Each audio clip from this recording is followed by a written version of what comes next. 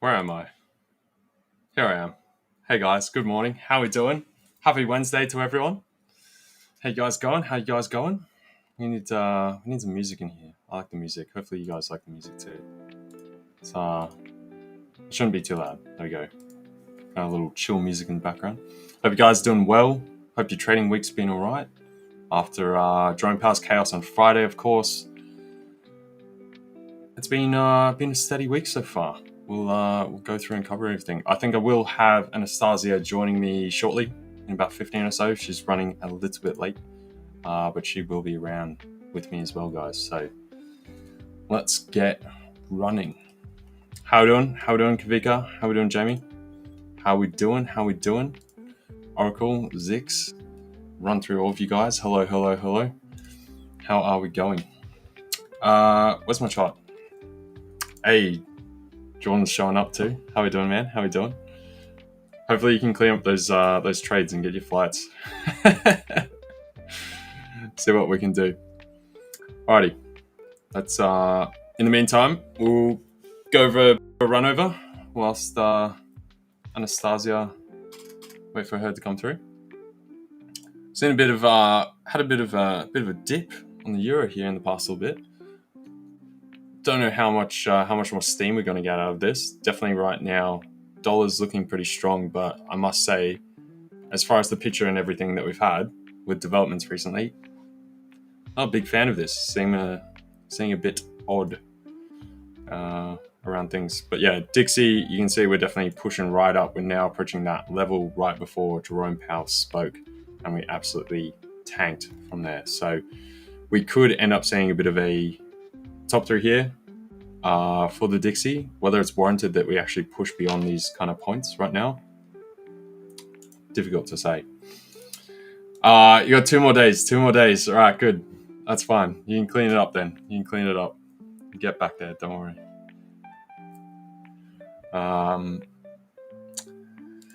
Yes, Sakuda did. Dollar is very strong today. We've seen this, across the board. Dollar yen is definitely up today as well. It's not charging as much as, say, if you were to compare these two as far as the Dixie. Obviously, dollar yen, the yen side of things has its own components going on at the moment. It appears all of this stuff is being sort of driven mostly through shift in the bond market right now, with yields fluctuating around. And so that relative yield differential between European bonds, British bonds, so the gilts, and the US. We're still waiting for that the inflation data coming through on Friday, and any of these other further tangential Fed comments. So far, we haven't really had any follow-up Fed commentary after Jerome Powell's gold chat on Friday, but keep an eye out for that for sure. Right now, yeah, so if we look at dollar yen, we have had this definite run higher. We're trying to play around with these tops right now, so we'll see what happens here. Otherwise, we could get a failure point here. This sort of tops out with the Dixie reaching those pre-Jerome Powell Jackson Hole comments from last Friday, and maybe get a turnaround. First episode gets released in a few hours. There we are. Very nice. Divine Trader, hey LJ, dollar is hurting my euro dollar and pound dollar trade. Yeah, no doubt. I can imagine that right now. I mean, we have reached this lower cluster. We've punched through that bottom point on that. Hello, Billy. Oh, how we doing? We got Jonatan in the house. Good, how are you? Mate, you got big headphones on today. Sorry, what? You got big headphones on today. Yeah, man, it's easy to hear. And change up. Yeah, block. I got a headache, and I feel like it's nice to kind of block everything out. Like, I'm kind of like autistic like that, I like to have those. I'm not supposed to say that, man. I'm not supposed to say that on live stream. I'm sorry, guys. Sorry to all the Australian community. I'm kidding. Oh, come on! Look, we got a team in here. We got Jordan in the here comments as well. Exactly. Yeah. All right. You better all watch right. this. He's releasing the videos the in a new couple hours. show. That's gonna be super exciting. Super exciting to see. So everyone, you know what to do. Get over to Tradelicious. I can't even pronounce the name today. Tradelicious channel today. Get over there. Subscribe. Yeah, And wait for that video. John there got to trade his way out of the worst rated hostel in Perth and trade himself up to the King Suite. Yeah, all through trading. No way. Definitely a good little series for you guys to watch. Yeah, okay. I'll have to check it out. So, yeah. Yeah. Oracle, you're definitely right. I have a little bit of everything. I'm pretty sure. A little bit of everything. I'm very diverse like that. Oh, brilliant. You know, I've been looking at the dollar, and you started talking about it before I came on and interrupt everything. But I mean, technically, I'm looking at the technicals here, and it would make perfect sense for the dollar to start moving higher here. I'm you know, for the last what is it, since the financial crisis 2008, the dollar has been in an overall uptrend. I mean, with bull markets and bear markets, but the overall trajectory has obviously been for over, you know, 20 almost 20 years. It's been bullish, and we've had this characteristics where the US dollar usually starts bouncing and printing a long-term bottom right around this time from a technical point of view. But you're saying that it doesn't align with the fundamentals. Yeah, nor with the goals of the administration, right? I mean, they need that dollar coming off per all the, you know, production house countries out there. Say you want to, you know, that Southeast Asian band, as well as China. You've got South America as well, all through Mexico and everything. The greater global economy definitely has been, you know, sucking up and just, you know, having to absorb that stronger dollar strength for quite some time now, in order for Trump to get through a lot of his, you know, policy changes, the tariff stuff, and sort of do these trade negotiations. Obviously, if you get that dollar portion down, it makes it much easier for the other countries to stomach that and rejig things, right? This comes down to the debt profiles. They have to pay all this debt in US dollars. So if US dollars are more expensive, they still got to pay the same amount. Obviously, it comes down. It makes it cheaper for them to do so. So looking at the chart, say if we do look at this monthly, I can't say I really like it though, as a, you know, bottoming point for the dollar. I would definitely say I'd be looking at us ultimately continuing this run back down to the lower cluster through here, just basically around that COVID period, coming out from COVID, and we went into the upward inflation spiral, put it that way, right? We've had this sustained downtick since Trump came in for the dollar. We've had a number of touts of trying to actually find some kind of a base. Obviously, this would have been your relative suspected base anyway. It's the bottom of this higher range that we've had and traded in there for a couple of years now. But I can't say we've exactly, you know, kicked on from there. And we do have the forward outlook being that, you know, rates are going to be coming down. We are going into that more accommodative kind of stance from the US side of things. When I look at this on the daily as well, I think we're just getting, you know, general chop, general retrace through here. And we're, you know, going to start another leg lower soon. So you can even see this sort of, my good old free hand wedge going to be drawn in here. You might get a bit more height for this near term until we see like that payroll data come through next week, especially if it comes bad. I mean, we're full out the box for that and then running right on, right? So that's where I don't really like this. So I think that still looks very soggy. So right? I definitely agree with you here, and I think you're focusing on focusing on what the U.S. administration. Parts of your focus, I guess, is then what the U.S. administration wants happening with the dollar, right? They want a weak dollar so they can, of course, pay back some of their debt cheaper, because a cheaper dollar means they were able to pay back And of course, and also lower interest rates will help with that as well. And then lower interest rates will also keep the dollar down. So what I'm thinking here is I'm going to show you my chart. I'm kind of like trying to so the way I do my analysis here is I try to and again, remember, this is not like I'm not going to trade. This is not a trade idea. I'm not looking to trade this at this point. I'm also looking to, you know, create story, paint a picture using some lines here, and trying to figure out how can I share my screen here. Let me see. I thought I did that. I'll just Oh, it's not sharing, is it?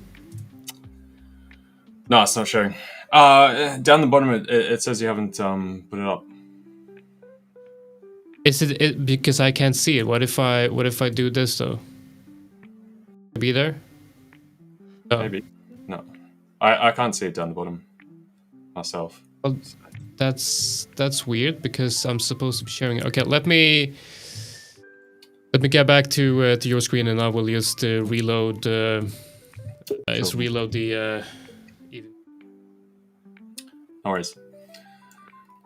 So yeah, just here. This is basically marking out that that sort of 4 points. You can argue whether it's in between there and the exact pinpoint just above that pre the actual speech.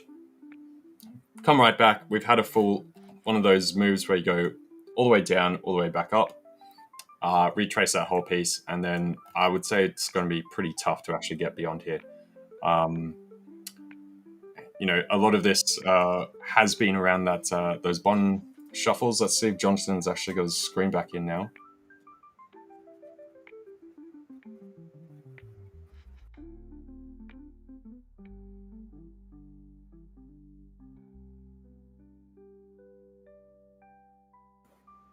First of all, we got this trend line right here. We got the lower boundaries of this type of channel here, right? And I'm trying to figure out how many times have the long-term bottoms, like, do we have any pattern that we can find and then to support the bullish case, and then can we find any cases where we are like debunking that bullish case basically. And right now I'm trying to look at two indicators that I like to look at in combination when I'm looking at the higher time frames like this. I look at price action levels, a lot of times trend lines, and then RSI and MACD.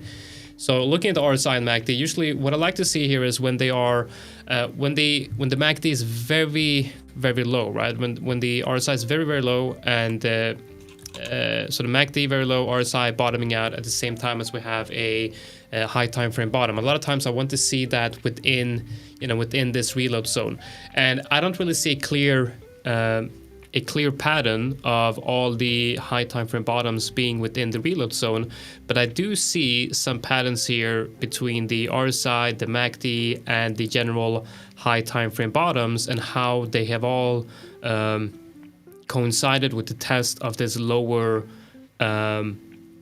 range, like the boundaries of this channel. And looking at USD right now, we're right inside this reload zone. You can see how it's quite extended, but it's supposed to be like more like this. So it's let's see, 300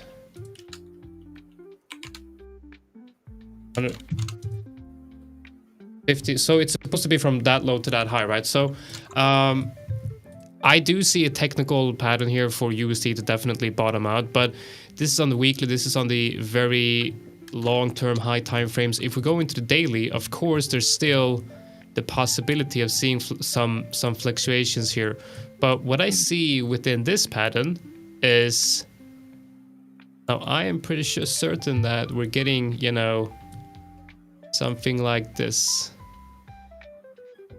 So I'm seeing a rounded bottom here, maybe a breakout structure right here. So I think there is definitely a lot of strength here from a technical point of view. Now, what I want to add to this chart is also the interest rates, the historical interest rates. What happens with USD when the interest rate goes up, and when it goes when it goes down.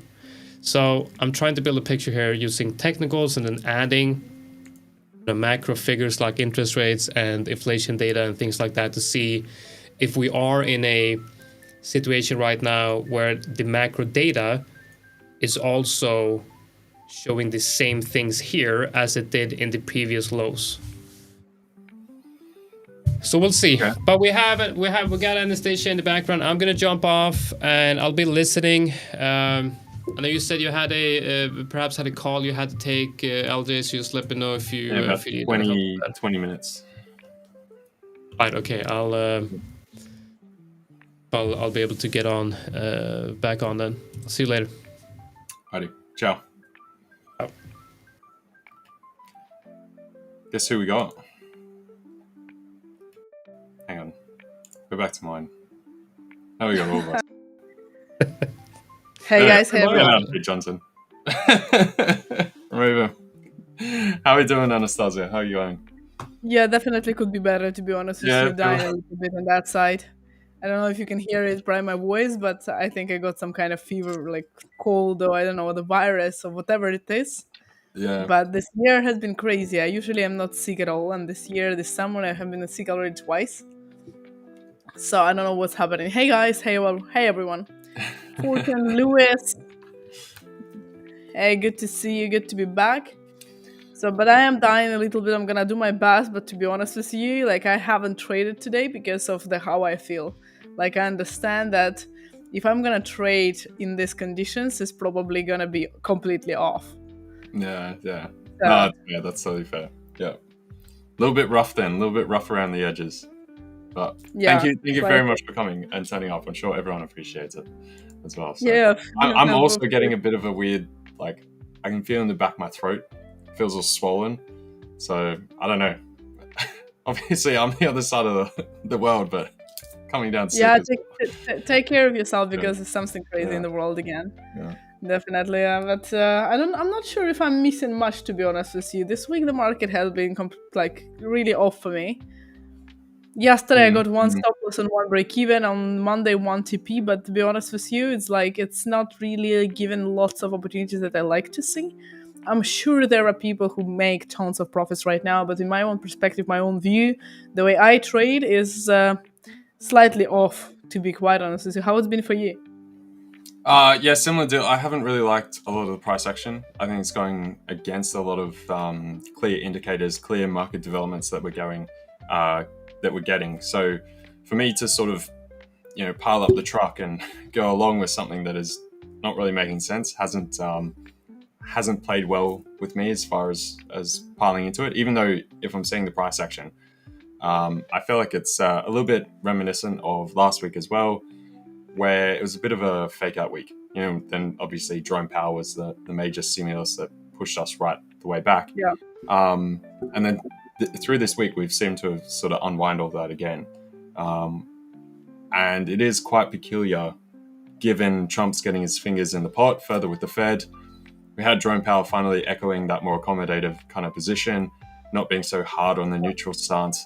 And so, yeah, we're not really seeing that play through and expressed in price action right now, which is interesting to say the least. Obviously, we've still talked about it a number of times. We've got that European summer period going on, a lot of liquidity, that kind of thing.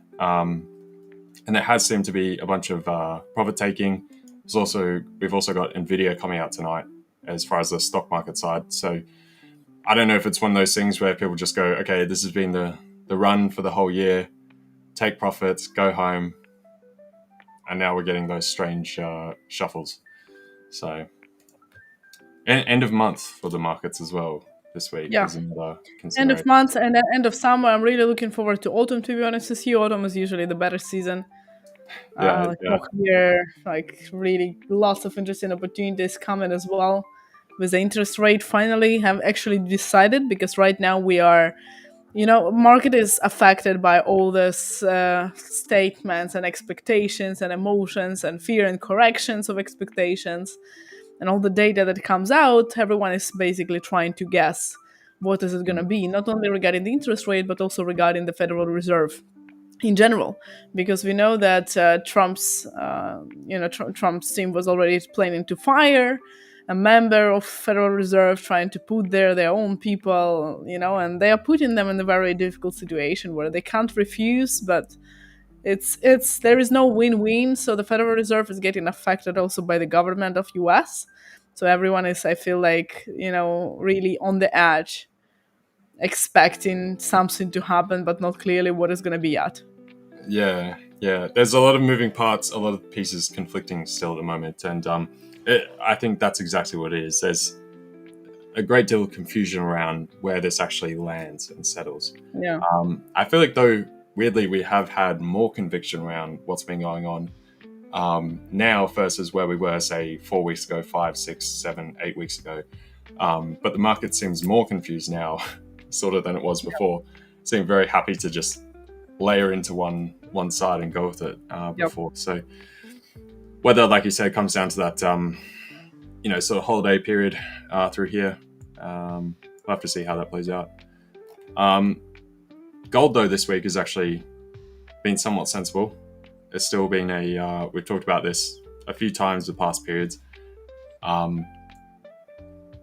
The interim price action intraday is a bit scrappy, but we are getting these channels forming constantly on gold. So I think playing out these channel formations that we have had and just going sort of point to point has ended up being quite a good move. So outside of that, I haven't particularly liked a lot of market structure overall, personally, either. Yeah. So. Yeah, I also don't think What do so. you- Also, even with gold, to be honest with you, well, gold has been, to be fair, gold has been really good yesterday, but I've set a sell overnight, my night, your morning. So I set a sell and it missed my target by 2 ticks when I was asleep, and it missed my buy limit by 2 ticks because I had a reversal there. And it went all the way, it hit my stop loss, it didn't catch my buy limit as well. So I woke up and I was like, that was an expensive sleep. That was an expensive sleep.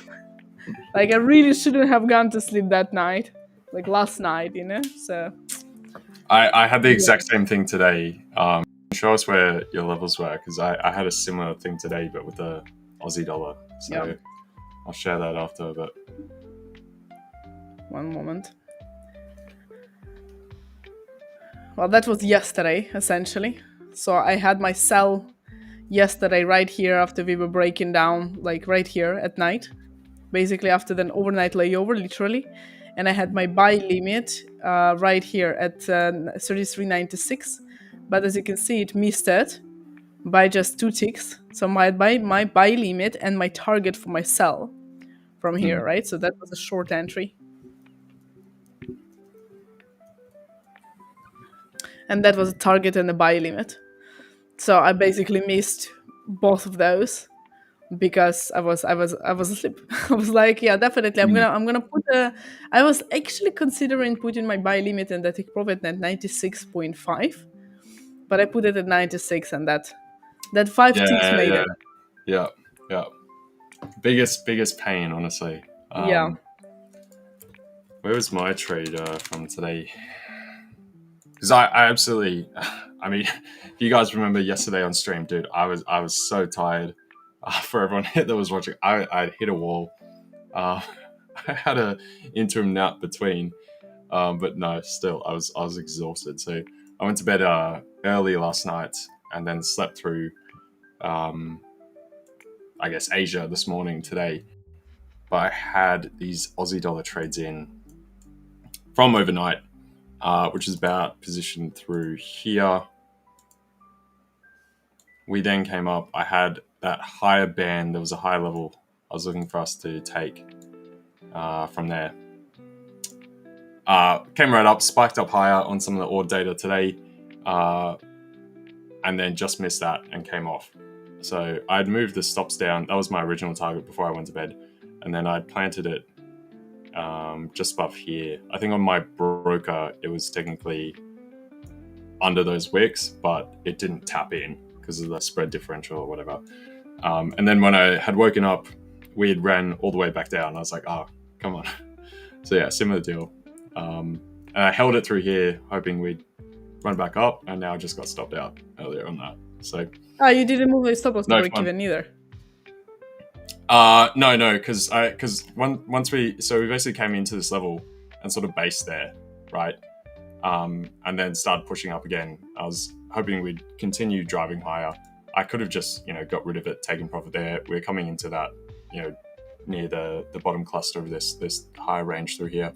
So I probably should have done that, but it was one of those things I was like, okay, we're up here earlier. Now I want to actually see this trade come through, right? Where I could have just taken it here. But yeah, obviously euro dollar came right off, and that's driven Aussie right the way down as well. So you can see there, euro dollars just collapsed. We actually came a bit below those lows from Friday for Jerome Powell speaking. So yeah, I was expecting it yesterday there as well. So I was expecting this run to the downside on euro, but it happened today. So it first went all the way back up, and then it went all the way where I was expecting it to have anyway. So this is the kind of market. This is how I feel about it. It's like, okay, I know I see where it's going based on both macros and technicals, but I don't see a good entry to catch that. You know what I mean? Yeah. So that's how I've been for the past couple of weeks already in August. Like July was great, June was good, August is like it's completely off. I can't say it's bad, it's more off, I'm trading less than ever, like it's a very long time. Yeah, I think it's been one of those markets exactly like with that, which in real time, it's been much harder to sort of scope out and structure out the trades. You can go back and look at last week's price action, and stuff looks kind of obvious. Like we had the drive up, come through New York, we keep peeling off, back up through Asia, London, peel off again, up again, down again. It's sort of the same repeat pattern, but in real time, a lot of chop, a lot of back and forth through here. Not clean breaks either. So as far as structuring out the trades, yeah, very difficult at the moment, I would say. What do you feel on where euro dollar is now, though? I think we're going lower, actually. Still? I think there's more to it? Yeah, my levels for euro dollar where we are going is for the future specifically, because this is what I'm looking at, is 15,830, so slightly lower than the current one, and 15,55. 15, thank you so much. Very much I think 15,655. Right here. So I feel like we still have a couple of ticks drop. That's a big couple. That's a 50-60 ticks drop actually coming. So because we didn't have this developing point of control, we had the volume, we had the first reaction, and now if you look at it, it closed below it and it's now rejecting it actually. So I feel like we are going lower. There is also the margins on 75% for me, so I'm gonna be looking into the potential margin like limitations for the big institutions where they're gonna start taking out the positions as well. So I think another 50-60 ticks, and then might look for the reversal. So this is my one zone for Euro USD, and another one for Euro futures, right? And another one is 15,300.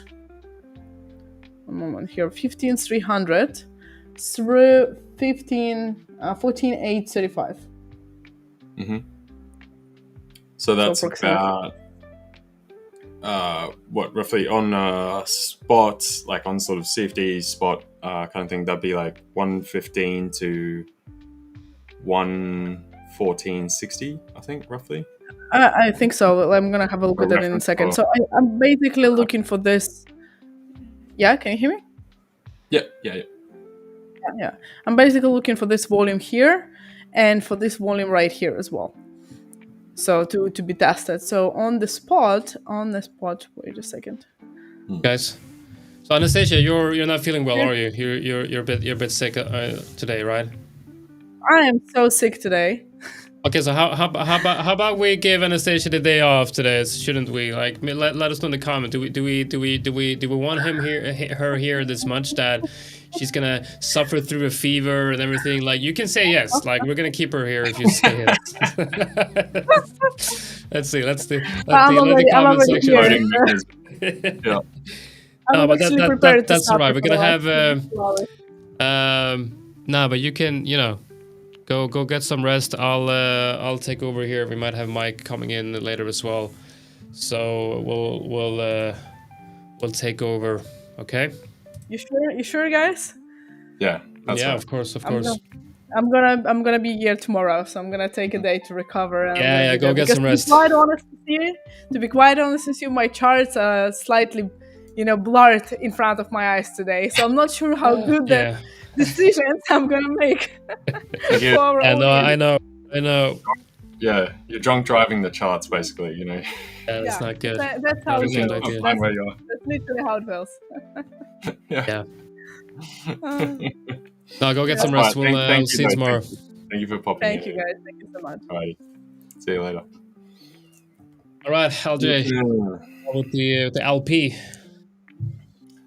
The LP.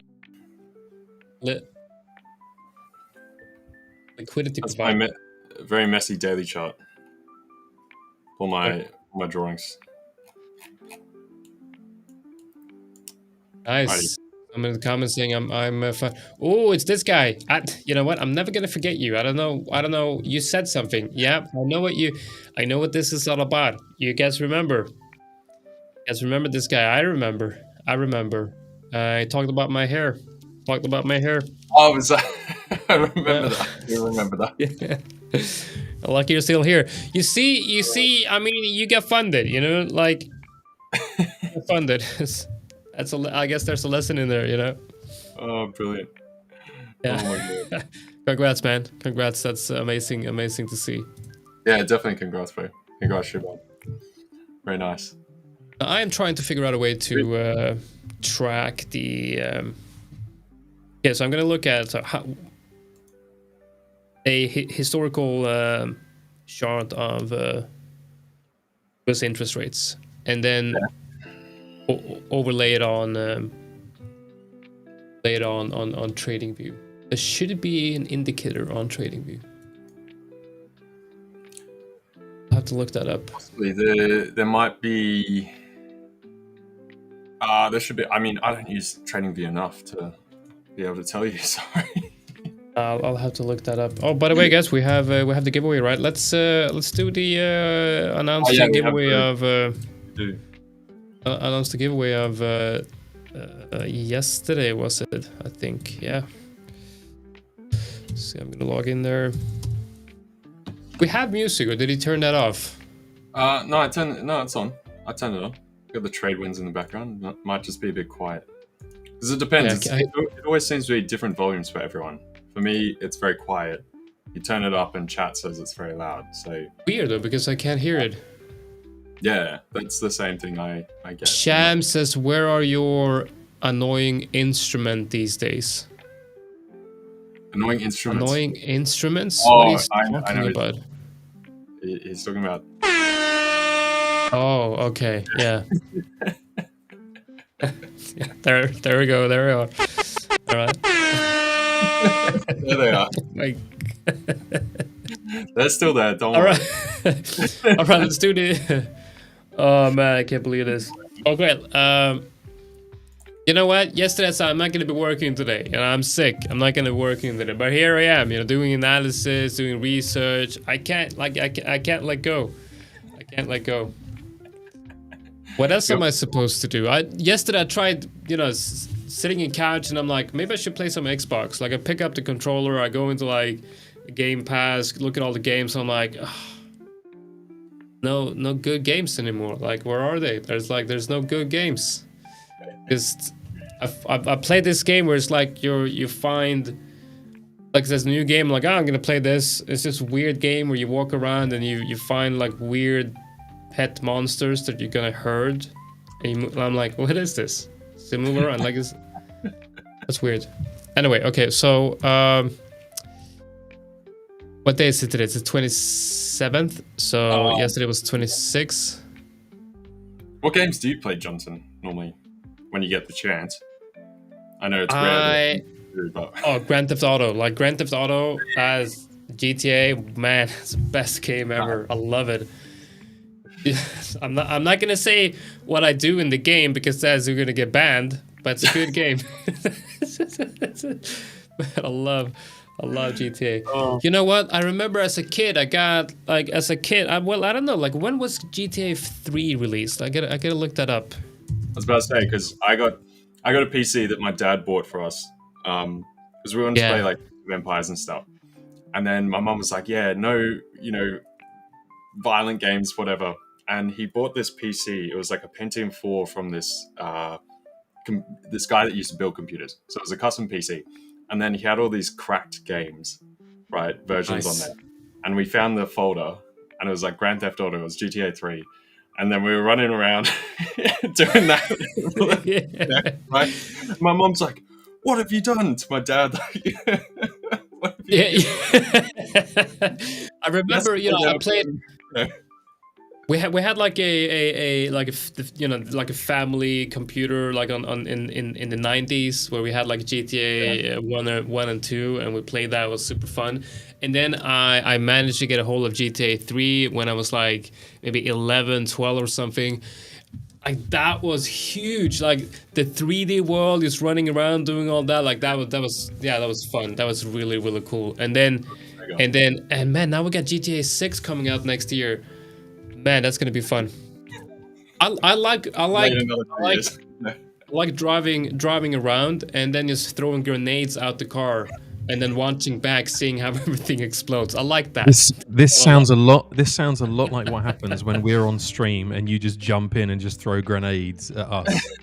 Yeah, that's exactly what I like to do. So right? when I'm not streaming, it's just like boo, boo, Exactly. When I'm not streaming, and I'd like to jump into the stream, throw a couple of grenades. When I'm not streaming, I go sit down on the couch, play some GTA, throw a couple of grenades, and you see it's fun. It's fun. You can't do that in real life. You gotta do it somewhere. In real life, you got a problem. Are you? Oh, definitely. Could be slightly problematic. What's going on? We're all getting sick at the moment. What is going on? I'm feeling sick. I've gone out to get some Foodini drinks because I feel like something's coming over me as well. Don't you guys think it could be? Don't you guys think it could be like? I know we probably have COVID going around all over, but we don't care and we don't test it, But I feel like there's right now, like my whole family's sick. We got the neighbors being sick. We got people in school being sick. You guys, you're sick. Anastasia's sick. Like it's just all over the place. Yeah. There's something in the markets. That's what it is. Sick. All right. Preemptively sell the S&P and the NASDAQ. We got another round. Global pandemic. There we go. Yeah, but it's not. Yeah, I guess it's not a pandemic unless you. I don't know. Never mind. That'd be wild. Vika, good to see you, Vika. Pin the market. I'm not Saul, but thanks for thinking that I am. Stephen, good to see you, mate. Good to see you, Logan. I hope you're well. Davis says, enough with the GTA. Please tell me if I should enter Euro USD market. Should I buy? Depends what your strategy is, mate. Have you guys seen the new trailer though? The GTA 6 trailer. That's good stuff. Good stuff. I haven't seen it. Okay, so what should we be buying? Let's look at gold. Should we be buying gold? I would tend to say not yet. I think what? Like, yeah, we're a bit late, aren't we? Like, the buy on gold was like 20th. Wow. Yeah. Wow. It was a while ago, but it was a while ago, like a week ago. Yeah. But it is. I mean, on the hourly, I probably would have gotten in at the bottom of the hourly, right? Where that. It feels like I'm slowly dying. I gotta sit down. So yeah. As for Euro USD, we've broken on. What is that? Not. What Yeah, Mike, is that? I'll let you take over the chart. Let me just. Sorry, I got to mute. Jonathan, I swear to God, that noise is ridiculous. It sounds like your desk is farting. Down, yeah. Honestly, it's like it's making my ears vibrate with that noise from your desk. Honestly, I've got to mute the man. I can't take that noise. That's absurd. My God, man. All right, I'll be back shortly. Okay. All right, mate. No worries. Take it Wrap easy. up this call. Quick. So I wouldn't be long in EU right now because we've broken all of this structure here. I would say we're potentially going lower. We've got more to aim for up here. No, sorry, down here. So no, I wouldn't buy EU if that's what you want to know, Robinson. There you go. There's your signal, or not, as the case may be. Right now, I got a couple of trades open on the EAs. I got a long on gold. I'm long USD JPY, and I'm short Euro JPY. And for some reason, they're all in profit. Very. For some reason, they're in profit. That's the sound of a confident trader, isn't it? For some reason, my trades are in profit. No, but I'm short. I'm short EU and long USD JPY. And they're both in profit.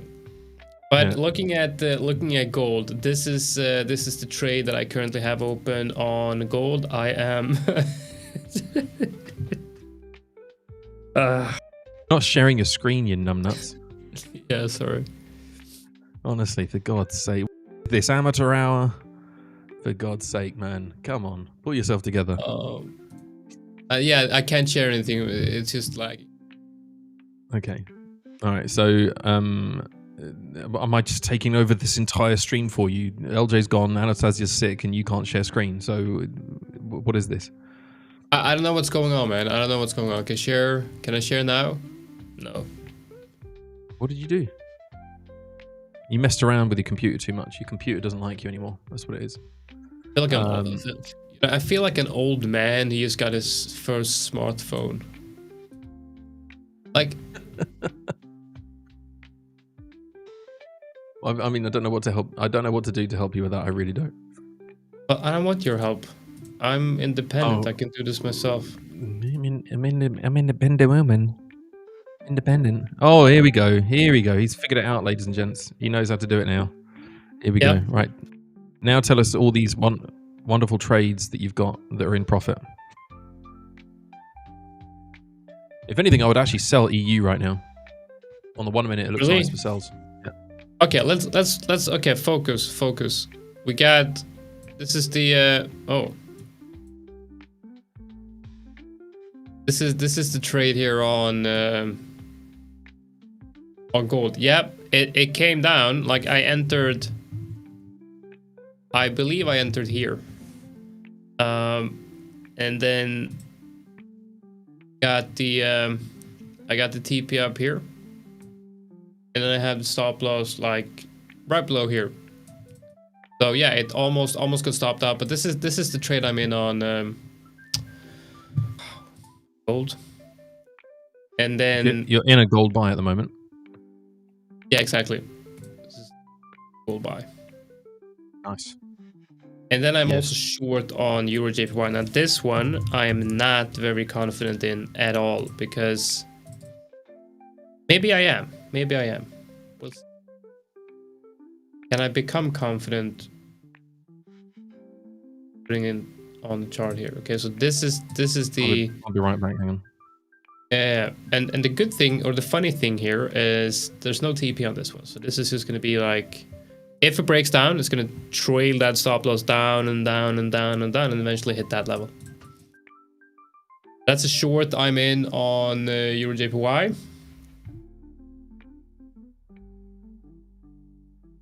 I can pull up the USD JPY as well. Long I'm in.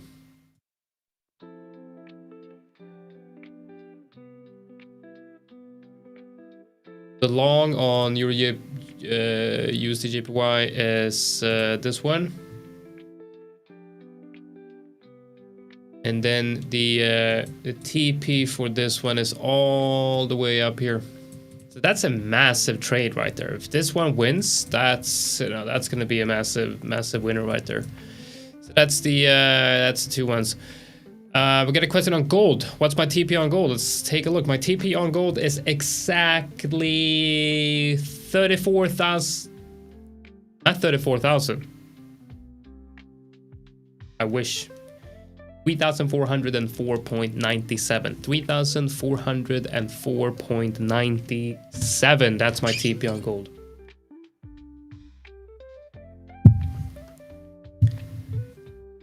M9 says, where have you put Anastasiia? She's sick. She got a fever.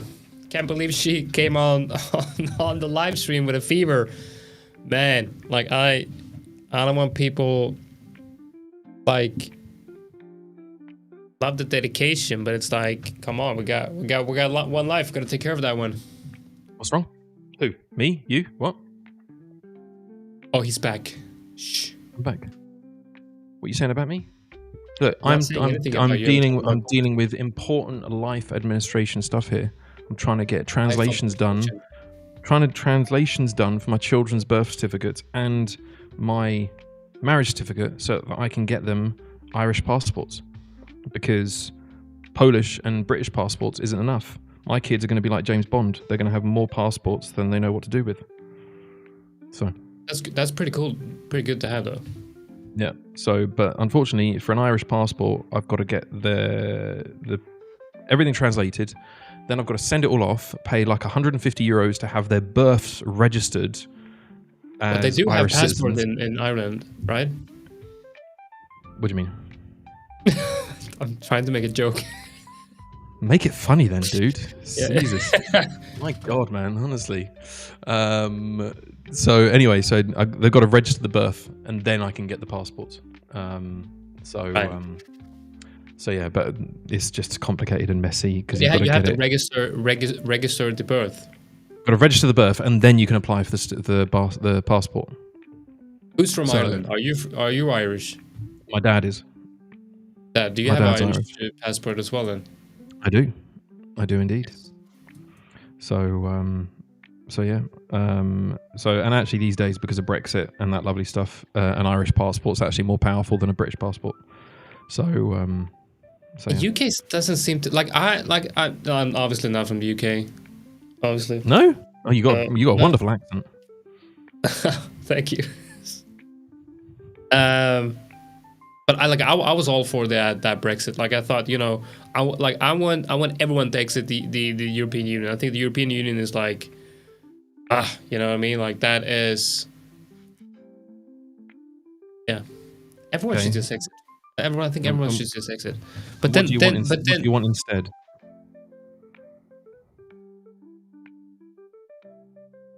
I don't know. I don't care. You live in Sweden. You don't care. IKEA sells everywhere, so it doesn't matter for you. Yeah, so what I want is maybe smaller unions. Not one big union for everything, but like smaller, more local ones. Like in Scandinavia, for example, we can have a Nordic union. We can have Finland, Sweden, Norway, and Denmark. That's it. We don't need anything else. We got everything we need. What's your union going to do exactly? Everything. What are we not going to do? That's a better question. What are we not going to do? We can, we got IKEA, we got Saab, we got everything. We can build the houses, defend the houses. Saab. Okay. Sorry. Yeah. When was the last time you saw a Saab driving down the road? Volvo, maybe. You do realize that I know they make jet engines. I know. I'm joking with you. I know. So we can build the houses and then we can defend them. We got everything we need. We also have the meatballs straight out of IKEA. We don't need the EU. We don't need the European Union. Oh dear. Fine the way we are. There you go. Yeah, I think Brexit was a very good idea, but then something happened. Now the UK is not looking good. You know what happened? They didn't think it through. They thought that everyone was going to want to do a deal with them, and nobody wanted to. That's what happened. Yeah. It's like, we're the British. We're going to do a deal with everybody. Who wouldn't want to do a deal with us? Says Boris with his crazy hair. And then nobody wants to do a deal with the Brits because the Brits are just being stupid. So there you go.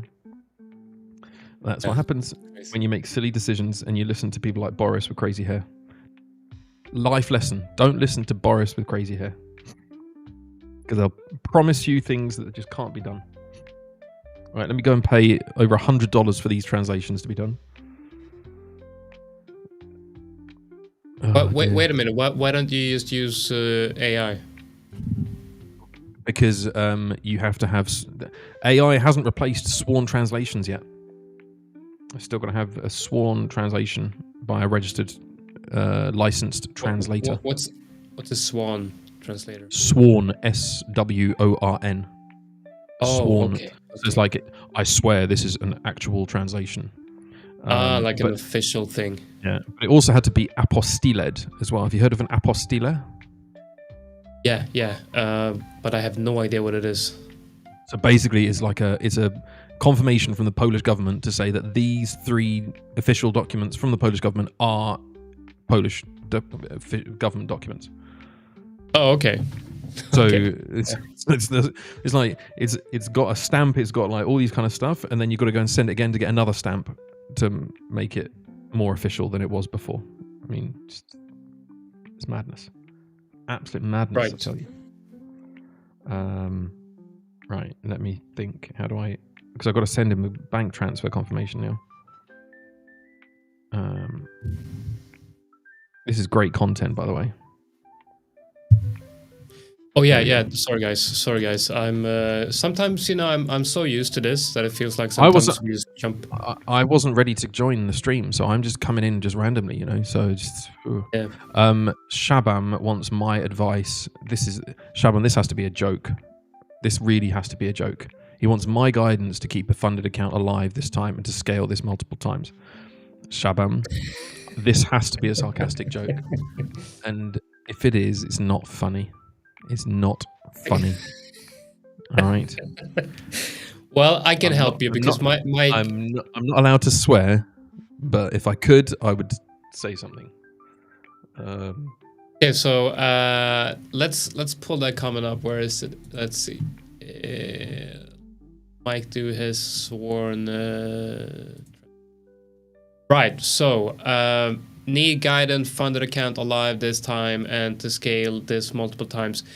Easy, no problem. I'll help you with that. Okay. So first, what we need to do is we need to find Victor's risk management video. So what we're gonna do is we're gonna Google the 5ers risk management. Risk management. Risk management, yeah. I know, right? Divine Trader. It's like, seriously? And Davis, do you mean the 5ers have a Telegram channel? Then they do, but it's not giving out signals or anything else like that, if that's what you're asking. But yes, there is a Telegram channel. Okay, so there is a video called The Best Risk Management Strategy for Funded Traders, and I'm gonna link that in the comment section right now. So what I want you to do, who removed my comment? Let's get that back up. Right, here it is. Okay, so I'm gonna take the place of Mike here. All right, bye then. I linked, well, okay. I linked the video, okay? It's this one right here. Mike's blowing his nose. Right, okay, so we're gonna do that one. Again, man, you get a lot of stuff in there. Okay, this video right here. You hear that? There's one thing that stands out.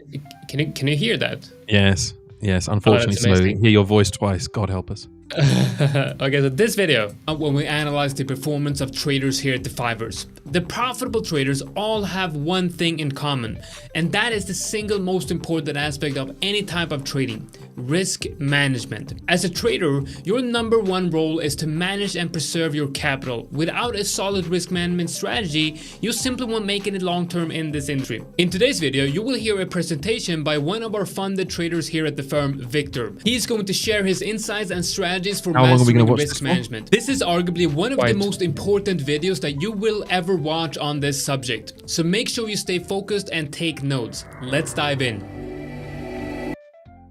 Beautiful. Okay, that video, check it out. Now what you need to do is you need to watch that video, and you need to watch it twice, and you need to take notes, because I'm not kidding you guys. I'm not like, this is not our most popular video, but it should be, okay? Like, I'm not saying this so that, you know, go watch the video and activate the YouTube algorithms. It's gonna be our most popular video. I don't care about that. I'm giving you this video because you need to see the video. I don't care about, you know, the views. I want you to watch the video, and I want you to take notes on this. And it's funny because I make videos like this, and what do you want, Mike? You wanted to say something? I was going to say, no, can just everyone just go and like the video? You haven't liked your own video, so if you could go and like the video, that'd be good. Everyone go like the video. And then we'll get more people to see it, and then we'll get more people to understand risk management, get more people funded, get more people keeping their accounts, then more people getting it scaled up. Exactly. I mean, this is the funny thing about this is we do you know, videos like this, and they get low views. Nobody cares. Nobody cares about risk management. Okay, it's like nobody cares. Nobody cares. Donald Trump. Nobody cares. I'm not. That's just me, man. It's just me. I might be related to the orange man. Maybe. That's just me. You know. Anyway, I got interrupted. How rude of you, Mike. I'm fighting fire with fire, buddy. Absolutely crazy here today. No wonder nobody wants to make any deals with you guys. Don't ask me to come on your stream if you don't want me to give you banter back. So yeah. You see, he's got nothing to say. This is what happens. If I don't interrupt him, the flow stops. If I interrupt him, then something comes back. Apart from a cough. Well, you interrupted me, and then I didn't know what I was going to say. No, I'm sorry. I apologize. Are we going to Are we just going to watch the Are we just going to watch the 5ers logo? And is that what this content is now? We're just going to look at a frozen 5ers logo. Damn it, Mike. Now I can share the screen again. Like I'm getting a bit tired of this. Imagine how I feel. Jesus. Honestly. So what I was saying was, I do see a pattern of like traders are not really, they don't seem to be fully focused on the things that will help them as traders, right? You look at the videos that we make and the ones that are popular, it's not going to be the ones that gives you the content that you need to become a better trader, you know, which is like gets me thinking, you know, because most traders are unprofitable, maybe break even, you know. Very few people are able to be consistently profitable. And then you look at the numbers, like how many professional, how many of the traders how many are going to become profitable? Like what's the number? Probably like, I don't know, somewhere between 5 and 1% are gonna make it. I think it's something like that. That's the statistics, isn't it? Yeah, exactly. And I think that's like, that also shows in the videos that are popular. So, you know, that risk management video, if you follow that process and you have a profitable system, I'm gonna say it, okay? I can almost guarantee you. No, I'm gonna guarantee you, okay, guys? I'm gonna guarantee you. If you watch that video and you follow Victor's risk management strategy and you have a profitable system, then you're not gonna lose your account, okay? It's going to be impossible for you to lose your funded account if you, 1, have a profitable system, and 2, you follow that risk management strategy, okay? That's the importance of that video. So you get funded, right? You follow the video, you make notes, you make a plan for risk management, and but you have to work on that psychology, because remember, if you don't have a profitable system, you're not gonna keep the funded account whatever you do, right? And you might have a profitable system on paper, and you start trading it live, and that profitable system turns into a break-even or an unprofitable system because of psychology.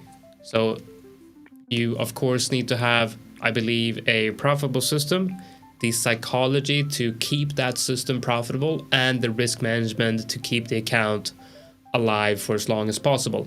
Trading is more about saying alive for people so that can-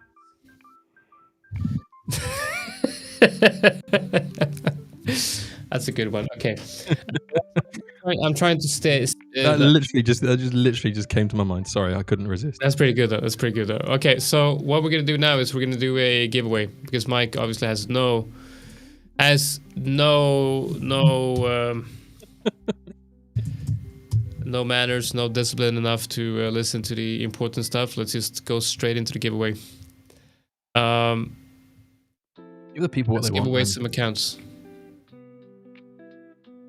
Should we? Let's do. Logan, I'm just going to answer this. You wouldn't watch it. You wouldn't watch a 10-hour YouTube video of all the fundamentals to learn and know about as beginning trader starring Jonatan. Nobody would watch it. Not because it's Jonatan, but because it's 10 hours. Actually, that's a problem we've got with educational content. People don't want to watch it. Oh, here we go. I am okay. So I'm actually working on something.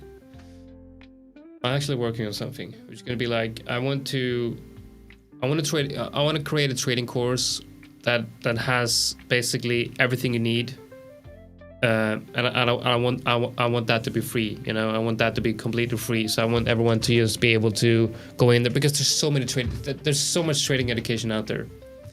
But all the trading education I see is like, okay, this trader is going to show you how to trade this system. And it's like, wow, okay, nice. That's okay. I'm going to pay, $1,000 for that course, $2,000. Heck, I've even paid $5,000 for a trading course just like that. So you have one guy giving you one system and the way he's trading that system, and you're paying premium to get that course. Is that course going to help you? Well, if it did, then we wouldn't have the high failure rate. The issue with trading education is that very few educational content out there teaches you first the fundamentals and the basics, and then how to create a system based on that foundation. So what most of the trading education does today is you start at the end. It's like, okay, I'm now a profitable trader. I've built this system, and instead of showing the process of how the system was created, you instead show how to trade that system, which is very backwards, because what you need to first understand is what is technical analysis and what are all the tools in a technician's toolbox and what do they mean, and then how do you take the tools in that toolbox to build the system that works for you and fits your personality, and then how do you translate that into live markets. That's a trading course I want to create. So you'll be able to create whatever trading system you want, right? And I feel like everyone's just lazy. The educator's lazy, the student's lazy, everyone's just lazy. Like, if you want to become a trader, you got to look at it as if you are going to become something that is the most difficult thing in the world to become, with a failure rate as high as 97 to even 99% of everyone that tries. And we're talking about millions and millions of people. Okay? Can't be lazy. Don't be lazy. Yeah. It's right though. But that's why, the reason we're pausing ABL is so that I can focus on this whole entire education platform that we're building. Yeah. So it's not just video, and people just go and switch off, but it's actually interactive, and it actually has, built-in exercises to test your knowledge. And I'm not talking about just, multiple choice questions. I'm talking about actual, interactive questions, because it just doesn't exist. And unfortunately, the world we live in, people need their attention kept on something, and the only way to do that is to make things into bite-sized chunks and to make it interactive, to make it like, if you know that video is going to stop after 5 minutes because you then have to do something, you've got to buy into it, right? You've got to make a conscious decision to do it. Whereas if you've just got a 1 hour long video or 10 hour long video or whatever it is, you just switch off, Get a comment right here. How to manage emotions. Last week I purchased an account that made profit of 300. So the second day I made a loss of 200, then ended up placing trades haphazardly and lost everything. Kindly assist. Right. Okay. So first of all, act professional. Okay. Imagine if you have a surgeon coming into a operating table and it's like, I'm just gonna cut a little here, cut a little here. Let's see. There's a little blood here. Whatever. You know. Like, let's hope he's alive. How about we treat the market the same way? How about we act like professionals in the market and not take trades we're not supposed to be taking, and then say like, oh, it's my psychology. I need to read trading in the zone 10 times again. If that's you, stop trading. You can't trade. You're not a trader. Get back to demo. What are you doing even trying to trade live if you can't even follow a simple system? Maybe you don't even have a system. If you can't figure out your psychology, then don't trade live. Don't trade money. Don't lose money. Don't risk your own hard-earned money. Build a system. Build a framework for your mental to work, and treat trading like a business. This is not a hobby. We're not sitting here just, you know, having fun. We are. Actually, we are. That's exactly what we're doing. But, you know, I'm trying to make a point here. When we're in the market, when we're developing systems, we're doing so at a level where we're hyper focused. When we're in the market and actually trading our own money, you're supposed to be laser focused on what you're doing. And if you feel like emotions are taking over, you stop. You stop. And if you can't stop before the emotions take over, you need to take a break and figure out what is happening from that emotional side. And you might need help from a trading coach or a performance coach or an actual psychologist. I'm not talking about a trading psychologist. I'm not talking about a trading psychologist that has, you know, traded for 6 months and got a couple of payouts, and now, you know, I've read Mark Douglas's Trading in the Zone and now I'm a psychologist. I'm not talking about that type of psychologist. I'm talking about a proper psychologist with a, you know, psychology degree and actual track record of helping traders succeed and improving their performance. Speaking of that, I know that Rich is working on something really, really cool. Amen to that. I can't tell you more about this. But guys, like, be professional, you know? Yeah, don't be going drilling holes into cans or something. You know, go and actually, you know, treat this like a proper job, professional job, right? You know what? Like, the live stream is for entertainment purposes and education. So that's a lot. That's different. You know what I mean? Like, that's with. That's sensitive. I mean that it is different though. But I mean, I took a break from trading, and sorry, can we do a poll? Can we do a poll and just do a poll and just say, does everyone think that Jonathan's going to ask Mike to come back on the live stream ever again after today? Yes or no? The problem is that I can't swear. I promised myself not to swear, otherwise I would be swearing at you quite a lot, and that would help. That would help the situation. I feel like relieve some of the stress I'm feeling towards you right now. Al Saint says drilling holes into cans. You make us sound like glue sniffers. Like, he doesn't know. He doesn't know. No idea.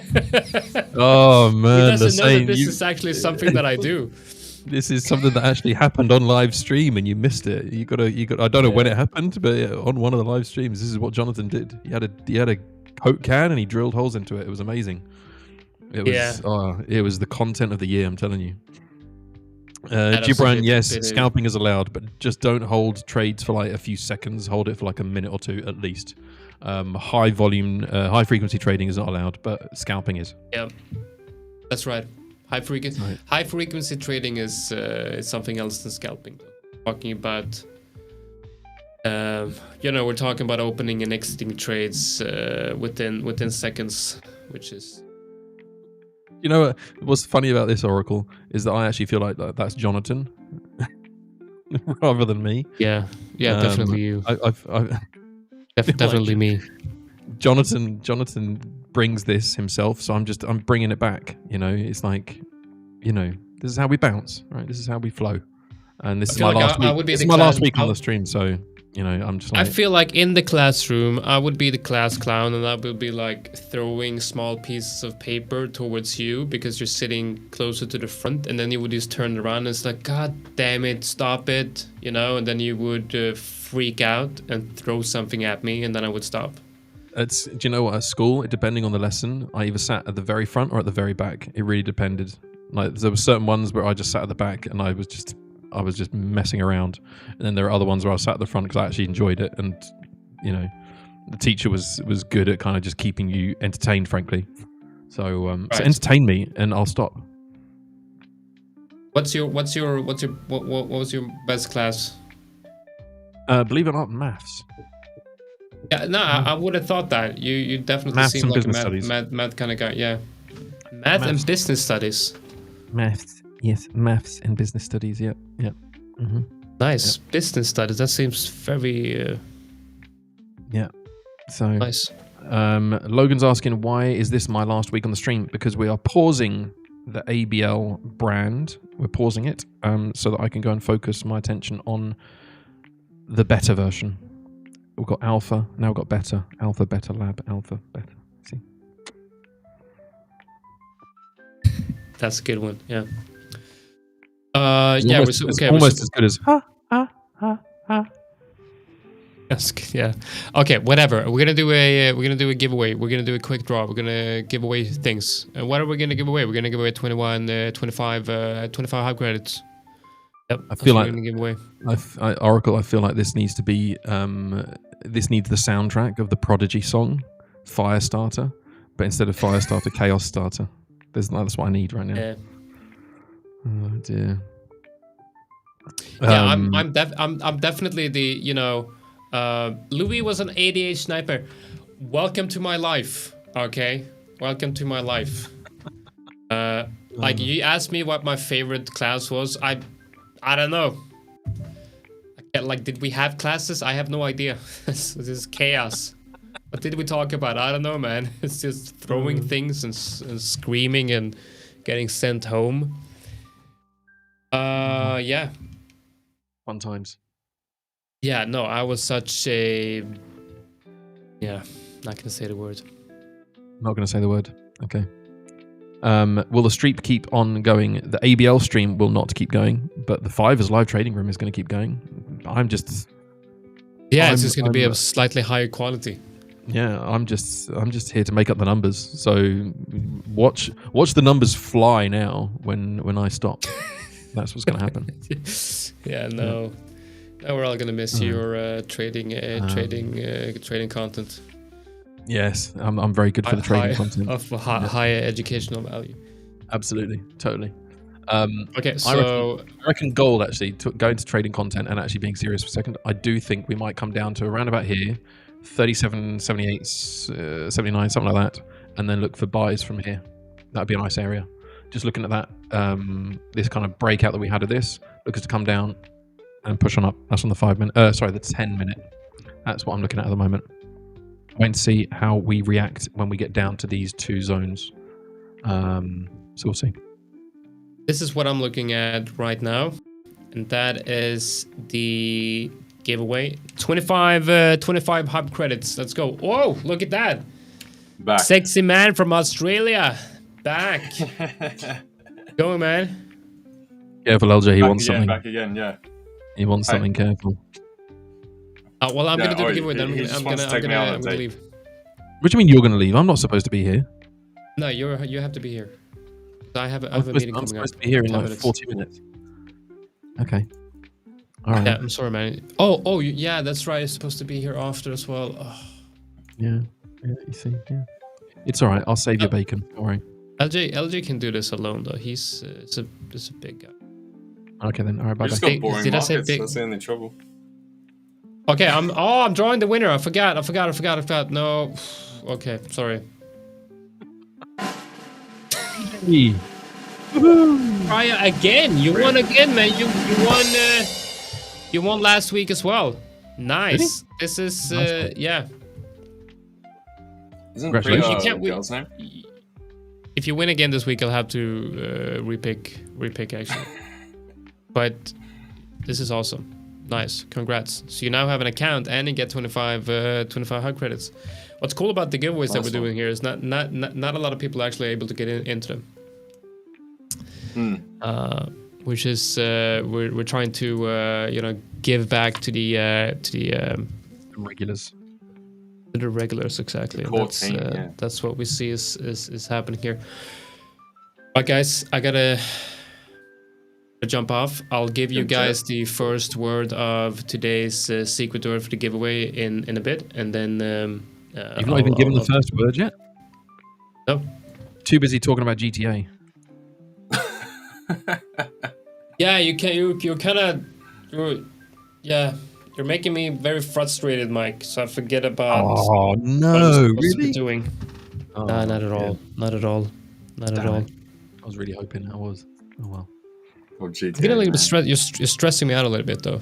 I've been winding Jonatan up at something rotten right now. I will. He's I'll been see you close guys. to swearing several times. Love you, Jonatan. Remember when I started this live stream, I get a lot of emails complaining that I was swearing too much. Really? Yeah. Support. They had like support tickets. It's like, like, how can you have a professional live stream with this guy? All he does is swear. Like, look, none of these people would survive in Australia then. Yeah. Gonna tune it down a little bit. Okay, I'll be back later, guys. Take care. That's how you show friendly adoration over here. Yeah, so, exactly. Exactly, it's the same here. And that's I thought that was the thing that you could do also for You should be worried if someone's not cussing you out. Exactly. That means they don't like you over here, right? Yeah. Exactly. But as a official channel for a professional company, it's. So GTA. Going or not? I'm going. Goodbye. Go. Jesus, See you, man. my God, this man just rabbits on and on and on. No, it'd be awesome, Mike. If what? So in GTA 5, right? They have like stock markets and stuff now. Really? I wonder if somehow you could get like because you can create your own things. I wonder if you could like plug the actual market into the stock market in GTA, and we all go in on the game and we're trading live, like through the game, right? Dude, that'd be cool. That is the ultimate gamification of the markets. That is it, isn't it? Yeah. Everyone turns up to the little I don't know, the trading floor, Yeah. GTA. Exactly. Hey guys. Logan, what words are you trying to enter? Because Jonatan hasn't given you any words yet. So yeah, not yet. There's nothing to enter. So yeah. Gold is finally coming down. And we'll see. I'm interested to see what happens down here. I feel as though the lows are strong enough. I want to see us come down, tap into this wick, and then head on up. But we've only got 5 minutes left of this 1 hour candle. So it could happen very, very quickly, where it just taps in, takes that level, and goes and fires off. That's what we really want to see on that 1 hour candle, because it's only got 5 minutes left on it. So we're approaching that 200 MA on the 15-minute again, right? Which sort of comes in line with there. Yeah, exactly. So that's what I'm kind of waiting to see. If this area doesn't hold, doesn't mean it's a bad trade. Just means it's not necessarily going to be at that level. It may come all the way down to retest these lows. But I could see it just tapping into this zone, coming down close to this level and leaving it for later and then going higher. But I've got to wait for that to happen before we try it and take an entry. The idea is something, I'd probably say something like that. Maybe stops there and then take us on up. That'd be the idea. now? Sorry. Yeah, but I can't hear you better now. No? Oh, that's Actually? better. Now I can. Yeah. Okay, cool. So that's the trade idea. I don't know if it will work or not. But that's the goal. I mean, I think it's a fair shout. That area down there, like basically where we have that sort of double bottom now from today, that's coming right up on that channel. Right there. So yeah, but it's definitely the the pinch point for gold for today. So we'll see. 13 unofficially. That's very confusing. my housemate is South African. So yeah. Is he? I didn't know that. Yeah, he's a Safa. That's why all the rugby recently. They won last time. Springboks. There are so many people in the UK. Don't know why that they confuse the accent from South Africa with Australians. I don't know why. I work. People confuse me I've worked with Elon Kiwis. Musk, I've worked with Aussies. apparently. Yeah, well, that's a whole other story. That's just weird. Yeah. But seriously, I mean, I've worked with Safas and Kiwis and Australians and everything else, and Kiwis and Australians. There's, okay, I have to listen out for it. But South Africans, I never understand why people struggle to recognize. I feel like that one's very obvious. Yeah, it's very obvious. But maybe it's just me. Yeah. I don't know. I can more understand Australia in that we are the most like multicultural, diverse population, right? So there is a certain Australian accent, but other parts do bleed into bits and pieces. Or if someone migrated over here and then they've got a blended accent of their original home country mixed with sort of the traditional Australian accent. I don't know. I would think about buys now on gold. Seeing that reaction on the 1 minute. It didn't come down to that zone, but it did reject away from this inside bar here on the 1 minute. So if we tap down, so actually my entry is probably going to be something like this. Although it could even come down to here. Ideally want to see that wick retest. I was just going to say, looks like we got a few of you guys in here. We do have a few South Africans. Yeah. We've got a good following from South Africa. ABL, good following on South Africa as well, actually. So indeed. So yeah. Just take a market order. Don't know. I think I might just take a market order on this. Yeah. I'm taking a market order on this. I just got in just there. We'll see. Are you going to keep the same stop? Yep. Yeah, okay. What level is the stop? Was that 76, 5? 49. Yeah. 49? Yeah. Interesting. Because, 200, at least the price speed I'm looking at, is about right on 76 right now. But yeah, we already had that sort of double tap down there. Ran up back to the midpoint of that channel that we've created. Run back down. We're sitting around that 10 moving average now on the 15. So I think that's still reasonable. Yeah. No doubt. I think theoretically, this could go much, much higher. We could be looking at, we're drawing it out on the fibs. We've got levels up here. Yeah. I wouldn't be surprised if we do see like 33.92 or so today. Indeed.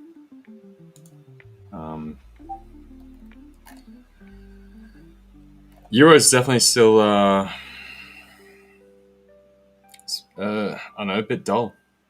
Yeah. Don't look for the Europeans to be exciting. Like, leave us alone. We're on holiday still. They like too much. They like too much bureaucracy and paperwork. Somebody was talking about Polish bureaucracy, and I actually meant to share this. Hang on a second. So in Poland, if you run your own business, if you have your own business, even as a self-employed person, you've got to have a stamp that you stamp documents with. For like everything? If you've got to sign for it, yeah. Like Really? there are still businesses in Poland that expect you to sign for an invoice to accept it, to say that you've received it, and then you have to put a stamp on it.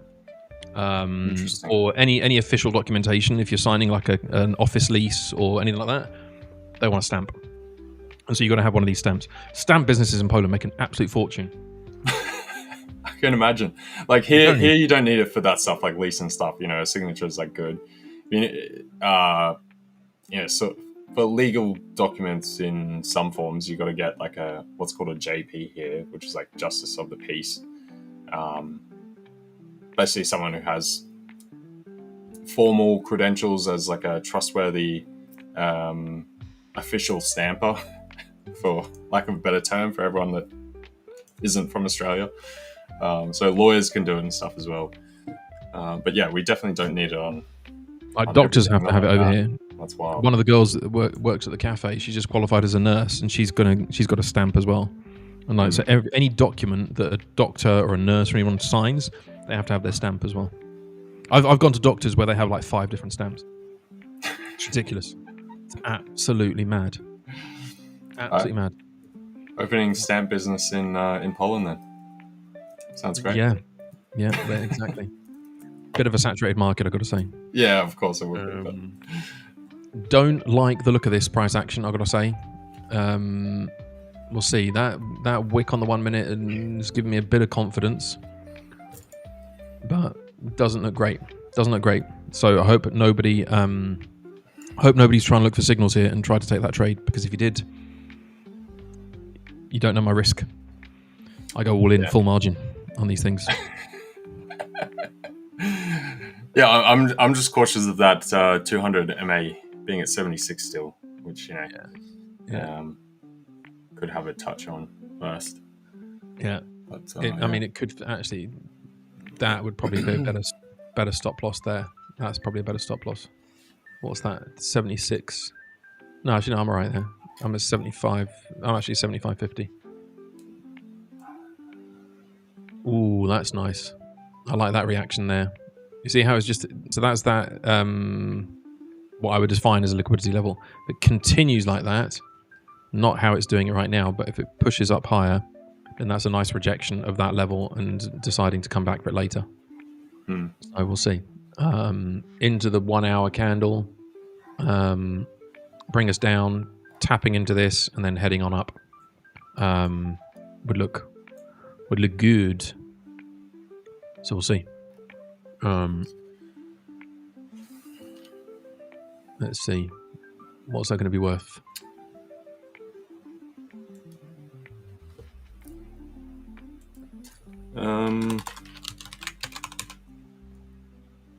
What's going on? I'm getting messages left, right, and center over here. Sorry, go on. No, I was just going to say, yeah, because, I mean, the other majors are still, I guess we're starting to whittle off again. I don't feel like we'll keep pushing on the Dixie from here. So I think it's a matter of time going towards New York that we do start to turn around some of this dollar strength. I think that's kind of played through now. Bond yields have stabilized. They're not kicking up so hard anymore.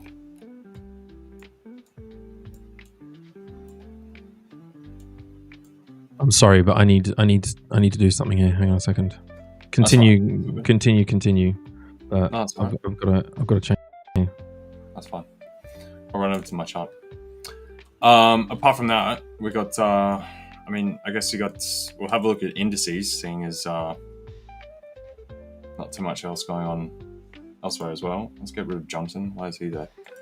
All right, let's just figure something out here. Hang on a second. So right. Indices up here. We've got. Do you want me to wait or?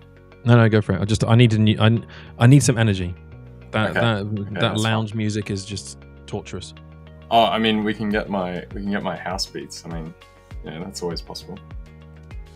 Do that afterwards. ING. It's not too crazy. It's just, you know, it's a good moderate level. Is this your magic track? This is my magic track. This is the magic mic track. Yeah. Okay. Nice. What I would say with indices, we've got this sort of relative double top that's come in here as well. So this is that spike high from the after Drome spoke. So we got the softer, sort of more accommodative influence from Drome. So therefore stocks, obviously that's good. That means you're going to more accommodative stance, means less total cost inputs for companies as far as borrowing, aka interest rates going down.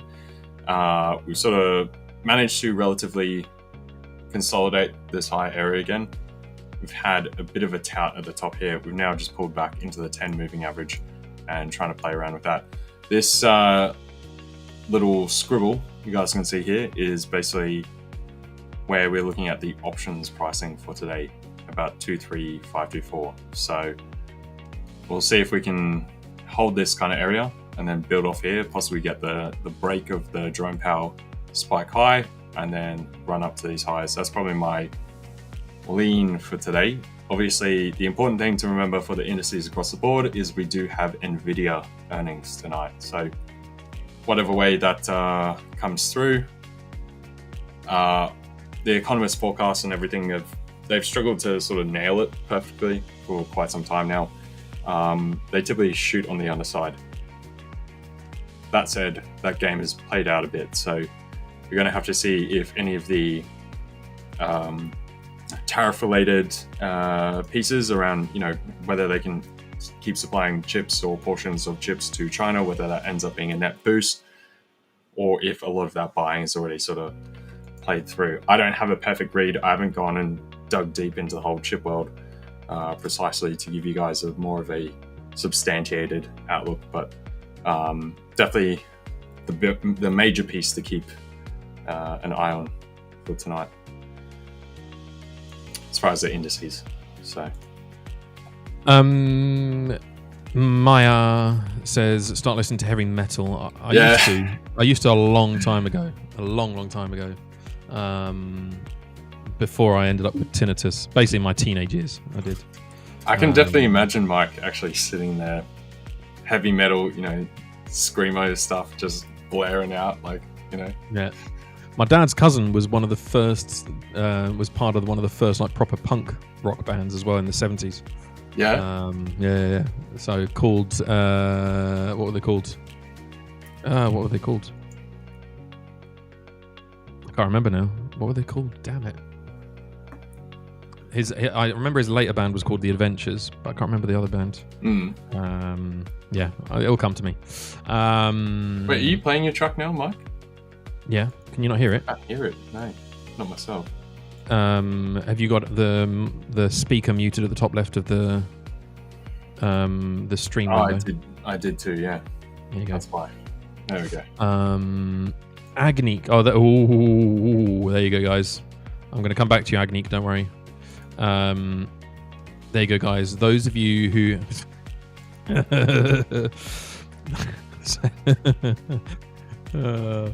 I like that one, Luck. I like that one. You can say that because Jonatan's not here.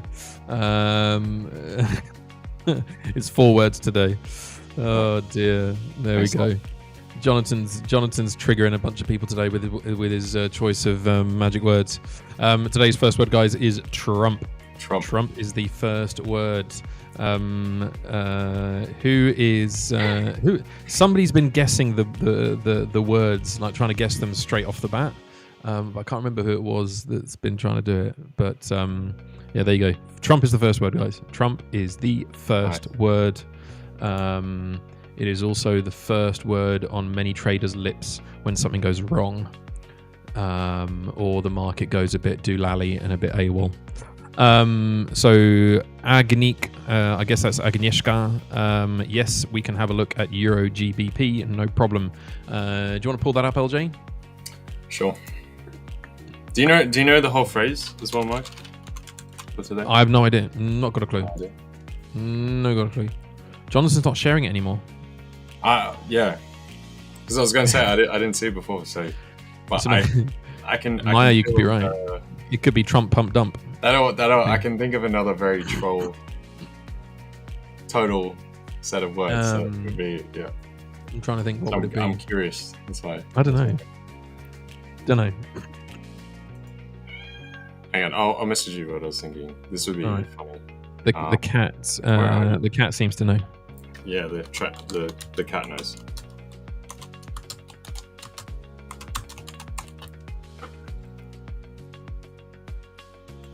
That'd catch everyone out, right? Or maybe not by the second one. Maybe someone would get it, surely, but it'd be a good fake out, right? Anyway. Oh dear. Euro GBP, what are we thinking? I'm guessing the question is, are we looking for buys or not? I don't know about you, but I'm not sure just yet. And that gold trade is going against me, unfortunately.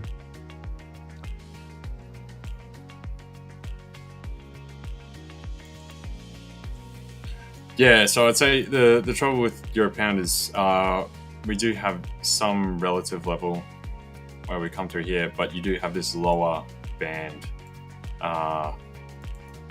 There's also still beckoning, I would say.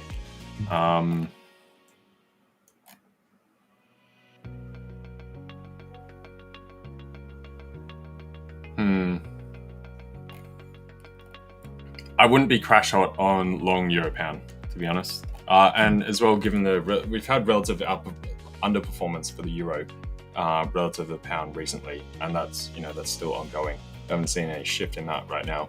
So I'd be very cautious in getting long Euro Pound. I would definitely be waiting for this lower band down here and see if we actually get a break through this roughly double bottom through here, push it there, and then you could consider longs from that for some kind of rebound. That's probably what I'd be looking. I think right now you'd be trying to step sort of in front of the still moving train or proverbial falling knife right now. Mm-hmm. So I'd say still short Euro Pound for the time being. We go down gold. to 50 minute, it doesn't look great either. I was going to say gold has just made a nice formation on the 1 minute, potentially rescuing that trade idea. We'll see how it plays out. But at the moment, it's nice formation on the 1 minute and on the 2 minute actually. So looks like the buyers may finally be getting in. We'll see. Not on some of the timeframes I'd like to see, but might end up being a break-even trade. Yeah, I think there's like a touch lower level I'd like to see. It sort of runs through there. Right, Yeah, just a possibly. few points lower. Right, it's Yeah. where these two come in, this sort of relative Yeah. thing there. And then that's right where the 200 is. Go back to the 15. Just here. I might just see if we can get back to the 200 on the 1 minute and then just take a break even and then re-enter later. See how it forms.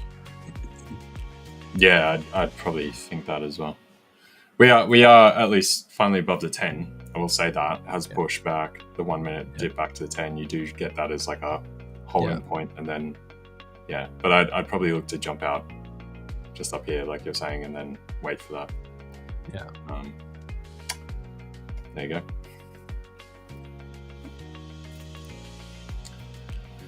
go. What else is there today? We're quite calm right now. It's quite pretty chill market. Like It's a bit chilled. That's what happens, Maya. That's what happens. The magic music puts the markets into Magic Mike's favor.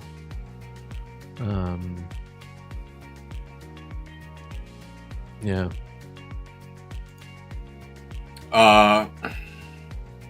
Pankaj, thinking about long on euro dollar after some confirmation on the 1 hour chart. What's your views? Yeah, look, I'm not crash hot on further lows on the euro from a, I don't know, fundamental macro type standpoint / just what has been going on, what has been further echoed from Jerome Powell on the Friday. Trump now trying to get his fingers in the pot further and further with the Federal Reserve. Obviously, we've known this for a while, right? But now he's really actually saying he's really trying to get in there and push after we had, what's her name, Liza Cook, his attempt at firing her. Obviously, that's going to have to go through courts and everything. I think they already announced she's, going to fight it. But you can definitely see that implementation that he's trying to get his fingers in there. And he's got another 4 years of doing all this stuff. Exactly. So it is surprising to see this dollar sort of strength actually being sustained. This bar here on the 1 hour was that pump when that fully came through that he was going to look to fire her. Since then, haven't sustained this area and would drop right off today. So yeah, I would definitely preference finding some kind of structure on the lows here at euro dollar for a bit of a turnaround. Umer, there's only one word so far, and there's 3 words in total. So if you try and put it in, you're not going to get anything. So you got to wait for all 3 words. First word is Trump. The other 2 words, you got to hang around. You got to stick out. Stick around for the education, and you might just end up getting a giveaway as a bonus. The Oracle. Do you know what this reminds me of? This reminds me of that scene from Friends where Joey talks about it's a cow's opinion about something, and it was like, what? A cow's opinion? He goes, yeah.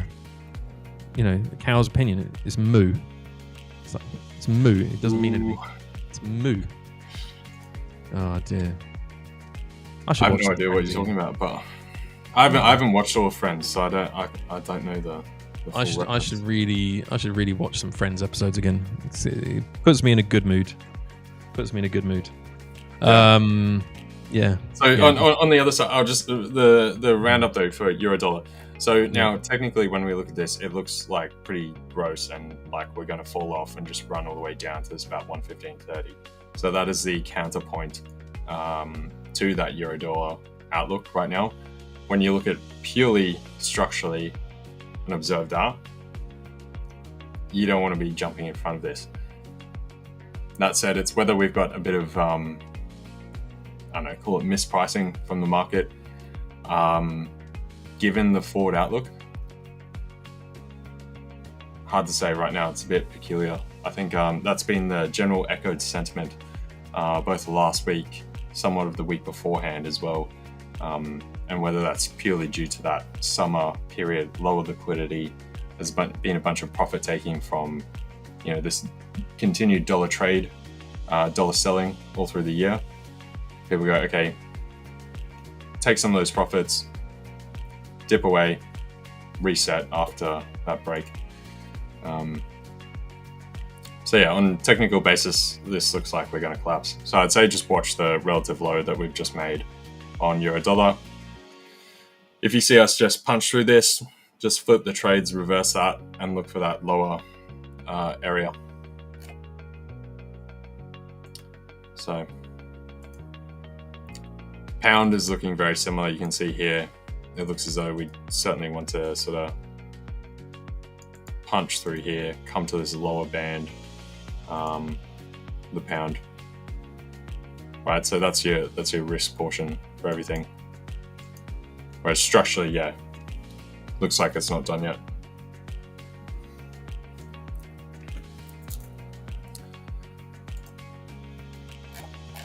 Sorry, I needed to eat something because I'm starving. No, it's all good. I'll be looking forward to doing the same at some point. Musa Jafar, smelly bear. I think you mean smelly cat, my friend. Smelly cat. It was a smelly cat. Maybe it was translated into smelly bear somewhere. I don't know. But yeah, it was smelly cat. Could be. And Music Buster Lyrics. It's a great trading name. Put the words into the link that's in the description. But you need all 3 words. Otherwise, it's not going to work. I'll unlock the giveaway link. So there you go. And yes, it's also thank you, Georgios Karamalis. I guess from Greece. Hello. I don't know what hello is in Greek, but anyway. Quite right. It's at the top of the chat as well. Indeed. They are indeed, Diego. They are indeed. They are indeed. Pivot.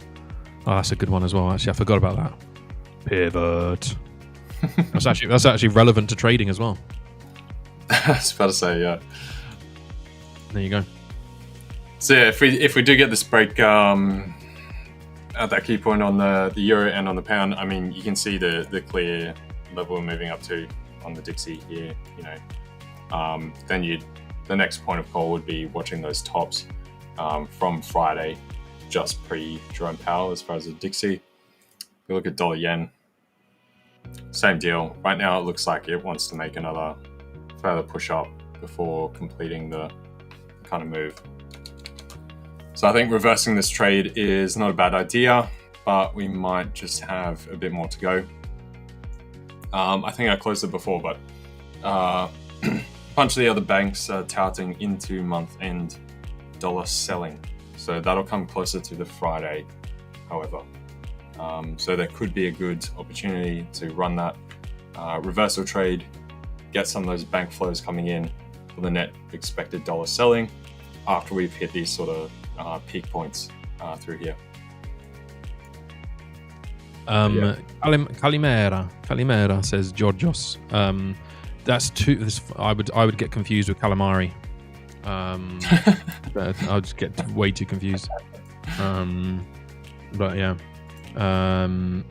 exactly. That's what I'm hoping for. Zlena, Kiala, and Umer. Okay, Umer. I'm looking at you right now. Pay attention. Okay, 3 words. 1 word, Trump. Okay, then there are 2 more that we haven't given you yet. So you can't put the code in until you have all 3 words. Okay? 3 words. First word, Trump. Other 2 words, we don't know yet. We're waiting for Jonatan to give them to us. You got to hang around, keep an eye on the chat, and it will be posted in the chat. Wait for all 3 words. 3 words. First word, Trump. Okay? Precisely. Good stuff. Yep. Kalimera from Greece to Brazil, or isn't it from Brazil to Greece? If motorcar, if you're in Brazil, then it's the other way around, isn't it? It could well be. It could well be Maya Trader. I don't know. It could also be knowing Jonatan. It could well be this, or it could be something as simple as Trump is awesome. Knowing Jonatan as well, because he likes to be, apolitical and all that. So, okay, and Umair gets it, guys. Umair gets it. All right, good stuff. So, Umair, what you got to do? You got to stick around, enjoy the madness, take some trades, make some money, and then maybe as an added bonus, you might get a free account as a giveaway. Okay. Bird is the word. Trump. Bird is the word. Trump bird? Not sure what bird has to do with Trump. I'm not sure I follow. Diego. Confused me. Comes from a song, doesn't it? Bird is the word. Greece is the word. There's a song where it's Greece is the word. Yeah, but cricket, that's 4 words. It's not Miguel, bad. Gold taco. Why is the 5ers spread so high for spot crude? I haven't looked at the spread, to be honest with you, but you can't have perfect spreads on everything, right? And crude oil isn't a particularly popular CFD to trade. So you're going to have some degree of spreads on those 10 gentle commodity markets, whatever break you go to. I'm not sure what the 5ers ones are. Where is it? How many giveaways is there? Just one. Yeah, just one.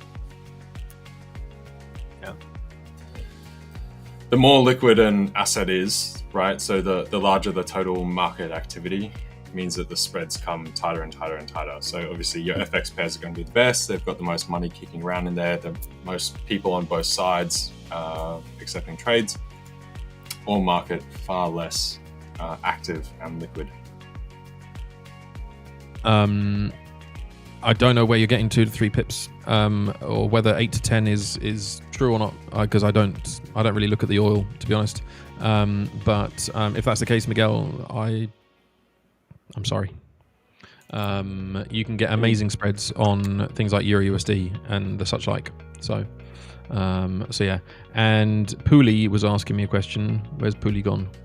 The fourth word, daddy. There you go. Fourth word is daddy. There is no fourth word, guys. I'm joking. Please don't think there is a fourth word. There is no fourth word. Okay, there's 3 words. I'm just messing around with Pooley. Let me check the oil spread. I do have a proven strategy. I'm somehow risk more and blow my account. How do you manage your risk, for example, if you take multiple trades per day? So what's your risk percentage per trade? I am currently risking 0.1% per trade on a 100k bootcamp.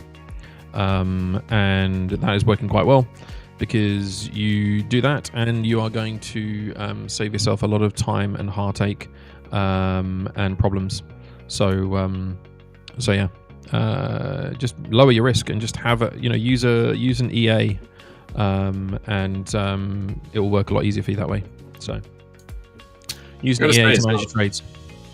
The spread on oil is only 8 pips.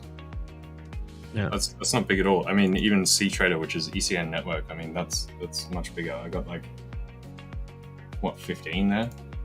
Yeah. So there you go. I don't know where you're getting 2 to 3 pips on oil from. Who knows? Whatever broker you have that. Ankai, I am not the person to give you an answer to this question. Any other host on this live trading room will be able to answer that question for you, but I am exactly the same. So I've been funded now 8 times, I think 7, 8 times, and not hit a payout yet. So I know all too well that sense of frustration. So when you figure it out, let me know.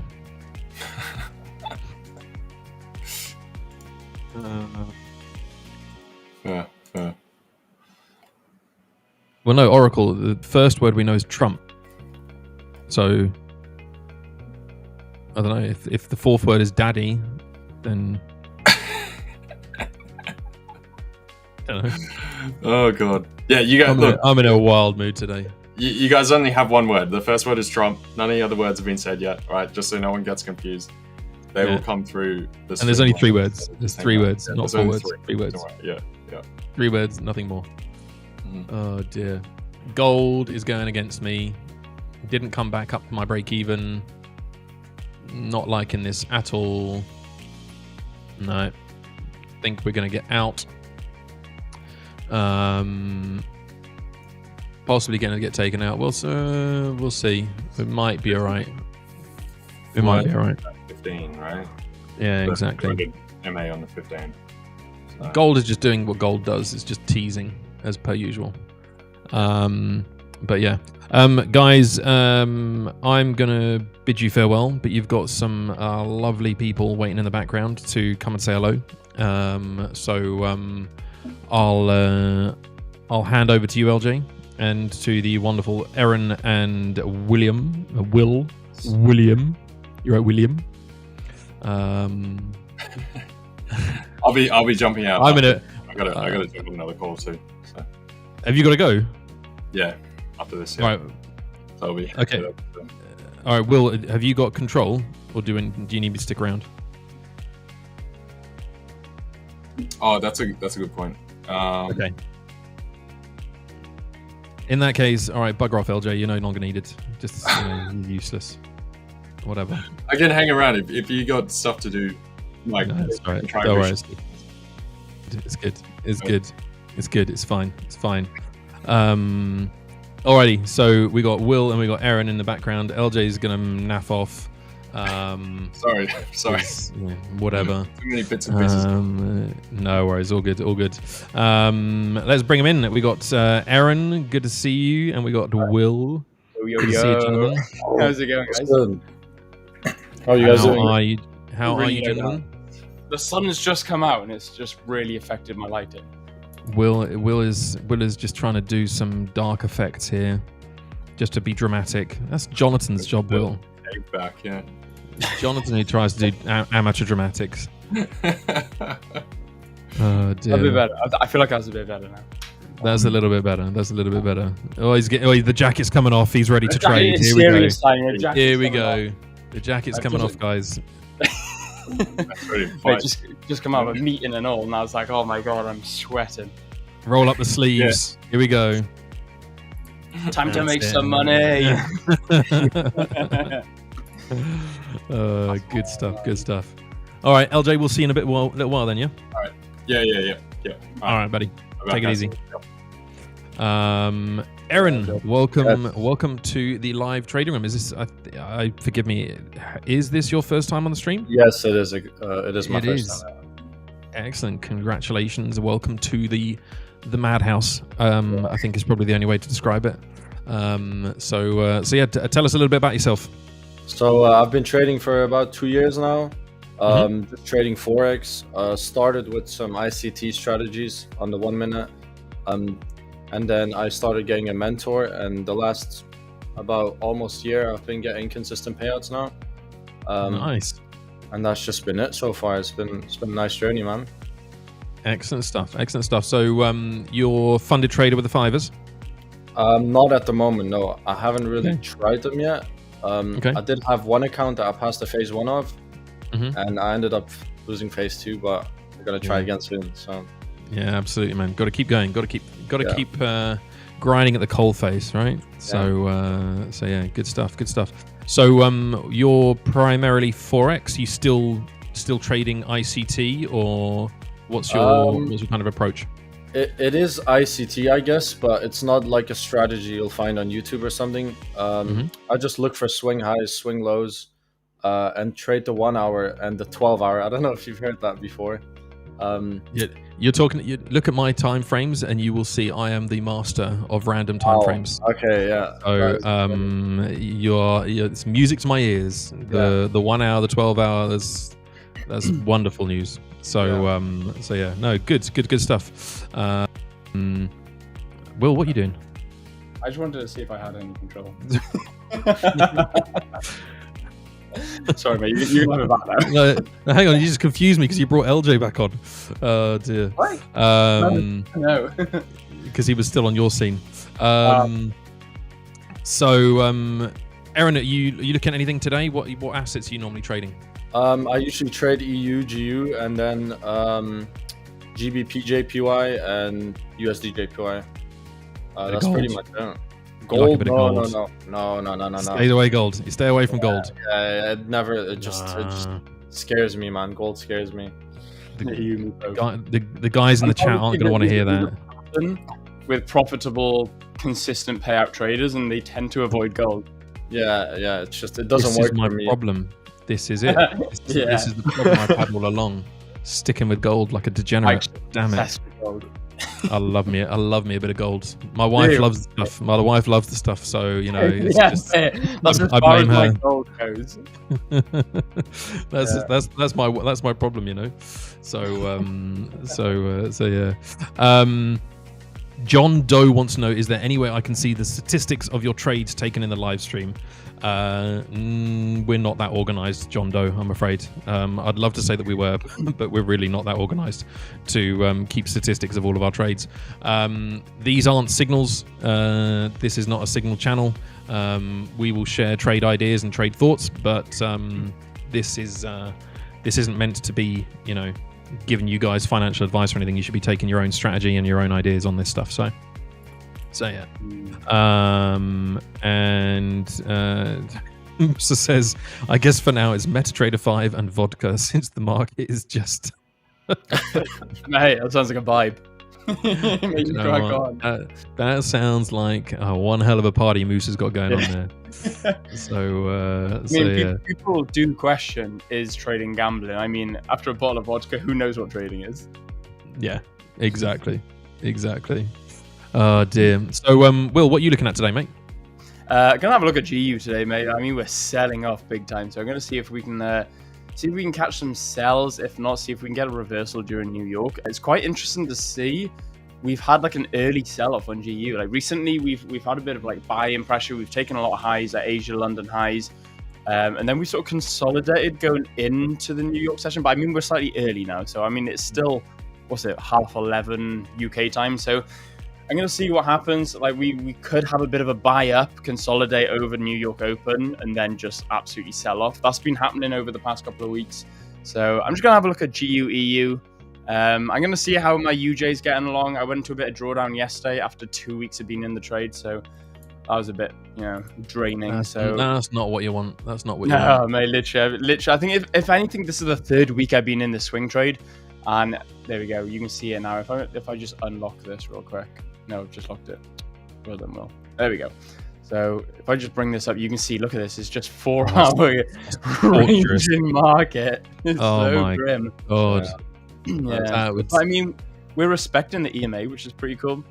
As far as price action goes, like naked price action, analyzing the candlesticks and the way the order flow's been, it's just ranging. Like there's nothing pretty in there. So like my line of defense right now is this EMA. If we drop and close below this EMA, I'm potentially just going to take out. I'm going to take out pretty close to break even. So that'd be a shame, but it is what it is. You've got to stick to the strategy and trust it. Yeah. So I'm going to keep an eye on those, probably do a little bit of analysis on the higher time frame JPY pairs, and then hopefully I can jump on the 5 minute and see what EU and GU is going to give me. Hopefully it gives me something nice. I mean, yesterday was a phenomenal day. If I just bring up my trades from yesterday, look at this. That'll do. Mate, 100%. Like there were some nice trades yesterday, so I probably won't trade any accounts not the accounts I traded those on anyway, so I may see if I got any accounts laying around somewhere that I can trade with. Where can I just throw some degenerate trades in? Yeah. Literally, where can I just chuck something in? We'll see. Oh dear. It doesn't quite give you the same sense of satisfaction when you just put a trade on Trading View, right? Okay. There's no money going up and down. You want some P&L moving, right? Yeah, exactly. I can't get my heart monitor indicator out. There's no point. Exactly. Aaron, tell us in terms of what you're looking at today. You seeing anything kind of taking your fancy on the 1 hour and 12 hour? If you want to share your screen, we can pop that up. Yeah, let me just do that real quick. While Aaron's doing that, I just seen the Oracle. I'm in a sell. Will take a guess from where. I will definitely do that once we get a minute. I will definitely do that. Like back on when I was streaming, the Oracle was a regular guest, and I used to bang on guess his exact entry points. So that's gonna be super cool. I'll have to guess where. How do I share my screen, guys? Just at the bottom, you should see like a little share screen, kind of little monitor, just where you've got your microphone and your camera icons. Oh, right, I see. Oh, wow, okay. You should have a share screen icon. Hey, Louis, good to see you, man. Yeah, there it is. You should be able to see my trading view right now. Just coming through now. Give me a sec. And there. Okay, so what I'm potentially looking at is EU buys. Now, I'm only going to look for EU buys if the dollar does not break above this 12-hour high, but it is not looking likely. It looks like it's going to break and go for this high. So then I'd obviously not look for these buys on EU and GU. And then for the yen pairs, it's kind of bullish in my opinion. I feel like these pairs are going to continue up. We got a nice 12-hour sweep here on Euro JPY. Nice reaction as well. And then UJ last night took a nice trade on this. Took this off the lower time frame. So it swept this low, and then a 5-minute candle broke above a high. Entered off that, and it ran very nicely, as you can see. I believe I closed at around here somewhere. Yeah, Very nice. right around here. Very nice trade. The only pair I'd be interested in today could be this pair, for some buys later on in New York. But other than that, if EU and GU just continue like this and the dollar just doesn't end up sweeping this, then I don't really see anything for the day. So I'll probably just, have a look at it. On something like GU, for example, what's interesting is GU, we still haven't come down to close the spike that we had on Friday from Powell's speech. Yeah. So we had a massive spike, and one of the things I always look for is a wickless candle. So if there's no wick on a candle, to me that suggests imbalance. And especially if it's on like a 1 hour or a 4 hour, like the higher the time frame, the more powerful it is. Yeah. And we've been sat with that since last Friday on, for example, GU, and we haven't closed that out. We've not come anywhere near it on UJ either. So there is kind of this question of, right, are we gonna pull back far enough to just close out that imbalance, or are we looking for buys to come in? At the moment, it looks like, certainly for GU, we've still got that bearish pressure coming in. Sell further down. And I mean, that takes us down to 134.236 on GU, which I could see us quite easily coming down to take. And then what you might do is you might just see a straight spike after that, as soon as that then goes from there, basically. Yeah, that could definitely happen. The one thing I do like about my strategy is that I use the opposite pair to confirm if I'm going to trade or not. So if, for example, the dollar isn't in line, and this pair is looking nice, I still won't trade, because if this is bullish, in my opinion, and this is bullish, that makes no sense, right? Because then, like, it's obviously they're opposites, so then you just wouldn't want to trade. So yeah, it's sweeping this low isn't the greatest if the dollar breaks, because else I could have looked for some sells, but yeah. So do you want to talk us quickly through what you look for exactly? Because you mentioned the 1 hour and the 12 hour. Yeah, for sure. Let me go to a trade I took on the time frames I mentioned. Let me just find it real quick. I believe this was the trade. I'll explain it in a second. Okay. So basically, as you can see, this 12-hour candle closed bearish. Now, it's not the cleanest close. There was definitely some risk to this, but I'm still bearish on it, right, because of the close. So candle closed bearish, so my bias is bearish, so I expect some downside here. Then it's a USD pair, so I had a look at the dollar as well, and it had a clean sweep of this 12-hour high, closed bearish as well. So I was like, the dollar's going to drop, which supports my sales on USD JPY. Then I'd go to JPY itself, and we had a 12-hour bullish close here, so we expect this to go up to this high potentially. Also, we did not need a big move for sells because the dollar was so weak. So if JPY gave us a small move to the upside, USD JPY would have given me a move that is enough for me to take profits off, which then, as you can see, the setup is here. So swept this high, so sweep a swing high. So this swept this previous swing high, and then it broke below the swing low, right? So then I mark my entry area basically from the sweep to the break, and then I'd look for an entry around here. And then I straight up entered right here. Literally, I think my entry was literally at the top of this wick. And I just targeted a 1 hour because it was a slow day, and it hit the hour after. So what is it that you're looking for you to be able to decide, right, I'm getting in at that level on that trade? Are you saying, like, are you doing like sell limits, or how are you doing it? So usually I'll put limits, but let's say the area is big, I'll look for a deeper entry. So I'll potentially look to use like something like this, which like indicates if I want to buy in a premium or discount, meaning if you buy in a discount, it's better. If you sell in a premium, it's better. So if that is the case on a big zone, I'll use something like this, as I just shown. And if it's a small zone like this, like a 26 pip stop is quite small in my opinion for a JPY pair and the 1 hour. So then I wouldn't mind just entering straight off the initial entry. Nice. Very nice. Very, very nice indeed. Yeah. Let's see what we got happening in the chat. What have we got going on? Pound Aussie. Pankai says, I am long at the 1 hour hammer candle close. Let's have a look. Will, do you want to pull up Pound Aussie while I just, because my screen has frozen for some reason. I can definitely do that. I'll do that now. I should be able to transit to you, but I may need to refresh my screen. I'll be back in 1 sec. Yeah.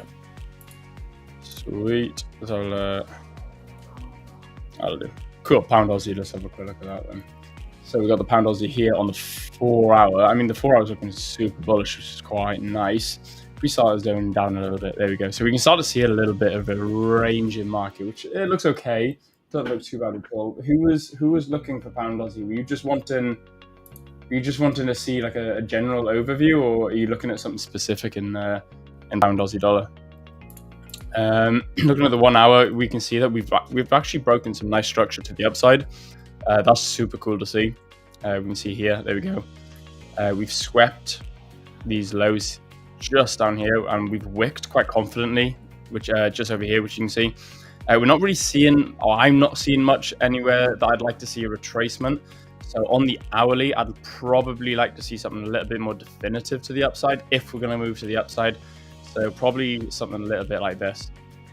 There we go. So what I'd want to see is something a little bit where we come down, fail to break and create this new low. Because if we fail to create this new low, it shows me that we're a bit indecisive here. Whereas if we then break a new high, which I can get in, there we go, just pull it up here. That shows now that we're going to be a little bit more, confident to the bull side. And then it's just a matter of potentially looking at getting in at a good pullback area, whether that be a fib zone or something along those lines. So I'm looking at long at the 1 hour hammer candle. Let's have a look. Okay, I'm not great with my candlestick terminology. So hammer candle, I don't know what that looks like. I'm imagining it's something along the lines of like something a little bit like this. I'm assuming this is a hammer candle, but guys, like I said, my candlestick terminology isn't the best. Is that hammer candle? Have I got that all right? I have no idea. Yeah, I'm awful with my terminology. Like someone said to me once, they were like, "Oh, Will, like look at the doji candle there." I'm like, well, "What's the doji candle?" They're like, "That one there," and I was like, "Oh, you mean like the long wicky doohickey thing?" They're like, "Oh yeah, that one." I was like, "Oh, that'll do." That'll do. That just reminds me of a friend of mine from Cardiff, and she used to say to me when I'm this was years ago now, and she used to say to me, we were watching TV once, and she said, "Oh, can you pass me the flicker dicker?" And I was like, "The what?" And she goes, "The flicker dicker." And I was like, "What's the flicker dicker?" And she goes, "It's a remote control." Apparently that's a Welsh thing, is it? Oh, mate, I've never heard of that. Like, she's trying to justify her I swear to God. I swear to God. She honestly, she said it. I mean, it makes sense. You flicker through the channels. That's a Welsh thing. Like, you flicker through the channels. So apparently it's a I'm not sure. remote controls a flicker ticker. There you go. Right. Yeah. The flicker, really. Anyway, there you go. Guys, you have got the code in the chat. If you're not paying attention, you're going to miss it. So make sure you check out the live chat, because the code for the giveaway today is right there. All 3 words. Le Saint has guessed it correctly. Yeah, go check it out, guys. And you can be in with a chance of winning yourself a account. When the draw is taking place, I have no idea. You'll have to ask. You will have to ask Jonatan when he comes back. Marina, good to see you, Marina. Marina is one of our absolute favourites across all of our different channels. We love to see Marina. Yeah, 100%. Adil, same as Adil, man. You know, hey William, it's good to see you here, brother. Adil, good to see you in, man. It's good to see a lot of you familiar faces as well. You know, I do notice a couple of you guys in chat. You know, I'm seeing a few familiar faces, which is super cool to see. They're following you, Will. You've got your followers. you've got your cult is going to go with you. Yes, you've got your flock. It said like a true farmer. Oh dear! I told you it's that Welshman coming out. You know. Exactly. Ahmed saying, "I'm looking for gold to long. Is it a good area to long, or shall we wait? What do you see in the market, please? Thanks." So let me pull up. Let me pull up gold. I'm on the 1 minute because I'm a complete degenerate. Of course you are. We had a conversation yesterday. I did have a couple of trade ideas. One was to come in here, one was to come in here. It didn't hold in the end. It hasn't been invalidated entirely. We still have, basically we have this low, right? So let me just delete this trade here. We're basically coming down. The problem is that we're breaking this entire structure, and this candle here has decided to turn us around. Now, I'm still generally of the bullish bias, but it is really going to depend on how the next 7 minutes go. If the next 7 minutes we close as we are right now, I wouldn't be looking for buys. I don't think we're going to hold this wick. Right now, this wick for me is our support. If we break past this, then buyers aren't in, and then this one has basically taken control. If we look at the 2 hour, it's the same thing. We've got this support here, so we've got this strong engulfing candle to the upside. Wick gets tested, testing it again. We've still got another hour and 7 minutes on this 2 hour candle, so that's why I'd be looking for buys, assuming basically the next 5 minutes or so we start to see some bullish momentum. This as a setup isn't a bad one. You've got a nice reaction here. So if you look at on the 5 minute, we've got this structure here. So we've got 1 5 minute engulfing. You've got this engulfing here. It's taken the body. It hasn't taken the entirety, but it's tried to take the most of it. And then you've got another engulfing here, and it hasn't taken the low of this one. That's really important. So again, it's trying to push higher. So at the moment, it's looking good for longs. If you did get in, I would probably be looking at something like, where you get in, you could try and take a market order where we are now, stops just below, and then take us on up higher. And then that might well be, I think personally, if I was to look at it from target area, I would be looking for us to come up to, theoretically, if I even take this to the daily, I'd be looking for us to be coming up to at least test these highs up here, and potentially even take something like this 26.1 area. So that would be a nice 14R. Realistically speaking, given the fact that we've got 1, 2, 3 engulfing candles to the upside on gold, that for me is a really big sign of bullish momentum still. So I expect us potentially to keep going higher, maybe even retesting this one up here.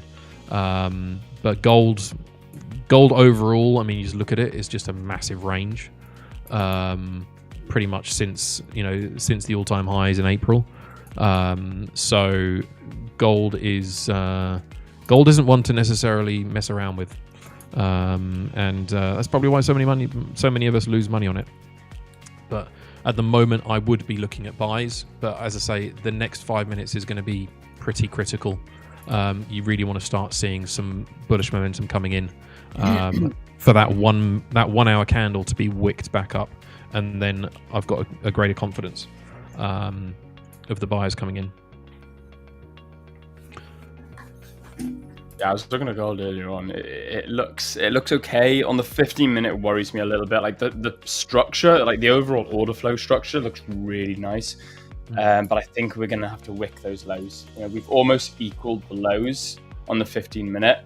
I'm looking at that thinking there's just a whole lot of liquidity below that. Like I like your analysis, and in an ideal world, I'd love to see that play out. Part of me thinks that we're going to sweep those lows, then your analysis is going to play out. Yeah, it's quite possible. The thing I have is when I see when I see an engulfing candle, if that wick is broken, then for me that's an invalidation of that level as a support level. So then you're looking for the next one down. So it's those, when you see a wick of an engulfing candle being retested and it's formed through another engulfing candle, then it's a really strong area for price to theoretically reverse. So yeah, I mean, on the 3 hour we had this, because it's taken these lows, that's what I like to see. On the 4 hour we did also take the lows here. We're testing that wick, so again, potentially looking for us to go higher. You could well be right, Will. You know, we could see something like this where we come down and test this big long wick here from Tuesday, and then we head on up.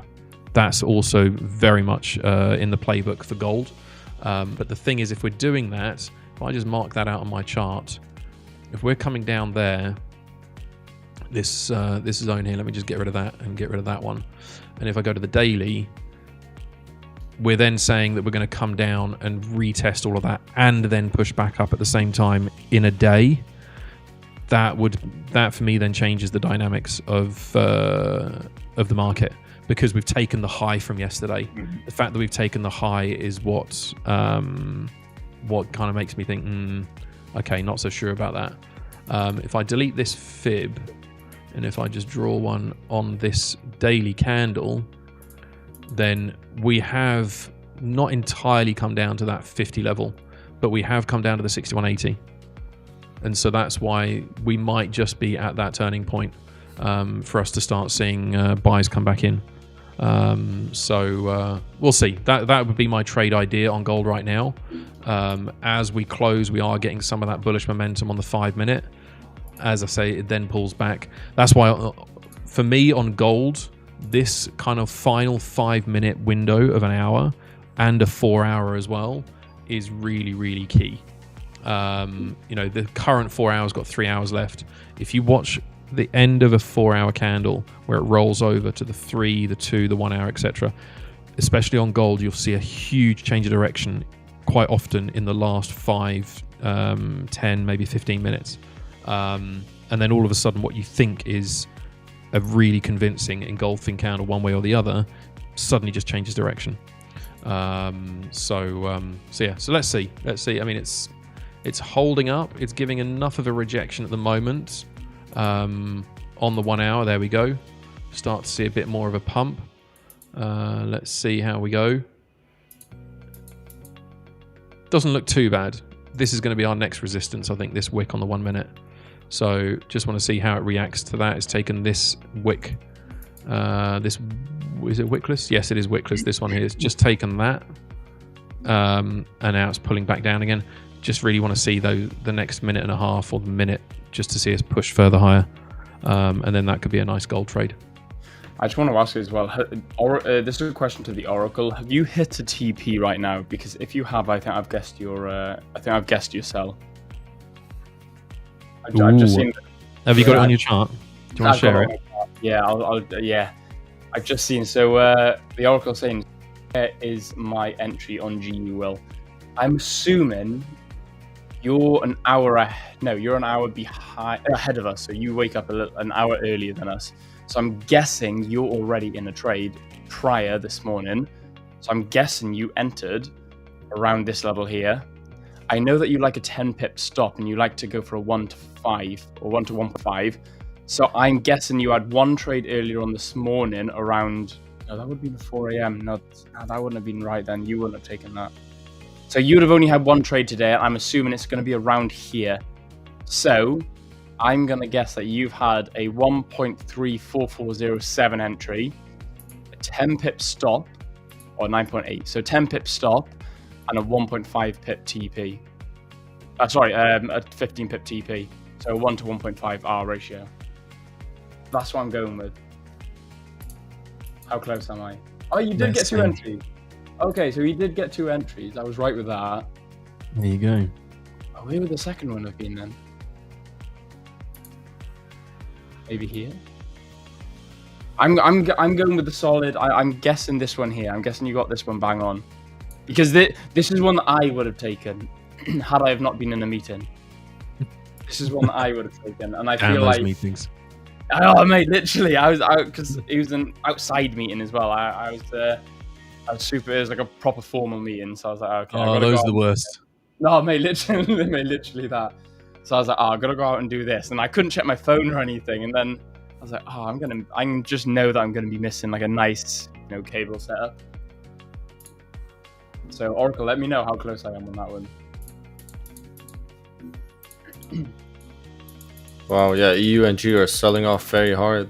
Hey, yeah, literally that. Yeah, I thought, since I did look at EU, I thought EU was gonna buy up. Yeah, I thought that as well, but the dollar's just not giving it a rest. It just keeps going up. Yeah. No, I was literally, if I bring the Dixie up right now, look at this. If I jump onto the 1 hour, there's just no breathe room whatsoever. It's going for Friday's speech. He's going for Friday's speech. Yeah. Just basically closing all of that. We had Aussie dollar CPI out for those trading the Aussie dollar. We had that at 2:30 a.m. UK time. Nothing else.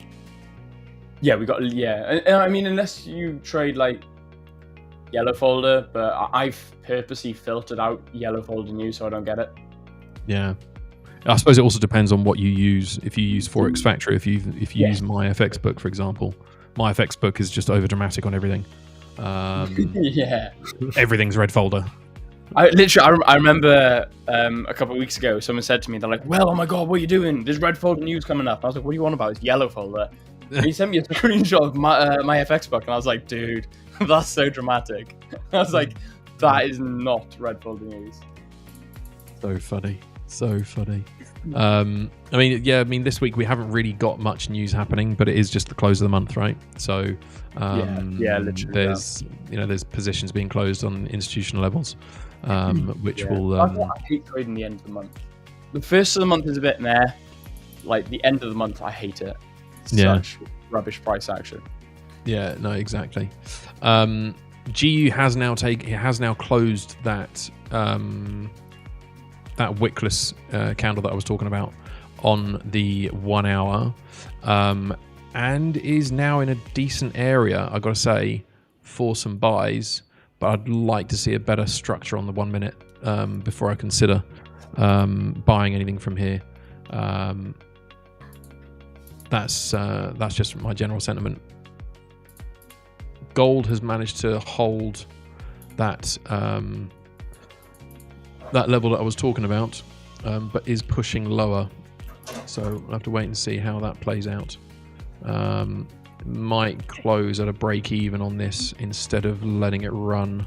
I want to see how it works its way out over the course of this next few minutes. Actually, if we can start to see some bullish momentum, it does look pretty decent on gold for buys, but yeah, it's got to push high. It's really got to take the high of the previous 15-minute candle first for me to be confident that these are buys now coming in on gold. So yeah. Sam, Will and the Oracle have some kind of telepathy going on. That's generally the what seems to be going on here. So yeah. Aaron, you seeing anything? Not at the moment, no. I'm looking at gold as well, and on the 1 hour I could see it going up, but on the higher, I feel like it's gonna give it a bit of a dump and then potentially go back up. So I'm not too sure on it. Yeah, I know you're looking for gold buys, right? Yeah, I mean, it's a buy idea. It's kind of it's not ideal. I mean, I could easily see us coming down further to kind of 365, even 361 before the buys come in. But it's not. It's pushing right now on the 15-minute. Let's see how that plays out. This is the kind of trade that I would take. So yeah. Yeah.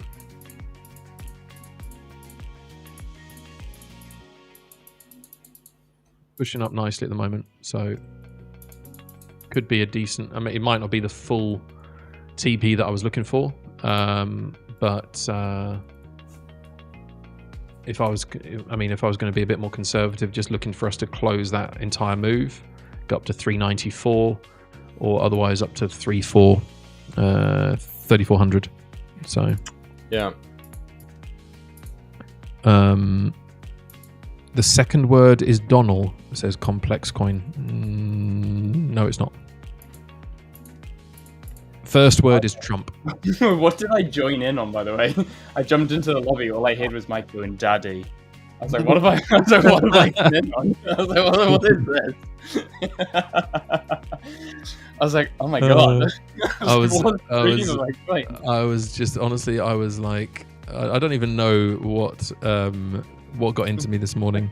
But Jonatan decided that the first word was Trump, and then somebody else was messing around and said it was a fourth word, and there's only 3 words. So I was like, okay, all right, the fourth word is daddy. So, and then leave it to everyone else's imagination to figure out what the rest of it is. But there is no fourth word, and if there was, it's not daddy. Just so you know. But just to avoid any confusion here. Those of you that are joining, if you're looking for the code, then go up through the chat. You'll find it. Trump was the first word. I'm not going to give you the second one. It is all in the live chat, so you can find it all in there. Gold is on the 1 minute. It's just teasing right now. It's just teasing. Yeah.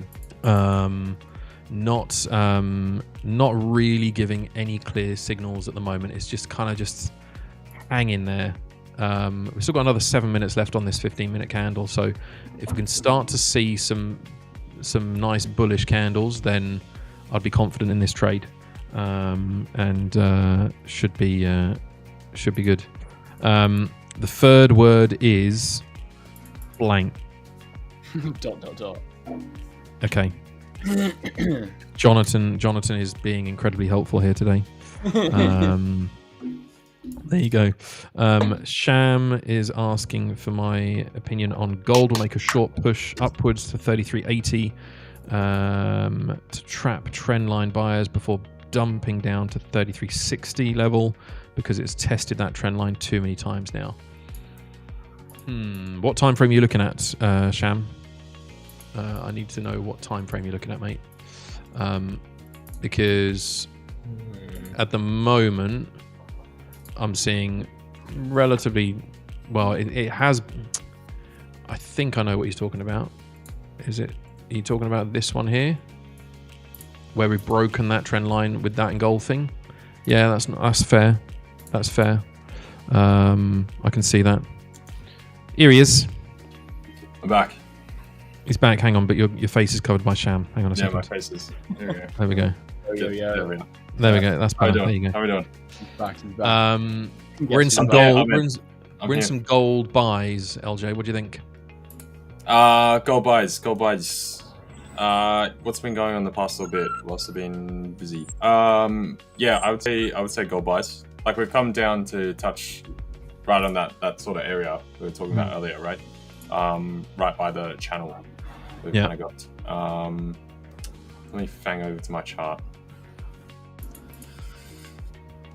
Here we are. So this is this channel we're sort of playing through at the moment on gold. You know, we've had this play out a number of times. Speaking about it earlier, go up to the 4 hour.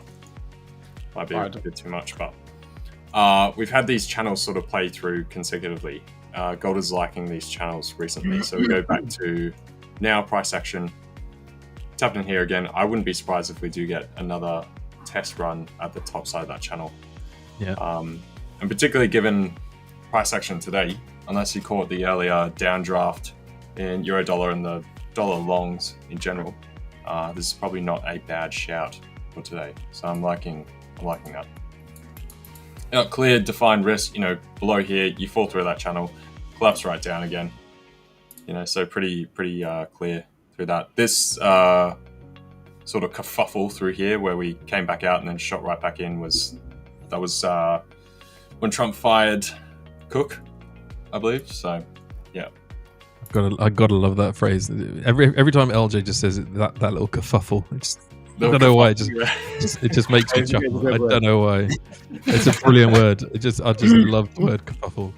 Oh dear. Right, guys, I'm going to leave you to it because I've been on here for far too long and I've got to actually go and do some proper work. Will, Aaron, great to see you, gents. Look forward to seeing you much more on the live trading room. And guys, watch out for that gold trade if you are in it. 15-minute has taken the high from the previous, but it's pulling back down again. So just got to watch out for that one. Make sure you don't get caught out. Alrighty, see you later, guys. See you, man. Bye. See you, mate. Ciao. How we doing? How we doing, guys? What have I missed? Well, I'm slowly getting had a triggered bunch by of my pieces trading going view. everywhere today. So, what was that? Sorry, Will. I'm slowly getting triggered by my trading view. I can't seem to move the JPYX up to my confluence at the DXY. Does anyone know why I can't move my watch list? I can't move it about. Oh, these guys, dude. I'm not skilled enough with TradingView. We've talked about this before. I've only started using TradingView the past 3-4 months. Why won't it let me move anything? That's so annoying.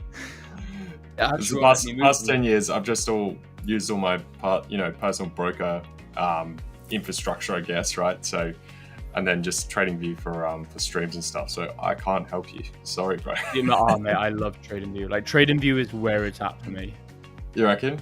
I'm getting used to it now, gradually. I still got the free version, so I need to get the. I haven't. I'm paying like $80 a month or £80 a month for TradingView. It's ridiculous. Yeah, well, I was gonna. Yeah, exactly. I was going to get it, and then everyone was saying like, "Oh, just wait for the sales that they have, right?" And then just pay for it then because it's like 80% off. Well, literally that. So I'm paying £80 a month for mine, and my brother said to me, he's like, "Oh, have you got TradingView Premium?" I was like, "Yeah, I've got like the premium, whatever it is." And he's like, "Oh, nice. I've just paid like $80 or £80." I was like, "Yeah, that's what I'm paying a month." He goes, "No, I've done it for the year." Yeah. I was like, "What?" And he's done what now?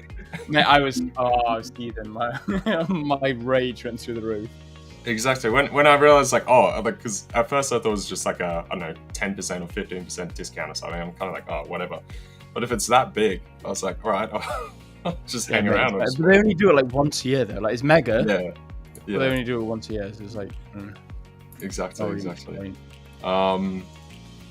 What else was Ahmed was asking me a question before. So, Logan brother, how you doing? Just ask in comment to Mike. Where's LJ today? Love to see you too, man. Hope you're well. Hope you're doing well, Ahmed. What do you guys been looking at whilst I was absent? You guys picked up anything else or? Not really. I'm not really interested in anything because of the dollar right now. I haven't placed any personal trades, but I did manage to guess the Oracle's trade idea or his exact sell. So I waited for him to hit TP before I go announcing his sells because I don't want to go exposing his trade ideas. So I waited for him to hit TP and then I drew it out for him and I think I got it bang on. He sent me. Wait, where is it? Show me. He sent me a message on. Hang on. Okay, I was close. I was bang on. I was bang on. I think I was like, I was half a pip too low. Half of it. That's pretty much spot on. I mean, to be fair, that's as close as you can get, right? Yeah. Yeah, the Oracle's thing both hit TP, mate. Yeah, I didn't guess your first trade, unfortunately. You did get that ahead of me. I didn't manage to guess that, but I got your second trade bang on. So I was pretty chuffed with that. I have actually scaled in on UJ. If I jump up into the 4 hour. So I have actually scaled in here. So stops are at the low of this. About 1% risk. On EJ or UJ? EJ. EJ. Oh yeah, it is. Yeah. Cool. Okay. Nice. Yeah, because scaled into that on the 4 hour. I was going to say I think we might get that turnaround in the dollar now. So go over to Dixie. Basically, this. Hang on. Let's get Dixie's off bullish as hell. Yeah. Yeah, but I feel like we might be topping out because it was either we had to punch on through here, come to this higher level, which was pre-Power speaking. This is where Power spoke, right? We had the first sort of touch on this. We've now had a feather dip and we're pulling right back. So, because I got to say, it's hard to see euro dollar really pressing on from here. Part of this seems to be that, we're pricing now basically 50 basis points by December.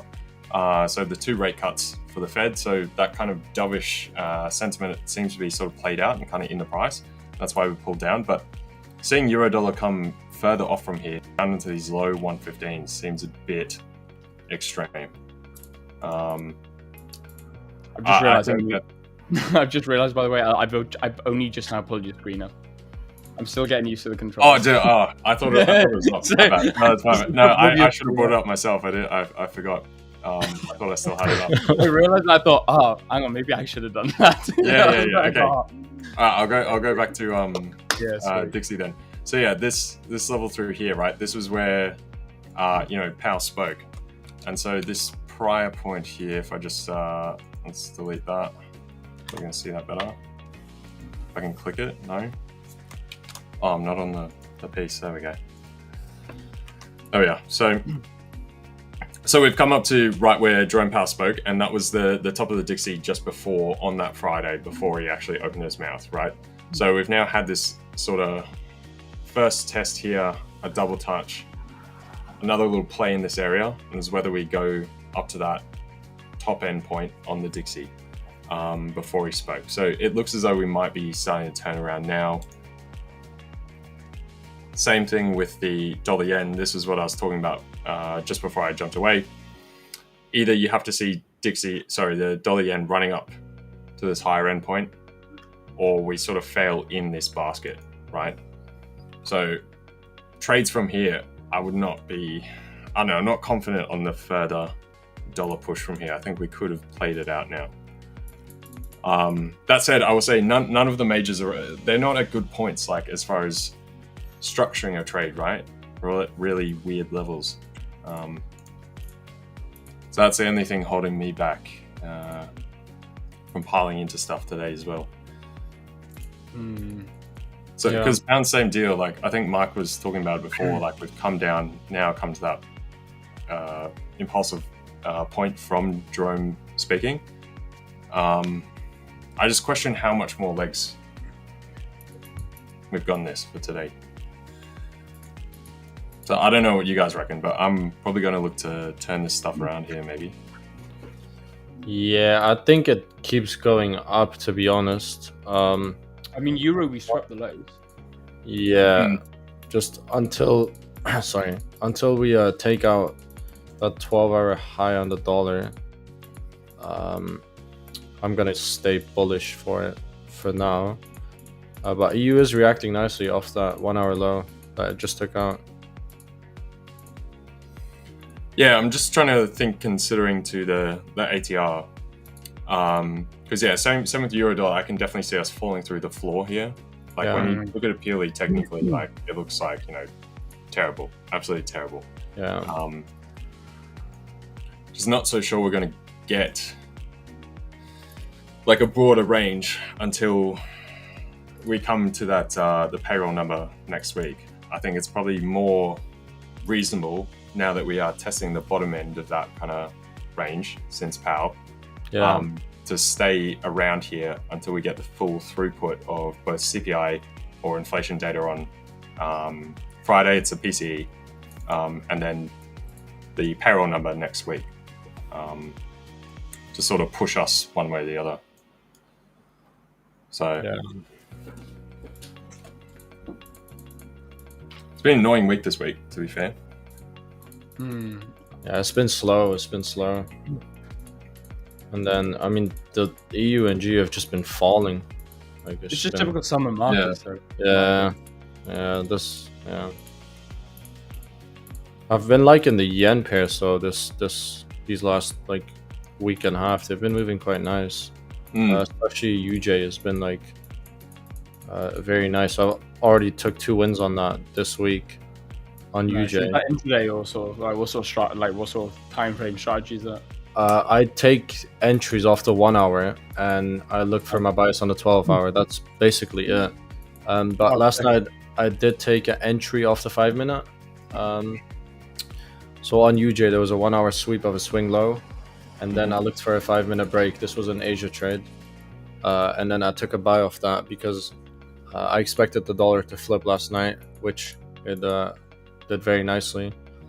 And UJ also flew up I closed at like a 2R, I think, but it went up to like a 5R. But yeah, took my piece. And then the day before, well, it's kind of the same day, I guess. I mean, I took a sell on it as well, and that was on the 1 hour.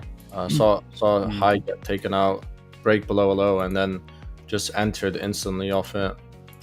Closed at 1 hour for that because it was a higher time frame setup. But that's pretty much it. Very nice this week. Yeah, I think we need to wait time. What do you say? Sorry. I think we need to wait some time now before. Yeah, you were mentioning you like the look of EU buys, didn't you? It's EU that you're looking at. Me? Yeah, EU. You say you were looking at buys. Oh yeah, I was potentially looking at it, but because the dollar is what's it called, broke above the high on the 12-hour here. I'm not too much on it. I wouldn't look for buys. Like I would have liked this to sweep, so this to wick it and then close below it with the body, and then I'd expect it to go back down, but it didn't. It went up, so I'd look for it to go back up here. And then also the 1 hour just I believe that did fail to break, but the market structure overall is still bullish on the 1 hour in my opinion. So I do see us taking this out before we go for buys. Nice. But EU is in a nice spot to go up here, to be honest. It's just the dollar isn't really like aligning, so I wouldn't really be interested. Yeah. No, I agree. That's the cautious part, hey? Yeah. Because that's some month profit taking. We're coming to end of the week, end of the month as well. Yeah, also, yeah. So you get those flows, right? Because it was interesting today. For instance, like you were talking about the CPI earlier, Will, for Australia. And if we go down here, you can actually see yields actually have come off a slight touch, despite the CPI coming in a bit higher today. So it seems to be a bit of rotational trades coming in that people have sort of now got a handle on things. And that sort of fully pricing in the market is sort of coming in, and a bit of take profits basically on that. So we've had a pretty consistent theme the whole year, right? So at some point you do get those natural profit taking, covering existing trades, and then look for the next installment of where we're going from now to the end of the year. So I do still see the yen pairs going up for the day. Potentially Euro JPY back to the highs. But the price action's been a bit dodgy this week. So I'm not too sure on that. I can definitely see further strength for the yen, like Euro yen. I mean, looking at this, I think that's a pretty good shout through here. Yeah. Create that big wick. See us at least come back to this 100 coming through, and then potentially driving back on from there. Yeah. And UJ's just going up because of the dollar strength as well, so just a nice one. So I'm currently trading UJ now. It's got a huge cluster of options through here for New York expiry today as well, so that's what I'm wondering if we do end up sort of capping somewhere around here, right? At least until New York comes through, and then see if we actually get a final push higher coming into New York, or if that ends up being the top and we run back down. That fails. Yeah, I think that'll also depend on if the dollar decides to go back down now. Because if it keeps pushing, I definitely think we go up there. Yeah.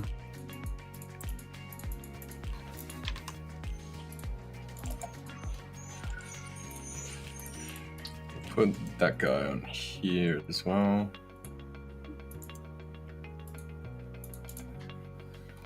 Yeah, so tackling with that level, got those highs from Friday. Yeah. Pretty clear. At least we're getting to a pretty defined point. So once we do top out, there's going to be good reversal trade there. Sure. Yeah, exactly.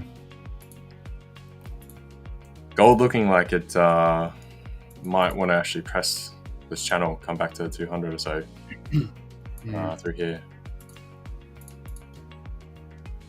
Yeah, it could go lower, to be honest. It's not really showing any strength right now. Yeah. Um, Would have liked to see it more impulsively get some follow through and actually drive up.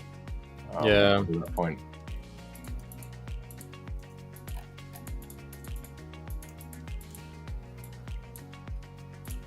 Yeah, that's gold. I mean, it looks like it's gonna buy, and then it just instantly dumps. Yeah, That's just gold. exactly. honestly.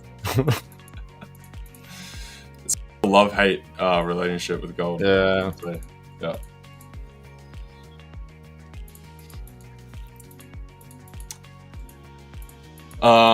What else do we have? Chat. Let me catch up on chat. My chat has scrolled way up. Give me a Yeah, second. no, I know. So was mine. I just realized I scrolled all the way down. I was like, oh my god, I'm so behind. Third word is coming up, by the way. For you guys. First and second word have been released, so time to go hunting for any of you guys missing the first two. It'll be there in the stream. You just gotta go do some hunting. I'm looking for it. Yeah. Aussie dollar. Can do. Take a look at Aussie dollar. I had a brief look at the Aussie dollar bit.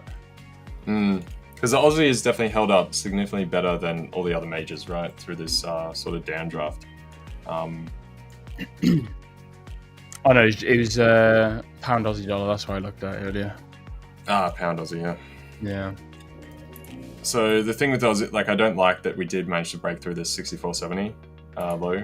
Obviously, this has been on that further push down just through this London session with euro, dollar, and pound dollar also coming off. But it's definitely had more general relative strength to the other majors. How it's structured right now, I don't like it.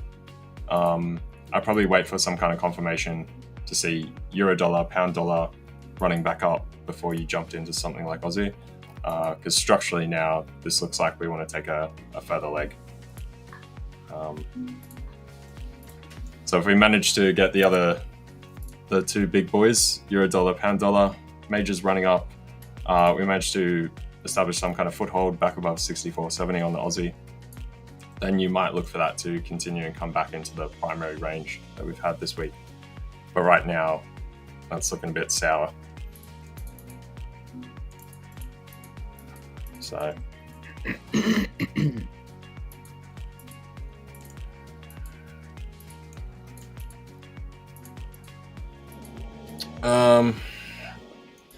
yeah, I mean the 4 hour doesn't look great either. Let's get rid of some of this old stuff.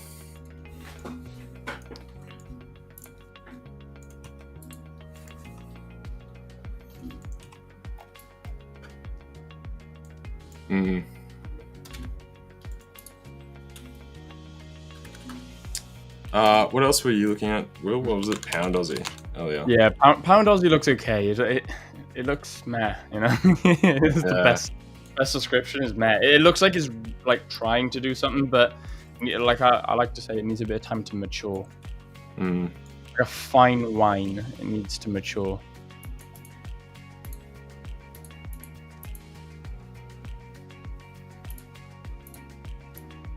I've marked out 2 zones, but they're zones that I wouldn't be interested in trading until we get like a higher price action. And so I've got these 2 zones here. So this zone, sort of consolidation zone deep down here, part of me wanted to see it sell off down to there, but you know, it would be, I don't know, it would be okay. I think we can see some bullish prices coming into the pound first. So if we can break and close above this high, you know, we can start showing the structure points being broken. We have had a pullback into this sort of, I don't know, would you call it break and retest? Like we've broken this order flow or this structure point here, and we've broken this, which is cool. And we've got slight consolidation here.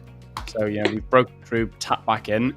If we can break above this zone, then I think there's going to be some cool entry points here to continue on up.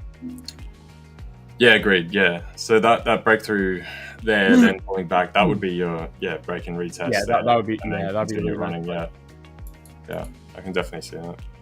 But we'll see. I don't like where it's at right now. I think it's a bit high risk to trade. I feel like everything is like that. We're in like a very Yeah. you can see general trade ideas, but nothing's like solid. Yeah, right? literally that. Yeah. As far as marking something You out. can see the idea, it's hinting at wanting to do something. You're like, ooh, it could do this, but you just never, there's never that certainty. It's like, yes, I like that. I think we can do this now. But I don't know. We'll see. Although, other than Euro JPY, I'm happy with that. That's looking okay. Yeah. Every time I scale in, I like to see like almost an immediate reaction, because if I just see if I scale in and it just plays about a little bit, I'm like, great. It's bad enough we're in a trading range now, like especially if we continue that trading range when you scale in, because like right now, I'm risking 1%, so it's actually close to a 5-hour trade. This will be. Whereas this here is a 2-hour trade, and the stop's down here. So usually, the scale-in is where I'm really getting the money at. Yeah. But we'll see. We'll see how this goes. Yeah, totally fair. So far, looking nice. I mean, I'm up $600, so. This is a setup just fully on the 4-hour, or is it based off anything else? Yes and no. It's predominantly 4-hour. So if I go back onto it, it's predominantly 4-hour, as like using the EMA as well as like standard price action. Looking at naked price action. The candlestick characteristics. Looking at the order flow. This is a little bit sort of meh. Yeah. So given the fact that we've tried to push a little bit lower, we've swept on the lower time frame, as well as holding consolidation, and we're respecting the EMA. I'm thinking, I'm happy to scale into this. So there is a little bit of sort of lower time frame, but there's nothing lower than the 15-minute on this on my swing trade strategy. So I've gone on to the 15, seeing that we've tried to push lower. We've swept below these lows, which is super cool. We've not closed. We've actually wicked it, and now we're starting to try to move higher. So I thought, okay, I've seen that on the lower time frame. The 1 hour, very similar price action. Then the 4-hour, I'm happy to pull the trigger on. Yeah, fair enough. Yeah, so that's what I'm looking at. So that's pretty cool. So I'll probably wait for that for another 2-3 weeks to do something. Oh man. Well, I'll update you guys. Life is swing, man. Life is swing. Yep. Congrats, movie recap, man. Good trade. Congrats, brother. You use finally moving up a bit. Yeah. Yeah, we've got 4 hour and 1 hour. I want to keep seeing it because I'm now long. So. Oh, is it? Yeah. Yeah. I don't want to long until we've broken this.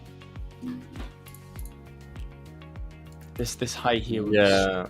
I've been sitting on my hands for a trade all day, so I'm happy to. You're just like getting itching for it now. Well, I mean, I was looking for some relative pause point through here to pull that trigger. It's just all the other crosses like we already rehashed, right?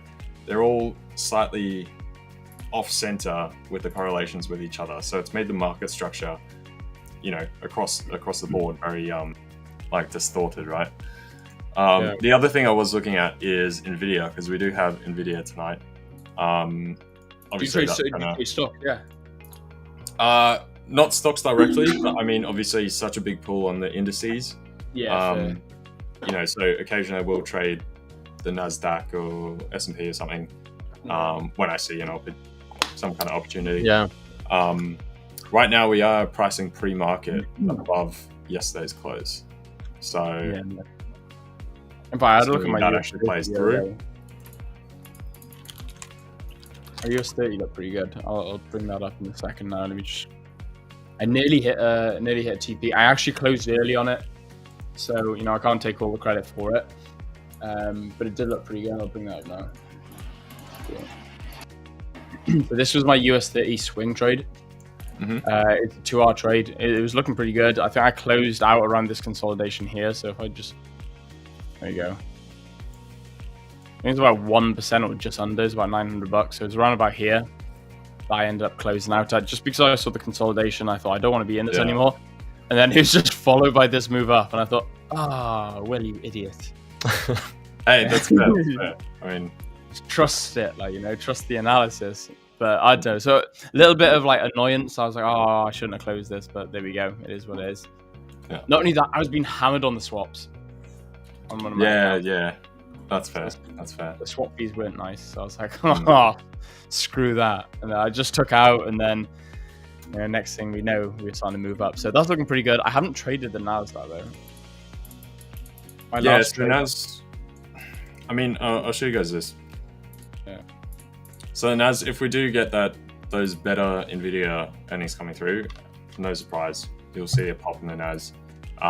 We've got these high levels up here, pre that waterfall cluster coming into last week from Monday, ahead of Jerome Powell speaking. So of course this was the pump back up on Jerome Powell. Yeah. We dipped off when Trump fired or attempted to fire Cook. Now we've climbed back up, reclaimed that spike high from Powell speaking, and so you can see there's pretty clear top point if Nvidia does come through. And that level that I have marked out there is basically the sort of mid-expected point for options 0 DTE expiries today. So not a bad level to lean on. From there, obviously, break onto that point, stopped out, cool.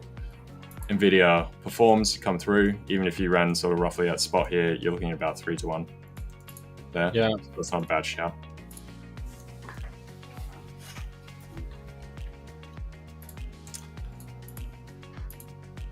Where's this Euro? Let's go down to 5 minutes from here. We are starting to establish that some sort of bottom here. So Euro jumped in. I decided just to finally balk it through here. Yeah.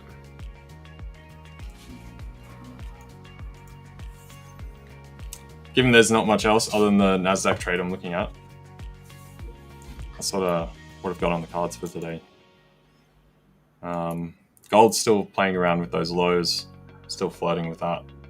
Yeah, I'm waiting for that load to sweep. I think it takes it out 100%, and then maybe it'll go up. Yeah, what will happen after? I'm not sure yet. We'll have to wait. Like I said, just going to wait, see what happens. But I'm waiting for that low to sweep first.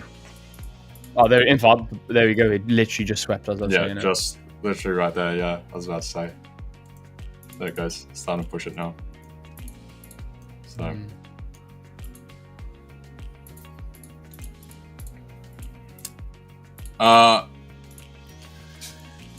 Anil. Sorry if I'm pronouncing that wrong. Go back through the stream. You have to fire him. I mean, you got it right there. There you go.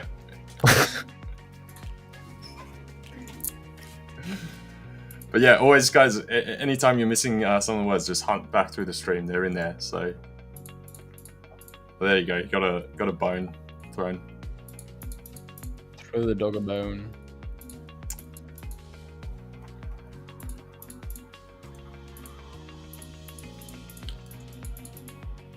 Gold looking bearish, Bangash reckons. Yeah, we're gonna have to see. I mean, right now we're not getting any kind of lift. We're getting this like chop barcode stuff through here, if that's what, I don't know, people often call it these days. What do they call it? Chop barcode? Well, barcoding. When you kind of just back and forth. It kind of looks like a barcode, right? I mean, fair. Yeah, I've literally got black and white candles as well. I'm looking at it now. I'm like, I can't unsee it. I'm literally looking. Scan it. The kind of just sideways consolidation chop type. Go scan it, see if it gives you a direction.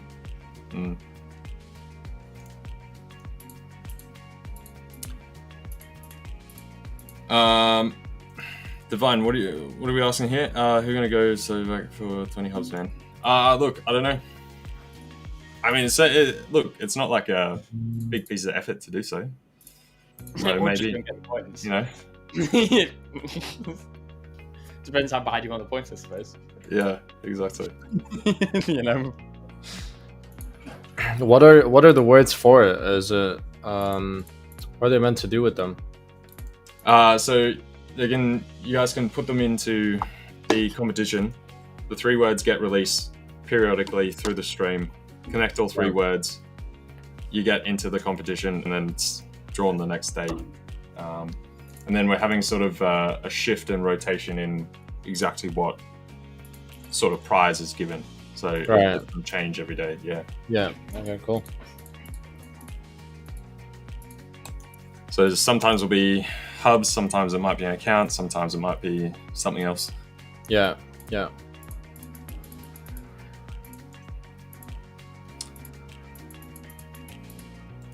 Turn on the bar chart. There's barcode and in queue. We're now heading out just 8 points, 5-minute candle on that low volume here.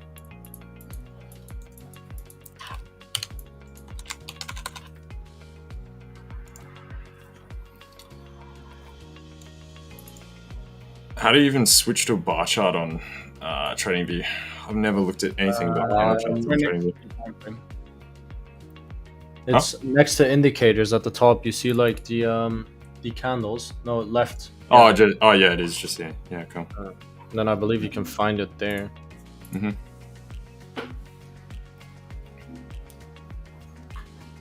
I actually do have a few options on TradingView overall. Yeah, yeah. It's not bad. It's quite nice. I just never use anything other than normal candles. So. Yeah, neither. I did once look at the line charts. Line charts. Yeah. Yeah. They're good when you're taking like longer, Yeah. zoom out kind of outlook, I guess. And it can smooth out some of those like, those spikes and like flash impulses from like, I don't know, NFP or news, and you can get an idea of the actual trend. So very good for stocks in particular. Like what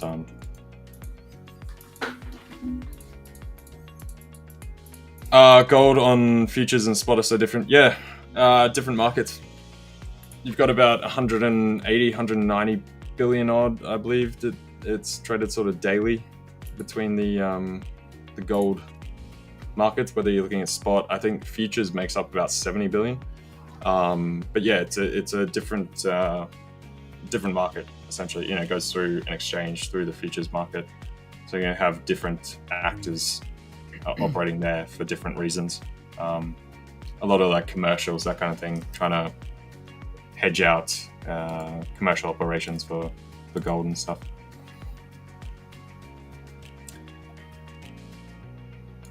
There's a Dixie now.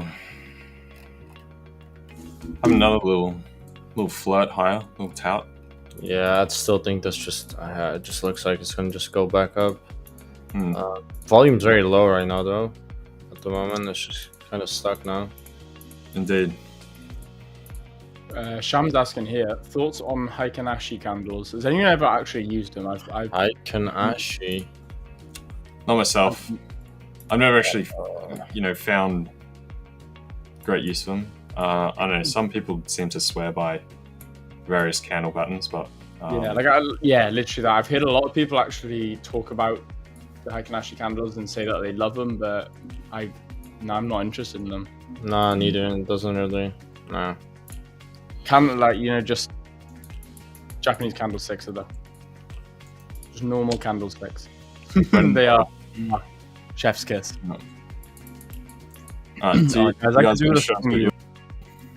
Sorry, what was that, Will? I could do with a strong euro right now. Like, what's happening in Europe? Apparently nothing. The euro at the moment is just nah. Like, come on, man, do something. Preferably go up. Preferably go up. Yeah. Not do what I wanted to do, not something. Yeah, do what I wanted to. Is what I mean by do something. Yeah, when I say do something, it goes opposite. I'm like, no, something, but not that. Oh, mate, Euro USD looks weak at the moment still. Yeah, Euro Pound looks weak as well, so that's kind of it looks quite weak. So I'd favor Pound at the moment if you want to go long. Yeah, even the Pound looks weak though. I pounded Yeah. off. That could just be because Dixie's strong. Yeah, I mean, to be do honest, have a lot. euro pound could go up from here. It swept a nice low on the 12 hour, on the 1 hour. So it could just keep going up now. Hopefully it keeps going up for your trade, right? I hope so. I really hope so. I got like $6,000 on the line. Well, not $6,000 on the line, but I got $6,000 potential over here. So that'd be a nice payout. So I mean, Yeah, obviously. I'm off to France next month with the missus and the family. So I mean, that would be. So if I could, like, hit TP before then, that'd be quite nice. If I guarantee. Before then, Nice, Yeah. nice. swing trading, my god. France be good though. How long are you going for, Will? 10 nights. Yeah, Oh, yeah. I'm touring in the cars. Oh, cool. Yeah, you and my brother and my dad, massive into their cars as well. Yeah, likewise. So Yeah, so Big we're pet buzzing for it. We're looking at, like, my missus was saying, she's like, oh, babe, we should get a drone. I was like, oh. yeah, She was speaking my language. Like, I was like, yes. Because the thing is, as well, because mine's a convertible, like, we could just literally, while we're driving, just take off from the roof. Yeah. Just put the roof down. She can just take off and control the drone. yeah. That's exactly what I've been wanting to do. Is like, go to Europe or start somewhere in the UK, then go from the UK into Europe, and then go all through Europe. We're starting in Wales, then we're going up to, like, sort of like Gloucester, like Oxford way, down then towards Folkestone, over to Calais, and then down to Loire Valley. Yeah. Yeah, so man, I'm buzzing for it. It's gonna be sick. Yeah, that's so good. Me being in Australia, like it's a bit more logistics to. Yeah, to you may work find it out. a little bit difficult to drive over to Europe. Yeah. I mean, nothing's impossible, but I mean. And I want to do the like Swiss Alps as well. Yes, That'd be awesome. yeah. I'm part of a Facebook group, and it's literally no, what is it? It's like road trips or long road trips, or it's something really basic. And one of the guys had just taken like a McLaren and a BMW M4 all across like the Swiss Alps and the French Alps. All it looks incredible. It does look really cool. Something I'm dying to. I'm a big skier as well. I'm massive into. Like, I've been skiing since I was 4, and then like 14 onwards, I started snowboarding. So I'm big. I jumped straight into snowboarding. Did you? Yeah. Yeah, I was looking at skiing, I was like, that looks lame. I was like, young. that looks lame. Boring. Yeah, I was never allowed to. Like, my parents wouldn't let me snowboard until I was like of a capacity where I could decide for myself. So I skied from like 4 to 14, and then like 14 to 24, I've been snowboarding. Yeah. So it's pretty cool, to be fair, to be able to do both. I will have to give skiing a try at some point just to actually. Yeah, 100%, man. Like, thing is, my missus has never skied, so I'm trying to get her to come skiing with me. But like, she feels the cold. She's like, oh, but no, I don't want to be cold. I was like, how cold is it? Not that cold. But yeah, mate, 100%. Get on the skis, man. It is good fun. Until like your legs go that way, and that's not so fun. Yeah. Matt Armstrong fan then, as well. I take it. Will? I feel like everyone loves this guy, surely, right? I don't really follow celebrities, man. I am my own celebrity. I'm a bit weird that way. Don't like the car repairs? No? I reckon what he does is cool. I reckon it's awesome. I started off watching him, but then I got a bit bored. So Fair enough. I just started thinking to myself, like, I was like, I wonder if I can do it instead of watching him. I was like, I wonder if I can do it. But we're like, every now and then when I do get bored, I will watch him. Like some of the things he does now are like super cool, but I feel like they're just a bit like when he started off doing like budget cars, that's where it was. That was super cool. But now he's doing like literally. But now when he's doing like the Lamborghinis, the Rolls Royces, it's like, well, it's not budget, is it? No. Yeah, You know? that's fair. Yeah, go back to the Audi TT, you know. Yeah, no, literally. Literally that. Go back to the bog standard B&Ws and the Audi TTs and maybe a Porsche Cayman. Yeah. You know, Go that with was Cayman. that was Great super cool because it would make you feel like you could do it. Mm. Like, so that was pretty cool. But you started getting a bit bigger then. I was like, I'm a bit bored now. I wonder if I can do it. So I did it to a Ford Fiesta ST. Oh yeah. Yeah. I put lone springs on, straight piped it. Like, it was a front wheel drive. Put a spoiler on because why not? Yeah. Yeah. New induction kits and all, and lights on the inside. I even put underglow on it. Nice. Oh really? Oh Dude. yeah, mate. Like, I used to be obsessed with Fast and Furious. Yeah, Fast and Furious and Need for Speed. Just Yeah, yeah, mate. Literally. Man, I was a Forza boy. I was. Oh really? Yeah. Okay. Yeah, dude. Yeah. Underground 2 for me. Oh, Was it? that was the Yeah. days. Yeah. Oh man, I used to love my So good. racing games on. Even now, like, I'm big into my F1. I love F1. Yeah. Likewise. We got quite a few F1 fans around here. So Oh, that's good. in the chat and everything as well. That's good. So when I yeah. jump on a Monday, we can chat about the Yeah. Formula One. Yeah. No, that's sick. Yeah. Good. Akram's big fan. Dirk also loves F1. Yeah, there's a whole bunch of us. Yeah, that's sick. I like that. Euro is starting to print somewhat. Is it? Is it? Yeah, let's see if It'll we finish can back. continue. Go on. Okay, fair enough. Go on. It is a bit. Keep on. All right. I'm not getting excited until we break that high. Just Yeah, I'm not getting excited either, but you know, at least we're actually moving. I'm said that trade you've drawn out is quite nice. That was a nice trade. Yeah, I I think do like that's reasonable. Only 1 within, minute. What we've done today, and it's just up by just past 116, right? 116.10. So Yeah, fair. Is that 1 minute or 15 minutes? I can't tell. 15. I think it's 15. I could see the Yeah. one, but I couldn't see if there was a 5 after it or not. Yeah. Oh, sweet. Yeah, no. So the 1 minute's like that, right? The Oracle saying, I've done some snowboarding on the sand dunes in Namibia. I was about to say Namibia. Sandboarding is fun till you speed bump and get sand rash. Oh, nice. That's one thing I've never done. I've seen it done in Dubai, and I would love to go sandboarding. That and water. That and waterboarding would look absolutely sick. Wait, waterboarding or? Every time I say that, like your head can go two ways. There's two very different types. Wakeboarding. It's called wakeboarding, is it? Yeah. Cool. I know it's called water skiing, so I only assume that it's also called waterboarding. Yeah. Oh, wakeboarding then. Yeah, I mean, yeah, fair. I'll start calling it wakeboarding from now on. Yeah. Divine Trader, silver, dude, I would say looking at 15, I mean, you've got this higher sort of structure of price that we're in before this top end range. We've now, broken out the bottom of here.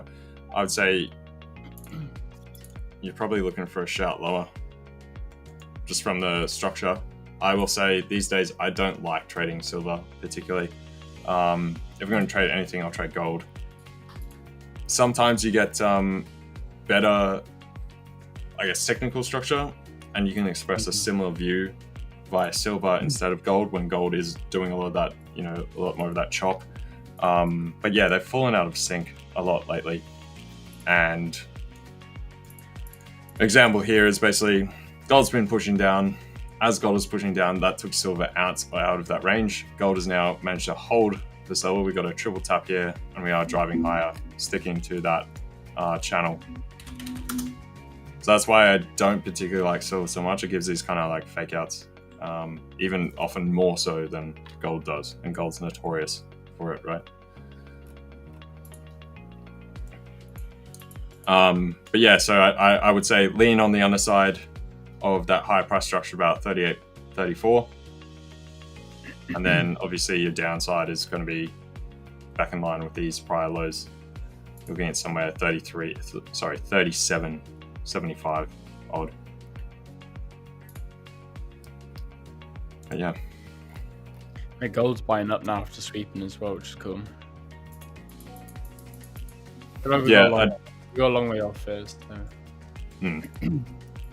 Like I prefer to take a gold long than trying to like short silver with that structure. Like you could see the silver short there, but I prefer to just like lean on this level on gold and then look for that potential drive up to the top side of the channel there.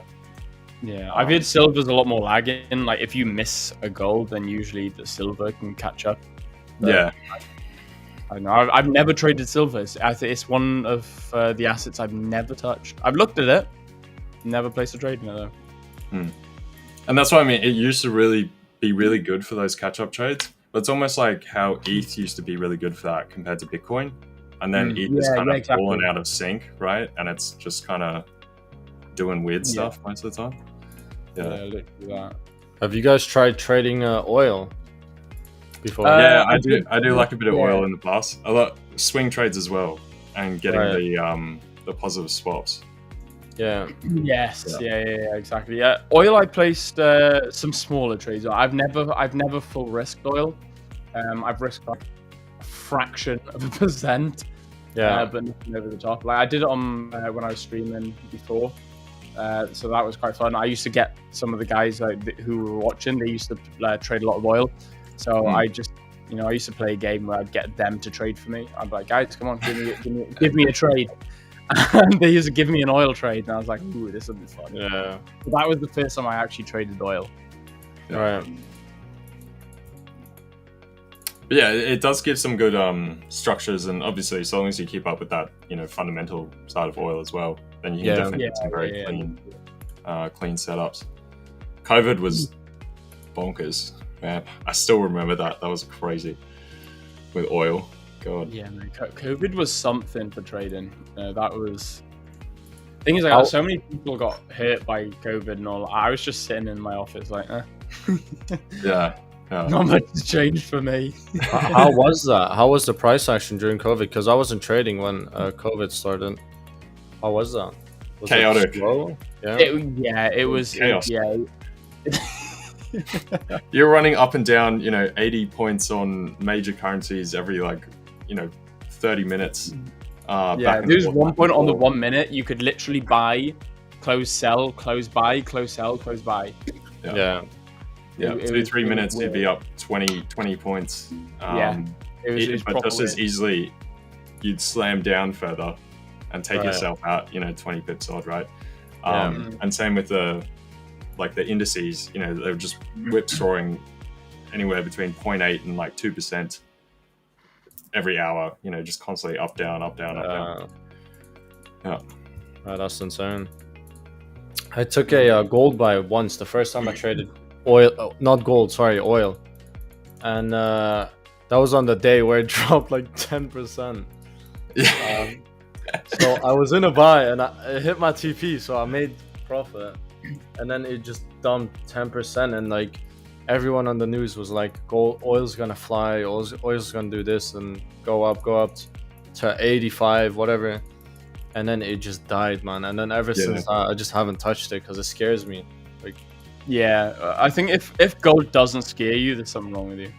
Yeah, that's the thing with oil.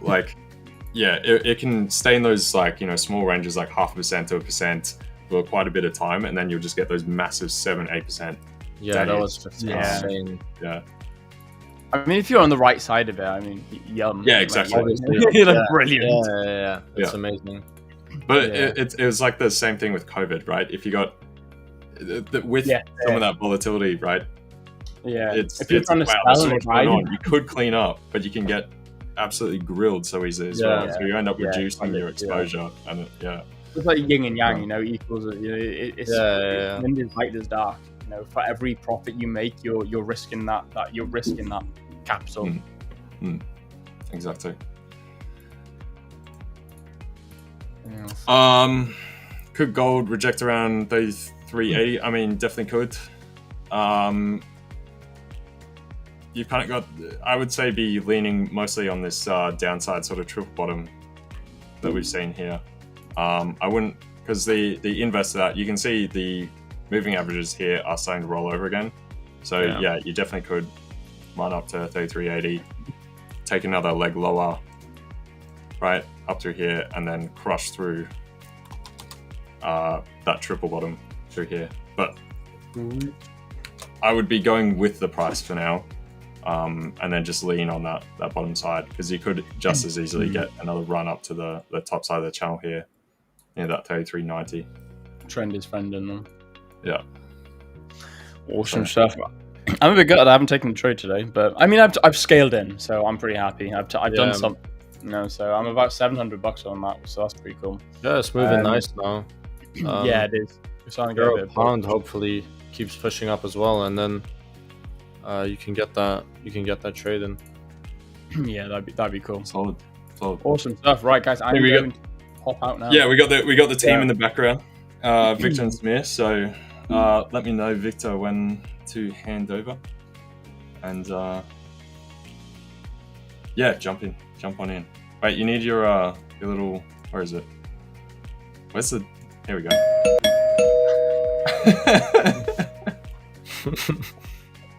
Feel free, jump in anytime. There we are. Hello? How are we doing, Victor? Who's there? Knock, knock. Yeah, we're going to hand over to Victor now. So thanks, Will. Thanks, Aaron. Thanks for coming in. Awesome And we'll, stuff. Guys. I'm dipping out as well now. So see you guys tomorrow, and hand you guys over to Victor and Samir. All right, sweet. See you tomorrow, guys. Cheers, Take Dave. care, guys. Bye everyone who is leaving the stream right now. Thank you for your contribution, Aaron. It is the first time we are in the same virtual space, so to speak. How are you doing? Good, man. How are you? Nice to meet you. I'm happy to see. I'm always happy to see how we are expanding our team with fresh blood, fresh skills. Yes. Take care, LJ. See you, LJ. So how first time we met, let me switch to perhaps my screen here, because I think we're seeing someone in Rome or something of the like. All right, see you guys. Bye. Samir, whenever you're ready, just let me know, and we will add you, or you can add you. Take your time. Aaron, so what kind of trader are you? I'm sure you guys have gone through this, but we're new to each other. Yeah. What kind of trader are you? What kind of, tell me a little bit about yourself. So I currently day trade, so it'll just be daily trading. What I do is I just use the 12-hour time frame and the 1-hour time frame. Okay. Those are basically the only time frames I use when it comes to looking for my buys and setup. Okay. And I've been using this for about a year and a month now. Overall trading for 2 years and like 2-3 months. The first year was a bit of just messing around, and then I managed to get a mentor that taught me this. A very good guy. His name is Hamza. And now it's just consistency and patience and just boring trading, man. So, really? And I'm switching to your screen because I think you're trying to show us something on your screen. Did I say? I think I heard something quite short in terms of experience. You're relatively new to the space, right? Yeah, definitely. Very, very new still. Fresh blood, to say. do you feel yourself as still, exploring around, or you already have the feeling that you've been through a lot of things, even though the period is short, but you've been through different experiences, and you feel already somewhat matured, even though it's a short period of time? Is that the case or not?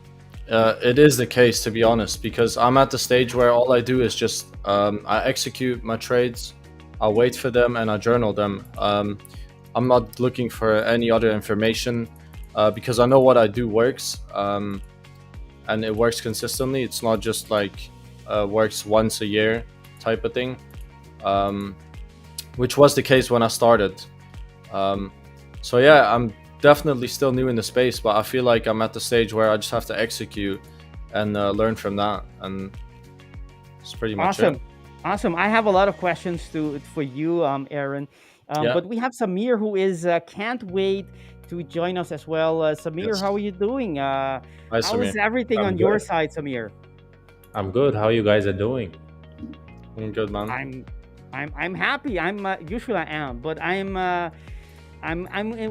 in good spirits as usual. That's good. That is good. Nice. Sabir, we're probably maybe you have a few questions for Aaron as well, because have you guys been streaming together before? No. No, this is my first time. All right.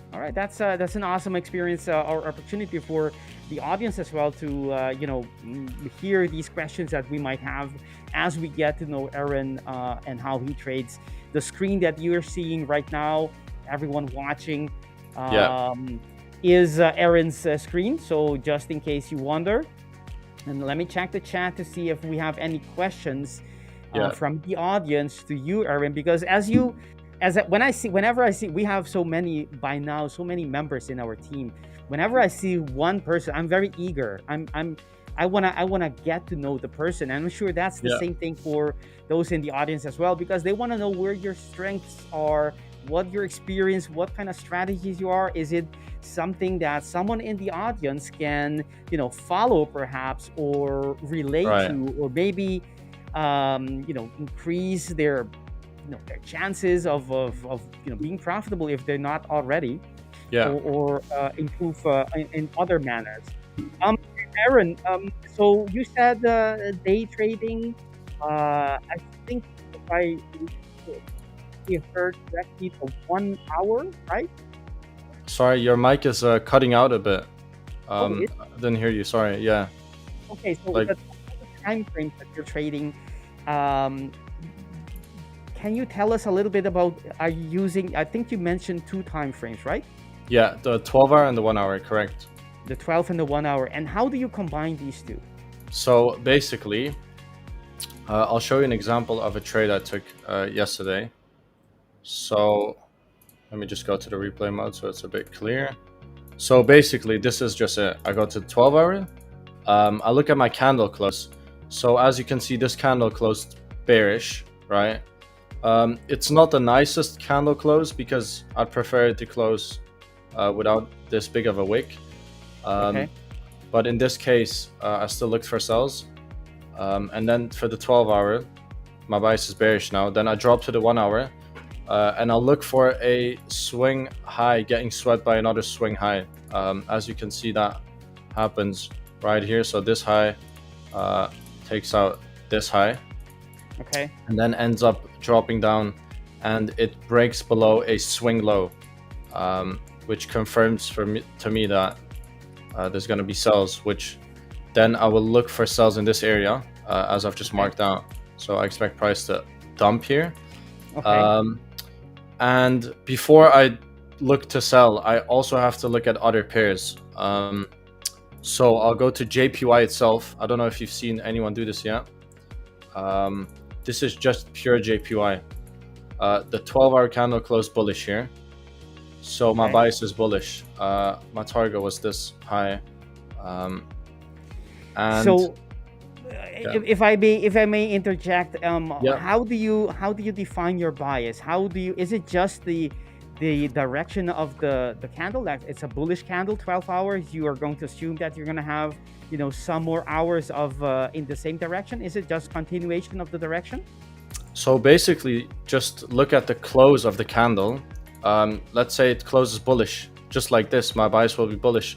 Now let's say a candle closes bullish, but takes out a swing high. For example, here, as I've just drawn out, this high takes out this high. Then I will look for sells. But let's say it closed above this, then I would look for a continuation of highs, of buys. Sorry. Now I'll also do base it off the 1 hour, which if the 1 hour breaks above, for example, this was a market structure high, meaning that if we get a break above it, my structure on the 1 hour is bullish, which then aligns with my bias. That's usually when I'll look for to follow up on my 12-hour candle close, if that makes sense.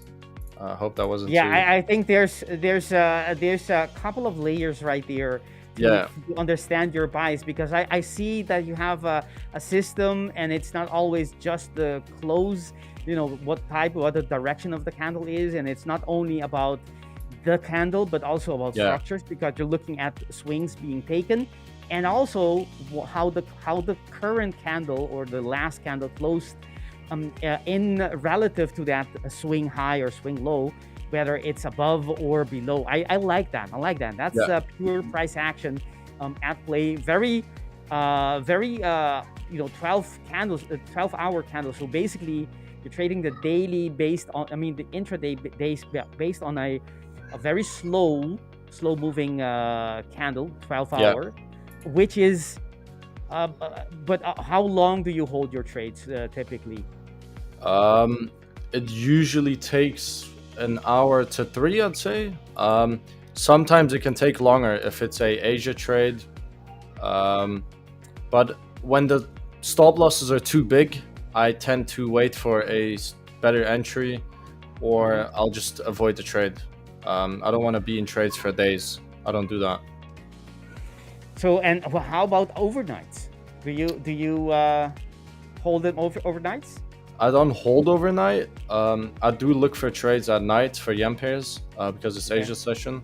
So if I see a setup, I'll wait for the spread hour to end, and then I will look to trade during Asia. I see. Very interesting. So you don't care about any session? Do you have a particular session, or you trade all the sessions? I trade everything, every session. Just avoid spread hour. That's interesting. Hi, guys. Very interesting. Linda in the background is asking, why the mask? Why the mask? Like, seriously? That's literally what Linda said. It's not me saying it. So, thank you for your question, Linda. I am I'm a very private person, or maybe I'm hiding from someone, maybe from authorities. No, I don't know. I'm just that's just a multiple choice. You might choose whichever answer you find more entertaining. But coming back to the charts, Aaron, I heard a little accent right there, and later on I might have a few questions for you. But I like your style. Because you're using structure. You're using higher time frame, and you have clear understanding of what you're looking for. And even though there are many scenarios, as you said, you look for content. It's not always continuation. Sometimes you're looking for the reversal as well, which makes sense, right? Because the market it's not black and white, right? There's so many shades of gray in between price action. Would you say, how often do you get trades on any given day, Aaron? I'd say I tend to get a few trades a week, actually. Let's say 5 to 7 even, but I don't take 5 to 7 trades. I will look for 1 to 3 plays that are the best, and I'll only take those. In a week, right? Yeah, in a week. So I trade less than I guess some people would say, but trading more doesn't always mean you have more profit, right?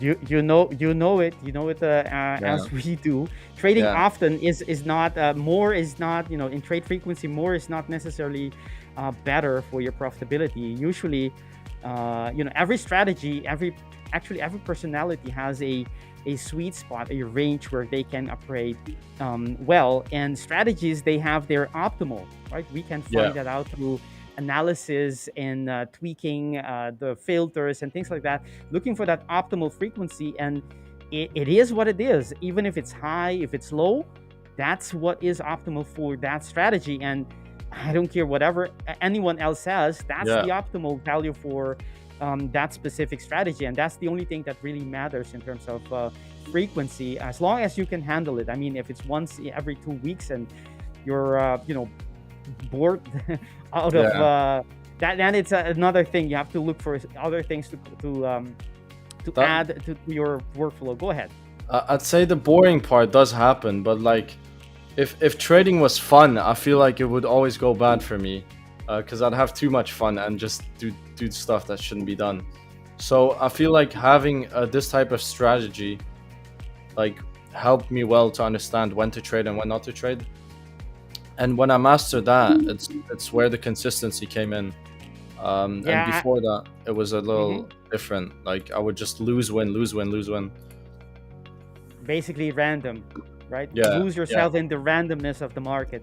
Exactly. Actually, Samir is very similar, right? Aren't you, Samir? Where you're not all too, you're not looking for excitement when you're coming to the market. You're actually you're the opposite, right? You're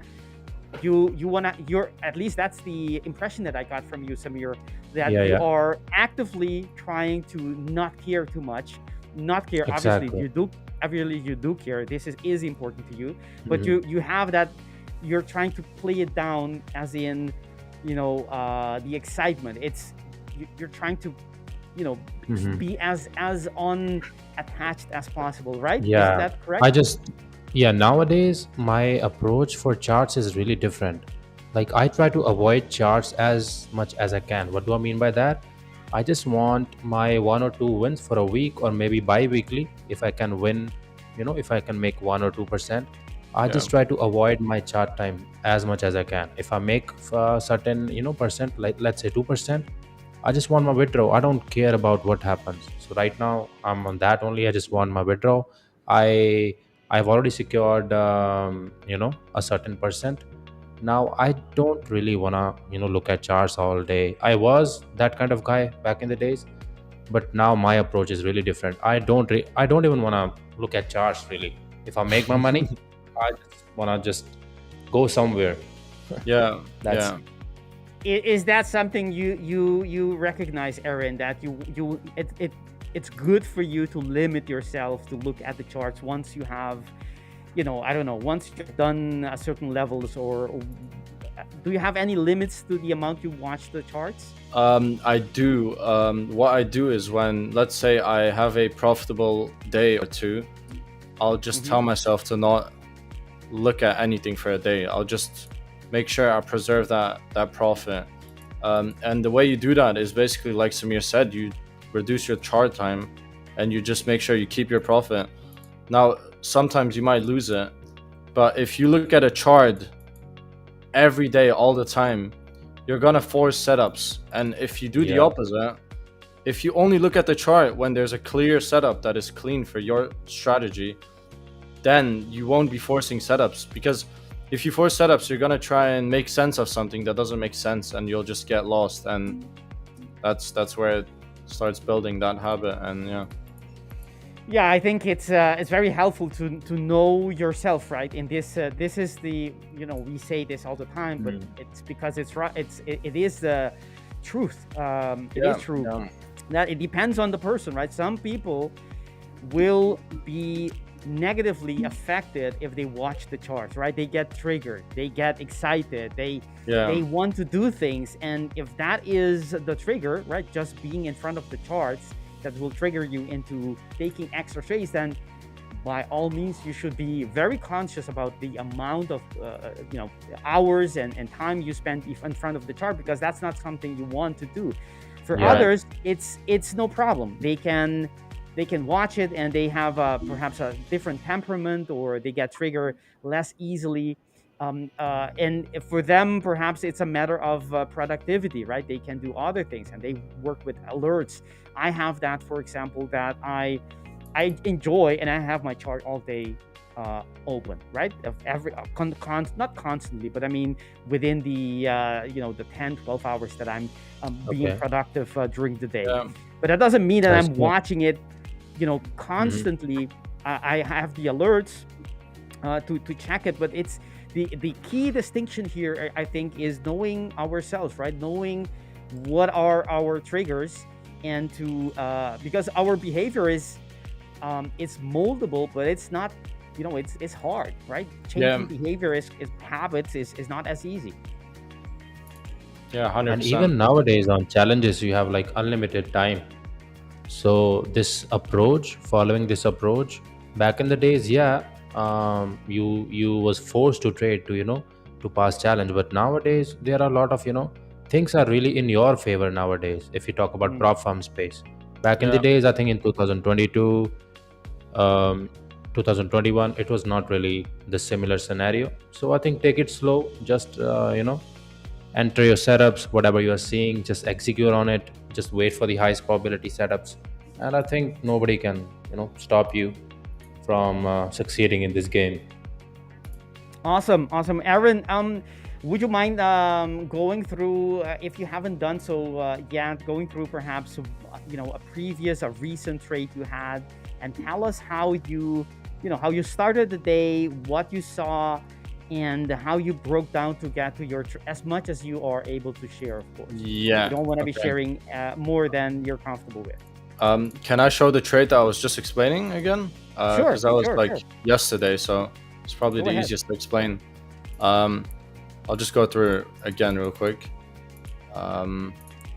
You can take us through step by step things that you Yeah, do yeah. when you see the Right. charts. Okay. So what I do is I'll wake up, check my 12-hour on the pairs that I'm going to trade. So in this case, it's USD JPY, GBP JPY, and Euro JPY for the yen. So I check the 12-hour chart on this pair, see that it closed bearish. Then I check JPY itself, see that it closed bullish, which means it's in line because they're against each other, right? Mhm. So that to me means that there's a potential trade for the day, right? Which would be sells in this case. So my 12-hour candle closed bearish here, so I expect this to go down. Then I go to the 1 hour and I'll wait for a setup, which we got here. So this high took out that high right here, and then I'll mark from the sweep to the break. So you see this swing low here got broken below. I'll see that, mark my box, and then I'll potentially put an alert to wait if the move is a bit far. Here I just watched it, got tag in. Now one thing I also did, which it might be a lot of pair seeking in some people's opinion, but because it's a USD pair, I also checked the dollar that day, which that day it gave a clean sweep here of a swing high. So my bias on the dollar was bearish, so I expected a weak dollar, right? Which supports my sells on USD JPY. Now, because of the weak dollar, a small move up on JPY would have given me enough of a move to take profit. So I just straight off entered off the initial entry, and I just targeted a quick 1R on this, which we eventually got, as you can see. And that was pretty much it. It's quite simple. I do think maybe the switching pairs to some people might be a bit hard to understand, but if you understand the correlation, you'd probably understand what I mean as well. And So go ahead. So you are always going for one-to-ones, or your targets depends on certain scenarios? Typically, I do always target one-to-ones. Okay. But if I am trading, let's say, the lower time frame, so I look for an entry of the 5 minute, for example, I might look for a bit more RR, or if the target is clean, I'll hold and I always put my stop loss at break even at 1R, and if I want to take profit, I will, else I'll just let it run. Okay, makes sense. Yeah. And if you go back to the 12 hours, if you don't mind, on the dollar yen pair, the high, once you had you mentioned you had your bias, you had your direction based on and you double checked then on the yen index, right? Yeah. If it is, so you want to be taking, you start with the actual pair first, not the index, right? Yeah. Okay, so you start on the pair, and then you double check that it is in alignment with what the index, with the yen index in this case is telling you, and if they're aligned, then you're good to go. Then your bias is good, right? That's the first exactly. step. Yeah. And then the next step is you go to the lower one, the 1 hour time frame, and you're looking for that price had a sweep, liquidity sweep. Yeah. But at that time, but how long in the past can that sweep be from? To be honest, on the 1 hour, usually it doesn't really matter. But on the 12 hour, let's say, like I see this low, sweep a low that's like very far, because sometimes I do seek far. Then I'll just ignore it, honestly, if the candle closes bearish, but it swept a low that's very long ago. But on the 1 hour, I don't really have anything against that. Any sweep is just a sweep. Okay, as long as you can see it, you can trade it, basically. Okay. Yeah. And so you, but by the time that you come to the market, is it that the sweep needs to have already happened, right? Yeah. So basically, I wanted to sweep and the candle to close. So I always wait for the closes. If this candle sweeps this, but there's still 20 minutes left before this closes, it could always go back up, right? Yep. So it doesn't confirm my sweep. So I'll wait for it to close, which we got here. And then I'll look for a break below this and then for the setup to sell off. I see that. That's awesome for you to share that with us. It is indeed, or at least from the outside, it looks quite simple. But I know from experience that even if it looks simple, there's still a lot of nuances at every level, right? You can, yeah, definitely. Not complicate this, but there are more things that comes to mind when you're actually executing it, and each variable gives you a different result. So it's not something that is doesn't mean, even though it looks simple, doesn't mean it's easy. It is simple. Necessarily. Yeah. Awesome. And go ahead.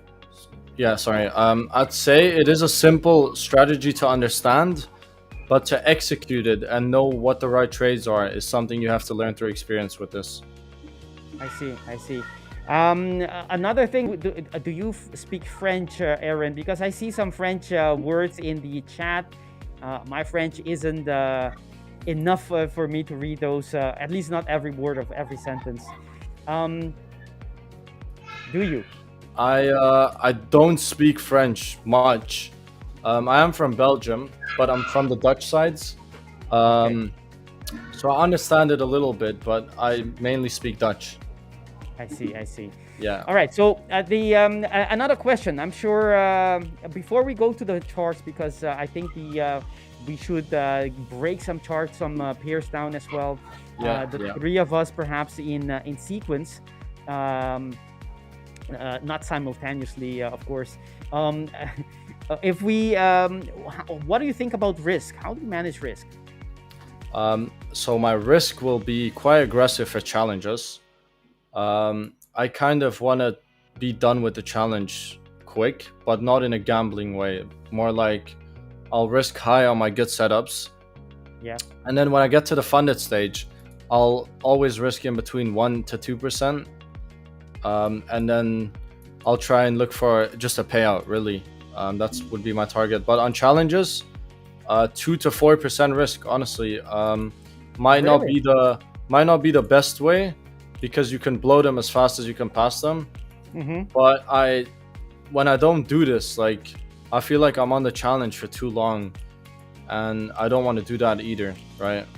So yeah, that's my approach. Yeah.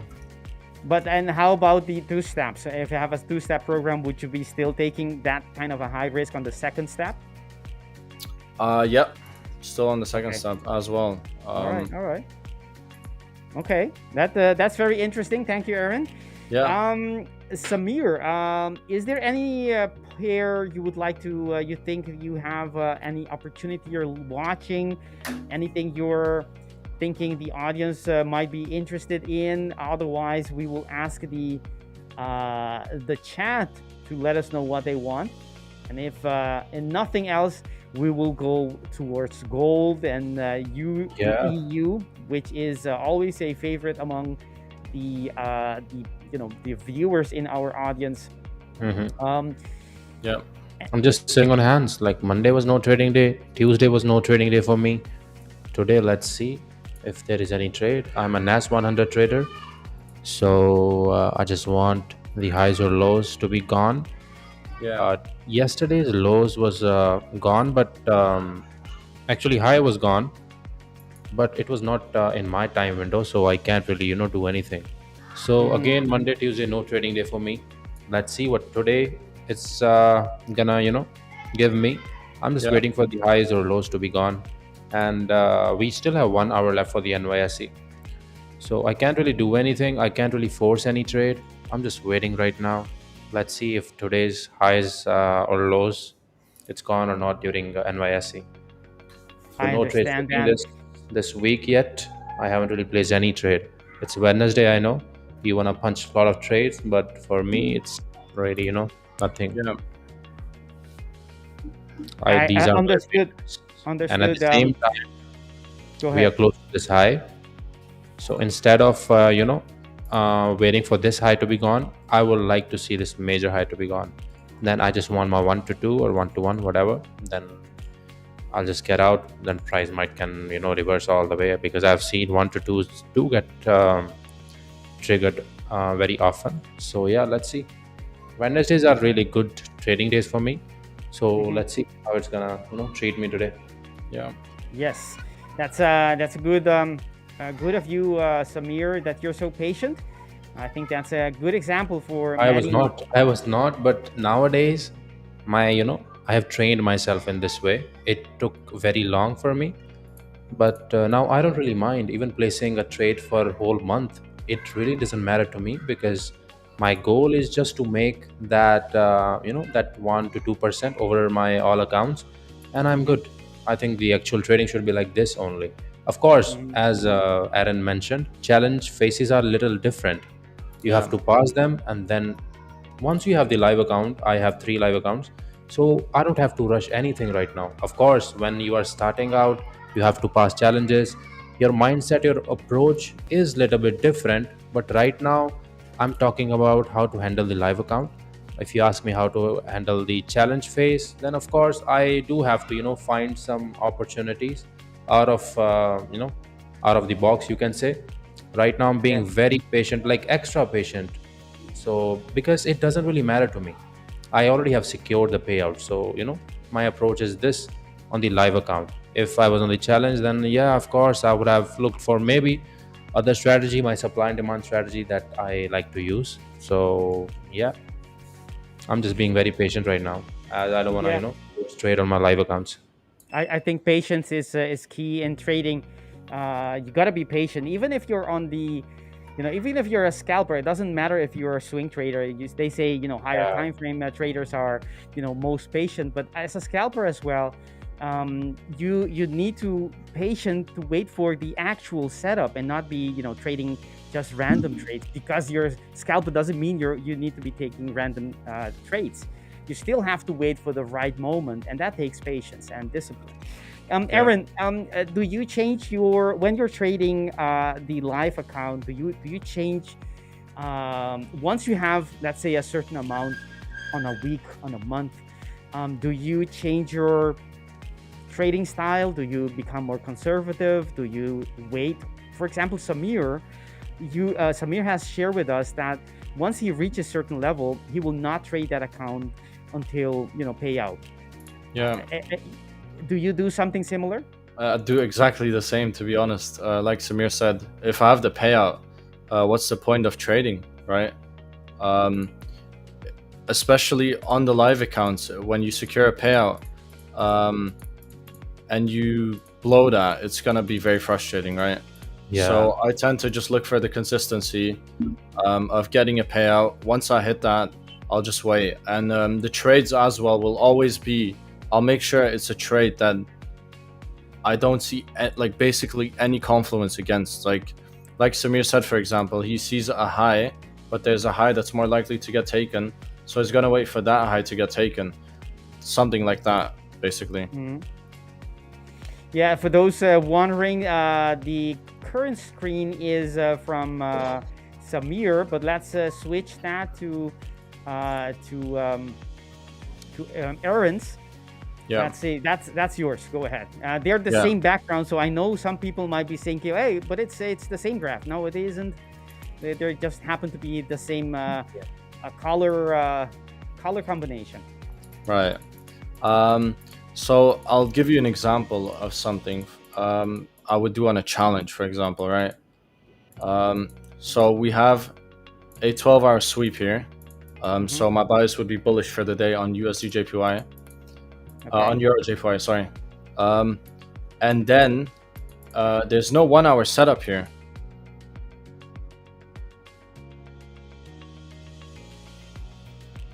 So I'd mark my sweep, the 1 hour sweep, to the last high on the 5 minute. And once I got a break above that, I could look for an entry here. That is something I wouldn't do on my live account because it's a lower time frame, right? But the lower time frame gives more opportunity. So that's something I'd only do on my challenge. But on my live account, I would only look for higher time frame trades. And something I missed ask you, Aaron. You said you look for. You mentioned a couple of pairs. They were yen pairs, and Yeah. How many pairs do you look at? Basically 5. 5 pairs that I trade, and then the 2 other ones would be the dollar and just yen, just to analyze. Okay, and which are these 5 pairs that you trade? Euro USD, GBP USD, and then GBP JPY, Euro JPY, and USD JPY. All right, so the 2 majors and 3 yen plus the 2 relevant indices of these 2, the euro and the yen. Yeah. Or not the euro, I mean the dollar and the yen. Yeah, those 2, yeah. Awesome, I like that. All right, let's check the chat. If you guys in the audience have some, Samuel says, great strategy, interesting, very clear, straightforward.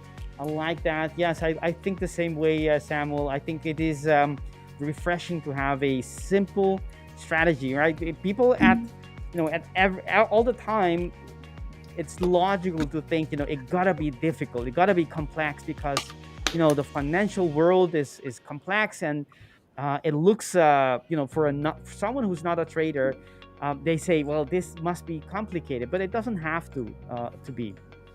You can still get edge by doing very simple and only a few things just done correctly. I totally agree with that. Let's check. You mentioned a mentor. You had a mentor, Aaron. How long did he mentor you? I'd say it's been a year. At the moment, I still get mentored by him, but everything's working out for me. It's just I prefer to just have him by my side, Okay. His name is Hamza. So yeah, sorry, go ahead. I was just gonna say the system that you have, you're following this since an year now. Yeah, it's his system. That's his system. Yeah. Okay. So you molded some things, or it is just you're following the same thing. I'd say we follow the same thing, but some trades it'll be a little bit different. Like maybe, like for example, he doesn't trade the lower time frame at all.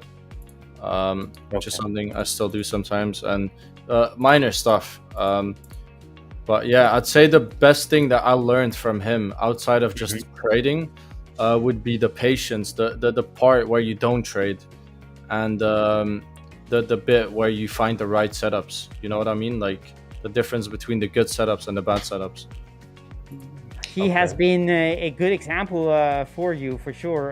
Because I see that's the good stuff that you get from working with someone is obviously the strategy, the system, the way of thinking, but also the examples about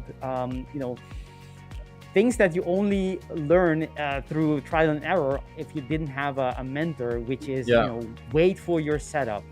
It's not worth it going chasing everything that moves. That doesn't work.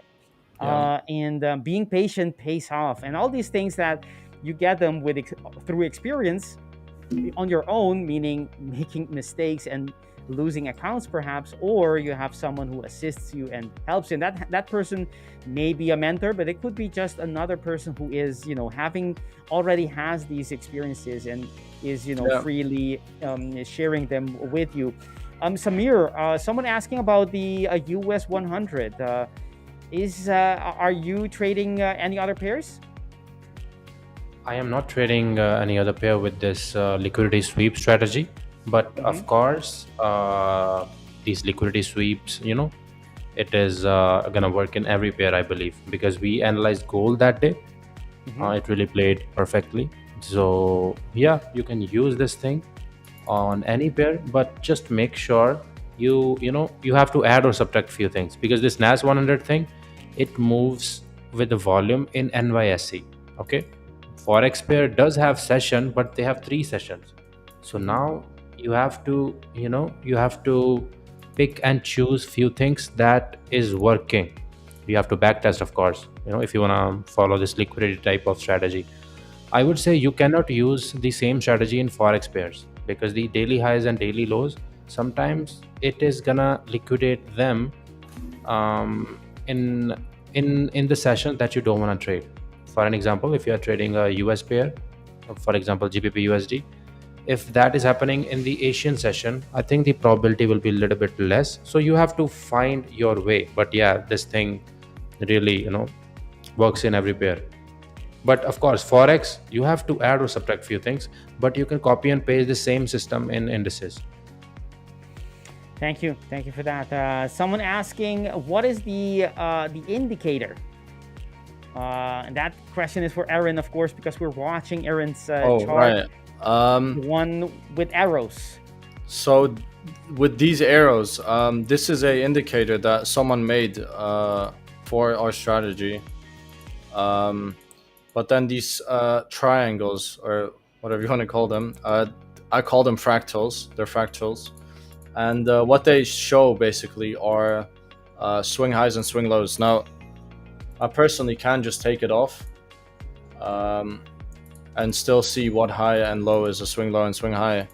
But the good thing about this is that it marks the sweeps for me, as you can see here. So I just keep it on. But yeah, that's the indicator. Nice, I like that. And can you change the values, or is it hard coded? I think you can change the values. I'm not too sure. Okay, no, it's hard coded for this one. Okay. And then for the normal one, you can change it. Yeah. Perfect. That's because an indicator that it's working for one strategy can be molded depending if you can modify and change the values, because you can adapt it a little bit to your way of trading. All right, let's take a look at let's break down EU. Who wants to do that? Who go first, or shall I? I don't mind. Go ahead. Someone else go ahead. All right, then. Samir, any preferences? Shall I? Okay, let's start with euro dollar. You can just screen. Sure, I will put your screen on. Let's see what you are seeing in the market. Samir, there you are. All right, go ahead. Okay. That day we marked this. You remember, Victor? Mm-hmm. We didn't close it above, so that is why it was 50-50. So now look at this candle.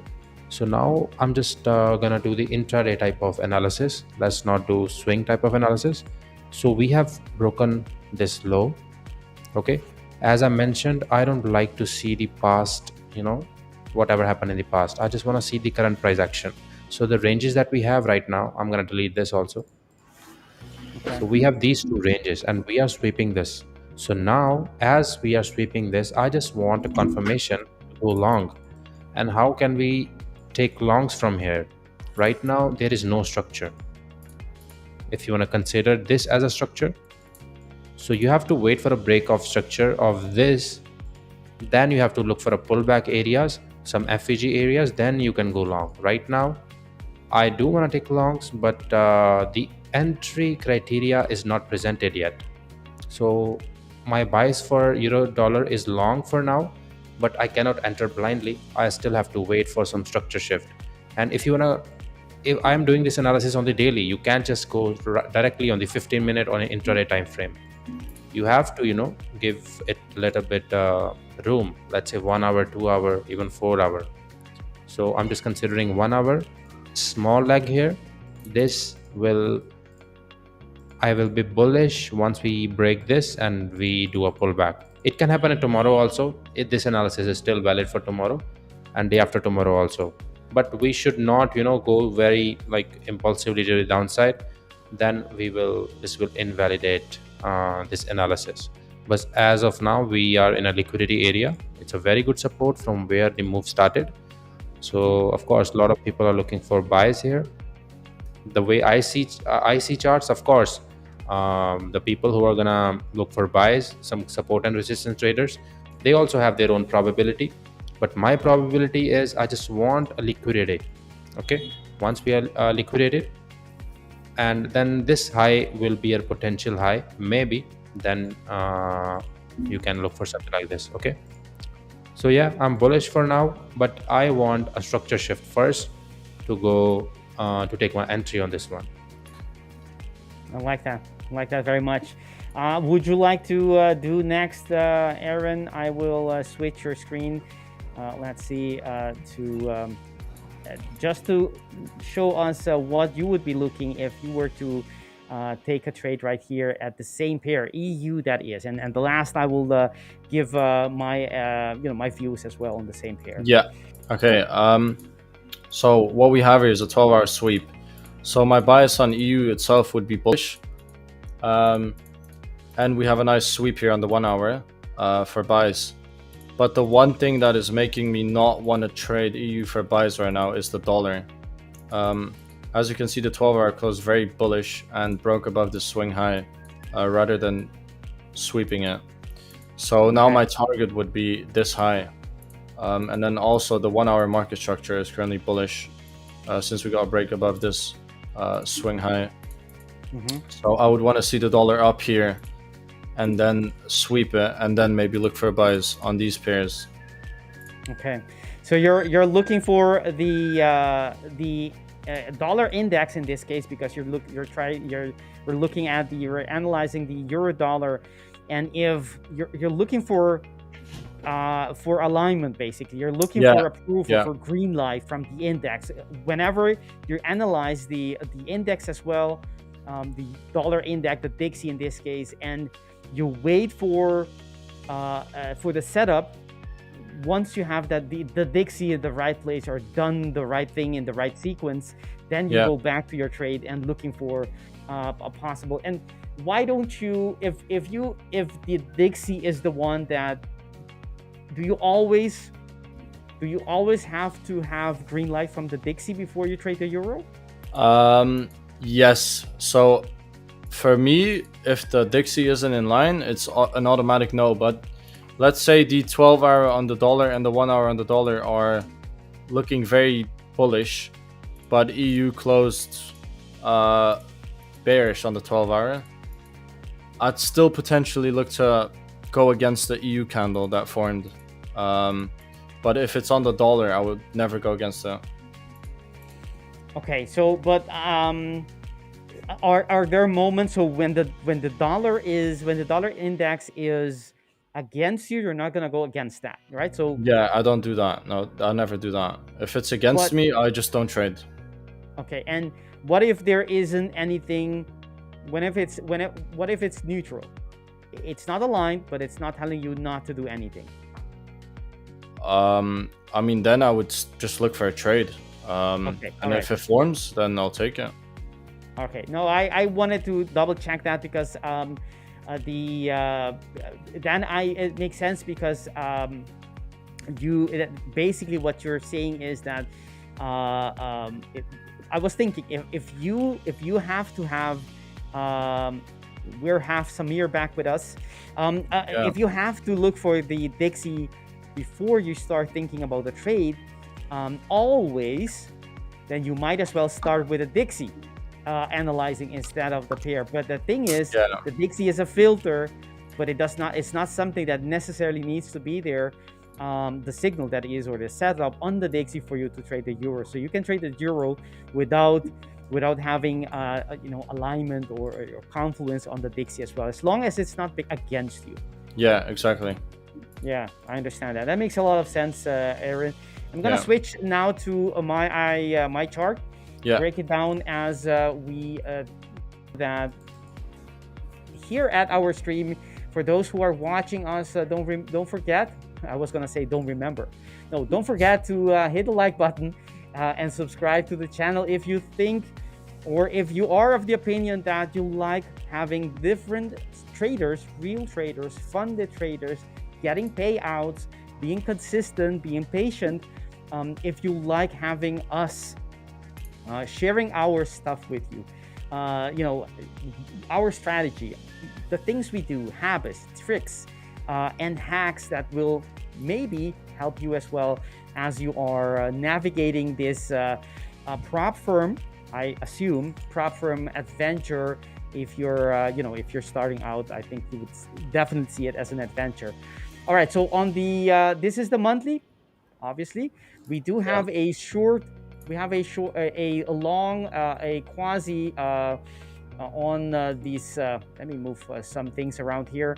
We do have a quasi on this, a huge quasi, which I start the top-down analysis with the left shoulder that had neckline breaking, and we're currently creating a possible right shoulder, second right shoulder that is, and we had the first reaction from that monthly entry order block on that monthly structure right here.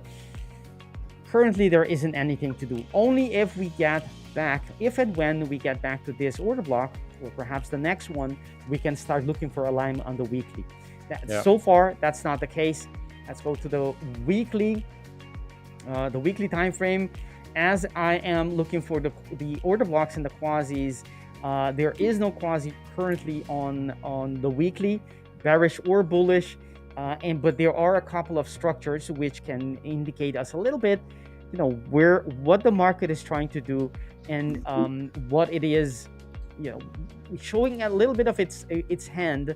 Basically, this current candle, Aaron said it quite wisely, that you do not trade an open candle, right? You have to wait for it to close, because it can change in the last couple of, last 5%, not to say minutes, because sometimes it could be a weekly and that could be hours. The last part of that candle can change dramatically, and changing the aspect of the close completely, and the candle, everything included. So you'd want to wait for, and we're at the middle of the week, and this candle, I'm pretty sure everyone is looking at how bearish that is, and that's fine. That is true, but the fact is that it's not closed yet, so we cannot judge that candle or take a trade from it just because it's looking a certain way. We'll have to wait for it to be almost closed to have an idea, but actually to act upon it, you have to wait for the close of that candle. So what we have is, we do have this is the bullish structure we have here, has been already tapped into. So that's something I don't want to be looking for, at least not for entries, maybe for targets if I'm going to go shorts. And the next is, we do have a fresh order block, bearish. Two, by the way, actually this one isn't fresh anymore because it has been mitigated already, so only one. We do have this weekly bearish, and that weekly bearish is looking, we're expecting, right, when you have these order blocks, some kind of a reaction. And on the higher time frame, I'm bullish because as we have seen, it's been very bullish on the higher, on the one higher than the weekly. However, currently we are in a bearish structure, and this reaction does fit with the fact that we are currently in a bearish structure, which is this weekly, right? So that's one thing, but still, it doesn't really give us anything to trade from, not at the current levels at least. The daily, let's go to the daily to watch what we have. we did have a very beautiful quasi. I said on the weekly we don't have a quasi, but on the daily we do, which is this, right? That's the established uptrend, and it does all kinds of up and down movement, and then eventually break that neckline, comes all the way, touches that entry order block with that bearish structure, and then reacts from it and is now having follow through. The only thing is that in this time frame, it did not signal, at least not for me. As we go deeper into this price action, let's say, you will see that, if this is the test, or this is the question that I ask myself. If I see price action the last couple of bars, do I get the impression or evidence, conviction, whatever you want to call it, do we have proof that the sellers have taken control? We might get it today by that creation of that bearish order block, or perhaps later on as it closes and breaks the current bullish structure. If that were to happen, that would be my sign that the bears have taken control, but currently that's not the case yet. So there's nothing really to do on the daily time frame. I would be waiting for price to come back higher and then see if I can get a short from there, because that's what the quasi is telling us. That's the place where you want to be taking the short from. And the daily time frame, we do have a fresh order block that is currently being retested. And let's check here. We have, for those who are wondering, we have the CEO of the 5ers coming in for a scalper bonanza in about a couple of minutes. So stay tuned if you're interested in watching the CEO of the best prop firm doing his magic on the chart right in front of you. So we do have the bullish order block on the daily. So we want to be taking the short from here, at least in this time frame. And as long as this order block is not invalidated, it is a bullish structure. So you could be looking for alignment from the daily, H4, H1 or 2 as it is in my case, and look for that reversal if it were to happen. We don't know that, we don't know yet if that's going to happen, but if it is going to happen, then we can take that trade for sure. Let's go to the 4 hour. And I'm going to wrap up my analysis in 1 minute. This is the lower border of that daily structure. And what we're wanting to see is we don't have actually bullish structures being created. If anything, they're being invalidated. So in my opinion, or at least through the eyes and considering order blocks and quasis, the structure does not have a leg to stand on, at least not yet. The bullish setup, that is. It is breaking bullish structure instead of respecting it, and it's not creating new ones. So far, I need to sit on my hands and wait for the market to tell me that it's actually going to reverse, because if not, then I don't want to be a part of this price action. All right, so and on the lower time frame, before we continue, we do have a close, which is something that I do not like, a close below the level. Now it's only 2 hour.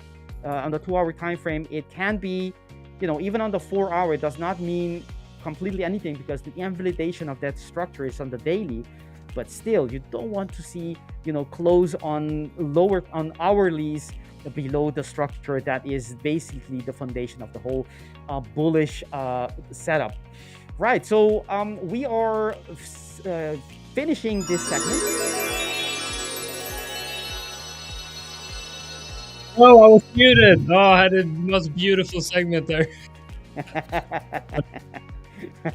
What's up?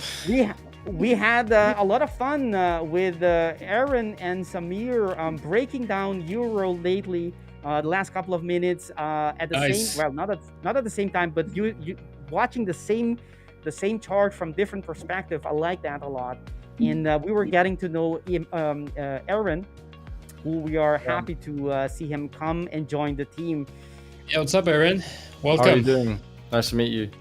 I'm all good, man. Nice to meet you. We have someone waiting in the background. Let's get him on.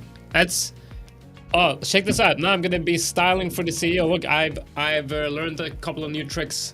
Check this out.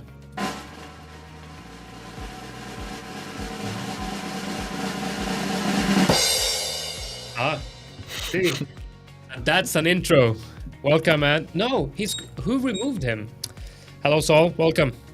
What an entry. How are you guys? Yeah. That's That's a great entry. Oh, there's a lot of people in here. A lot of people in here today. What are It we? is. Aaron, you're from the US, aren't you? No, I'm from Belgium. I'm from Oh. Europe. Yeah, Are from yeah. Belgium. Okay, so I got that information incorrectly then. Maybe it's because we launched for the US today. That's quite exciting, Saul. It is. So welcome back to US traders. It is. We're very excited with this. Also, the introduction of C Trader as a platform available for Yep. everyone. Of course, the fact that US traders can, go back trading with the 5ers is very, very exciting. Yep, very cool, very cool. I know we had a lot of questions in the comments, through the live streams. When are you going to be accepting US traders back? And here we are. It is. Here we are. It is Yeah. not today. Yesterday was the official, official welcoming day. It took a while. It's so many pieces to put together to make something like this to happen. But finally. Yeah, it's it's two different worlds with EU and US when it comes to regulations and legal. It's just it's two different worlds. Everything. Saul, welcome to the stream. We are happy to have you here. How are you doing, first of all? Yeah, I'm fine. I was on vacation. I spent 2 weeks in Spain, which was beautiful, north of Spain. Was not relaxing because I was with the kids, of course. But at least going to the. If you know, you know. And, you know well, Jonatan. Of course, at some points they get sick. You need to get a doctor and pharmacies and. But yeah, overall it was good. Nice. Did you feel like maybe you needed a vacation from the vacation? Yeah, now I need someone to take care of the kids a couple of days, and I can relax a little bit from them. Have your own vacation. Yeah, me and my fiance did exactly that. We went on vacation this summer, and then we got back from vacation. You know what? Let's have a grandmother. Let her take care of the kids, and then we'll go on a real vacation. So we went away on a just me and her. That was nice. That's a real vacation. But we do it for kids, right? That's what we do. We do it for the kids. Absolutely. But I did it. I'm glad to be back, and I met with Anastasiia. It was really nice to meet her in person. We had a good chat, so that was also good. But yeah, it's good to be back also to the markets and the trading room. To be honest, I haven't seen the charts for the last week, so maybe I'll need some help on finding something that's moving and we can trade together today. Yeah, I haven't been watching the markets too much today, but I guess the other host here in the live stream who's been actually watching the markets for the last couple of hours might have something to share. Yeah, we the three of us, we were basically waiting for signs to go long on this liquidity sweep or this taken of that swing low on EU. But I think all of us kind of agree that it's not ripe yet at the moment. Perhaps it's not going to come, that opportunity, or perhaps it is something for the future, but not right now. And I see it very, very weak still, and it doesn't have any quasis showing in relevant time frames for me to do anything. And I think the other gentlemen were agreeing with that. So I would I have to go now. I really enjoy our moments together, Saul, but it will be another time. All good, Victor. We'll see you next time. Take care, and Victor. everyone. Take care. See you guys tomorrow or in Discord in about an hour and 45 minutes. Bye bye. Yeah. By the way, Saul, we're working with Samir. Is there anything we can tell the audience about that? Is that we wait? To tell what? Yeah, we're Samir. We're working with building out parts of our communities. Is that something that we're? we can talk about in the live stream? Because we do have a lot of development, in the. Yeah, if you haven't, Samir's it's gonna be helping develop the localization and expanding the operations in the Indian market. So looking for partnerships and collaborations, and looking to expand in that area. So you're gonna see him around a lot, and especially if you're in India, you might see him different media and different channels. So it's good to So it's good to get familiar with him. So we'll big definitely things see more. coming for Indian I think there's an traders, echo. Indian top I don't know traders. where the echo comes from, but I think from you, Samir, there's an echo. No, my headphones are on. How can it be possible? Okay, I think it's better now. Okay, so big things coming for Indian prop traders. We are planning, big things. So I'm just excited to be a part of Fiverr, and let's make trading simpler and better experience for Indian traders. Let's go. And of course, all of you watching, Fiverr is the best. Definitely. You already know that. I'm super excited about that, and then we've had getting a lot of good feedback, good comments on your sessions here in the live trading room as well. So I very much appreciate that. Right, EURUSD. What are we watching? Okay, EURUSD mentioned sweep of the lows.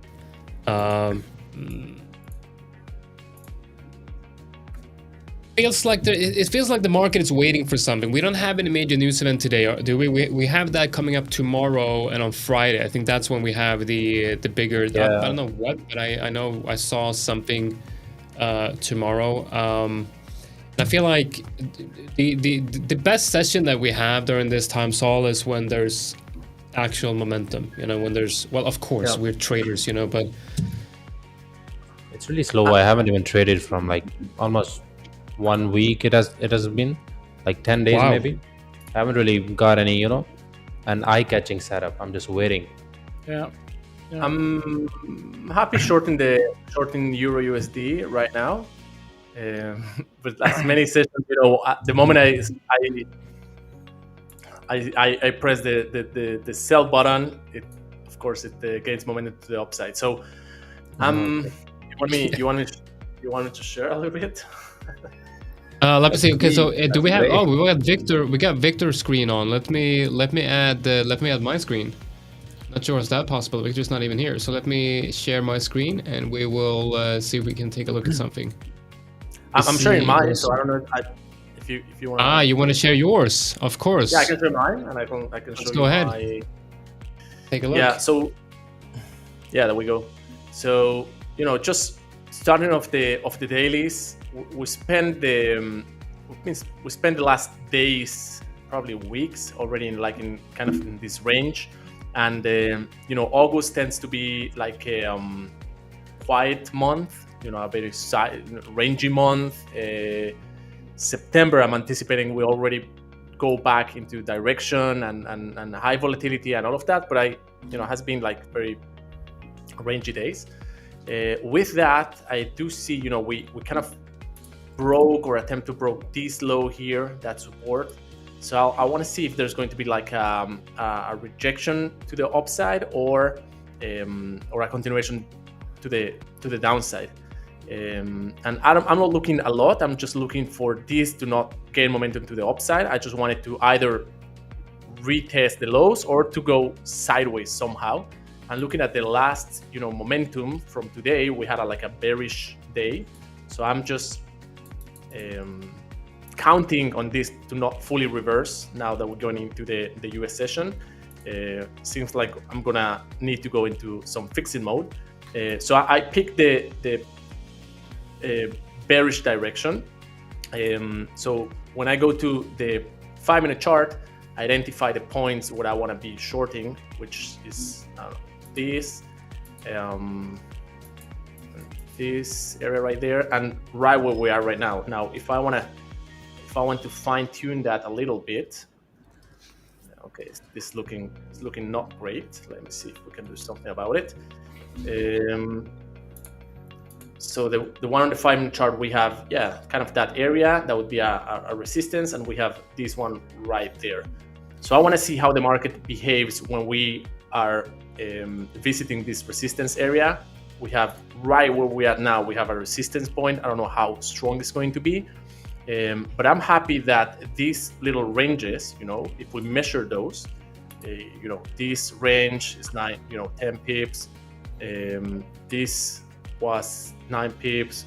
Here was 9 pips. So within these 1 minute ranges, impulses, we have more than, 6 or 7 pips. So we can try to grab 3, 4, 5 pips in between these, in the movements between pivot points and pivot points.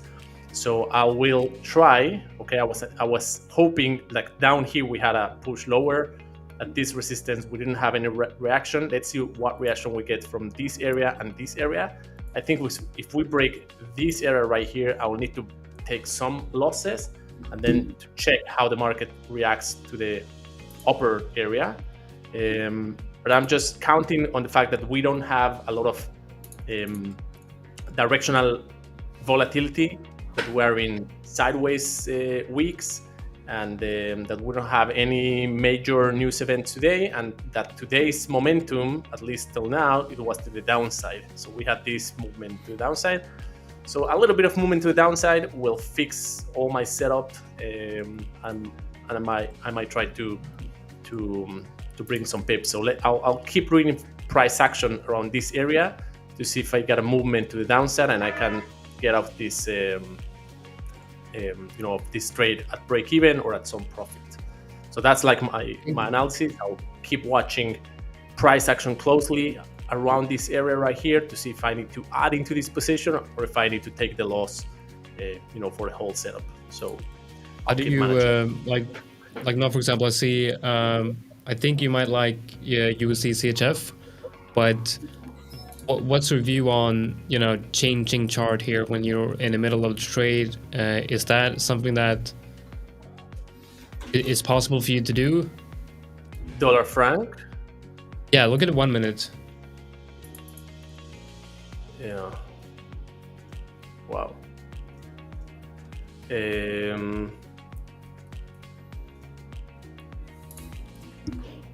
It's interesting. It's very messy on like the daily. Very messy is on the daily barcode pattern. On the daily, we're like kind of still on a bullish day. We just have this momentum downside. Yeah, it has good potential to go down. This is the momentum the momentum on the 1 minute is what I'm interested in on USD CHF. But then you look at the daily and it's like, I don't even know what that's called. Yeah. Okay, so right now I'm happy we had this tail, this candle. We're kind of slowing down. Let's see if we can have a next leg down. I want to check where my break-even point is. I'm anticipating it's going to be around this area here. At that point, I will see how I manage this. So I'm just waiting to see if we can have a leg lower now. And I'll manage this. Guys, sorry to interrupt. I have to go now. It was very nice to be here. Thank you for having me, and have a good rest of your day. See you next time. Yeah. Awesome. Thanks for joining. Hoping to have you on again. So just reach out and we'll keep in touch. All right? Yeah, for sure. Thank you, guys. Take care. Bye. All right. Bye-bye.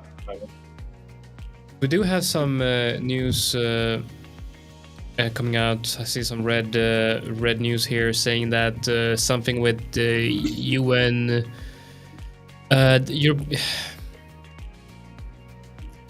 Okay, not really sure where that news comes from. Something about UN and reimposing sanctions on Iran or something like that. That could potentially be market moving. That just came out 14 minutes ago. So I gotta look at the sources for that. I can't really. I was mentioned in the sources, and then I'm like, it's the source. It says sources. Yep. Yeah, not very reliable. I like USD. I like the short before this current 1 minute candle. I thought it looked really good. But this is what happens. The markets it moves up and down. To get a big move to the downside. Yeah. Let's just see how long it takes for it, how many iterations it takes for it to get to the point you want it to go, right? But there comes a point where price action is, because like you don't want to be staying up here for 10 minutes, right? Because then ideally you want like a quicker reactions. Yeah, I mean 10 minutes. I don't mind 10 minutes. I don't want hours, right? That's the thing. Now going into some detail on the 1 minute chart. It's not super strong this area, but it should be sufficient, like for me to get out of this trade in good shape. So let's see. I like that price action, and this is our job, right? To read price action, to understand the balance and imbalance between buyers and sellers, and to react towards that, right? If I suddenly see after this white candle there's more white candles, I'm in the wrong position, right? I'm in the wrong side of this market. But as long as I see a balance between buyers and sellers and a possibility for this to come back and revisit this area, let me do this. Okay. If I was just opening the chart, this is a great example, right? Opening the chart right now, I'm all short, right? I would be shorting this area. So I'm sorry to interrupt you, but can you just double check that you're using the right microphone? Because I see that you have a decent microphone, but I don't think you're actually using that microphone. Yeah, wait. I think also the. I think maybe now it's better. Maybe you can tap the microphone. Yeah, you're using the right microphone. Okay. Okay. So if I was just opening the chart, I would be all short in this market, right? And I would be I would like the market to go and revisit this mid-range demand. So I think there's a good chance for the market to go there or there. And I think at this point I'm break even. This area I'm already in profit. So if we can make the movement towards the downside, we should be revisiting this area first, and then I'll see price action, and then I'll see if I hold everything all the way down here. So let's check. But I'm a little bit curious about, because look, this is my kind of my break-even point. The red square is my break-even point. You can see I'm break-even now, roughly. And if I hold everything to this level, then I'll be completely in profit. So, what made you decide to what? Yeah. What made you decide what? What made you decide to short this? Why did you short this? Yeah, but as I said, just the overall. The momentum for the day, the overall momentum, we had momentum to the downside. We have on the daily, we have the range on the daily, but we broke the support, so there's a lot of pressure to the downside. And the fact that we're hitting resistance, right? And the very basics is, buy support, sell resistance. So yeah. It's that simple. That's all we have to do. Just sell resistance and buy support. If you combine that with let me put this down a little bit. If you combine that with top-down analysis and risk management and supply and demand areas, then yes, market wants to go from key levels to key levels, right? So this is the key level we marked previously. Okay, this is the red zone. Now from here, there's going to be a reaction to the upside, hopefully no higher than this area, and then I'm counting on this to go lower to the next key level, which is down here. So above that key level, I already have all my take profits, right? So if you identify those key level areas, you just need to position on yourself on those between those key level areas, and then of course the management. I think the management is more important than the entry and the exit. Really, yeah. I think, I guess you have a point there. For me, I think entry and exit is more important because I try not to manage to trade too much. But of course, then the way you're trading. But I'm actually long your USD here. I'm not. I don't want to show you because it's. I'll wait until I'm in some better profits. But I'm long here. So that's cool. Here we have. I have the. Can't believe it. I'm trading against you here, Saul. It does happen sometimes. Let you wins. Let me. Oh, so actually, it's looking You'll pretty make good. money. Yeah, exactly. Let me see if I can share with you guys what I'm doing here. Is quickly. So what I did was I went long right here. On that level. You see when we. Because I'm actually bullish on this, right? I think the path of least resistance for your USD is to the upside. So we retested that level right here, there. I mean, man, my English is not the best today. So I'm looking like an overall like have a move. Move to the upside here, it comes down, move to the upside, got a downwards trending channel, kind of breaks out here, retest that level. And what I'm seeing here on the 50-minute is I kind of like the way we had that 50 in a candle. So first we had the kind of looks like is that a dragonfly doji, or I should know this. It's a dragonfly doji or a graveyard doji. I think it's a dragonfly, and then they have like a big wick to the upside, and then this next 50-minute candle is completely engulfed as the whole price action. And what I'm seeing here is a downtrend and a breakout structure. So I'm betting on your USD to actually break out here. Would you, Saul, flip your position if that happens?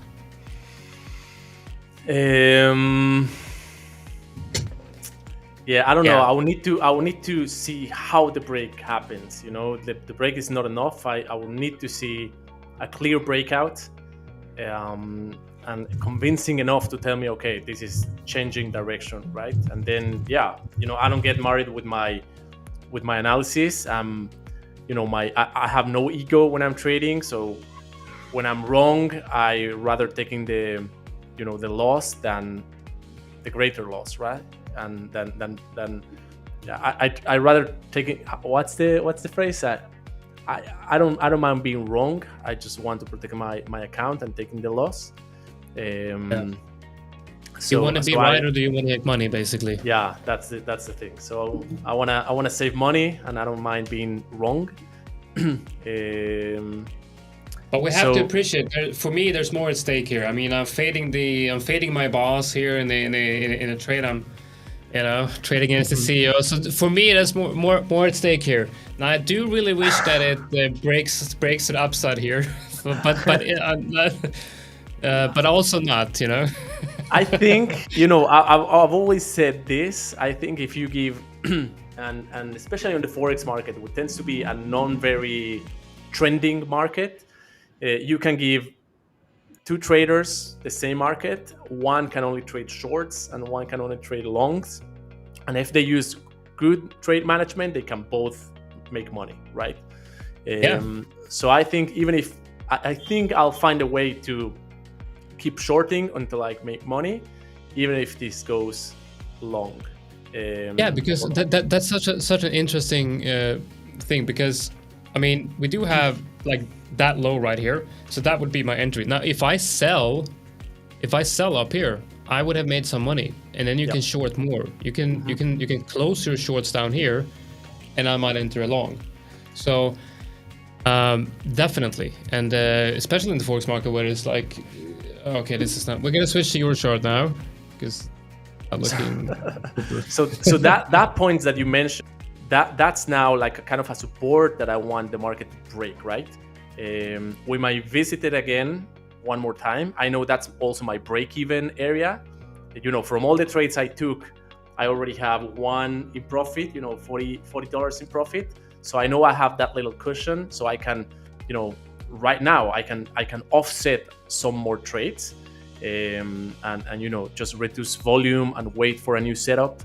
I'm not sure how many breaks of supports we're gonna have on a day like today, right? So probably when we go back to this support, it's not a bad idea to just close the trade, right? To understand, okay, the first entries were anticipated, and we're not breaking this low here. That's a break-even area. Close everything, just flat everything. Look for a better entry. Look for a better opportunity, because we have, a very choppy market, right? A very indecisive market, not very directional. So it's always good to you need to manage your allocation of the trade. So let's just keep. The same effort will take the market to break this one in order to get to my profits than to break also to the upside to run away from me. So there's no, the same bet. So let's see if we can make this one happen, the lower one. I guess today is a day of a lot of fake outs. So even if it goes for a third time now to this resistance and tries to break, there's a good opportunity for it to fake out, right? And then to reverse. So I won't get very nervous, especially against, especially after the momentum we had today, and we have good resistant areas on sideways market. You started saying something, you said especially against. I'm like, nah, let it not be Jonatan. Like, yeah, it's like I'm not nervous, especially not against Jonatan. I would be fine. Yeah. No, I'm. If I lose money against Jonatan, I'm fine with it. Yeah. Me too.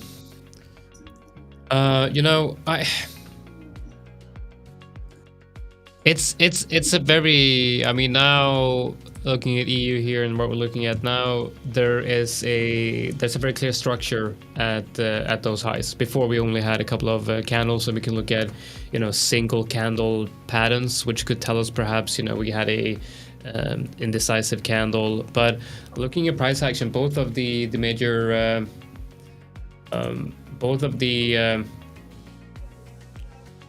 but we're right at that support again. But we're gonna break down here. It definitely looks like we have a weakening. I don't know. Let's see. Let's see if we can. I know I can now close everything for break even.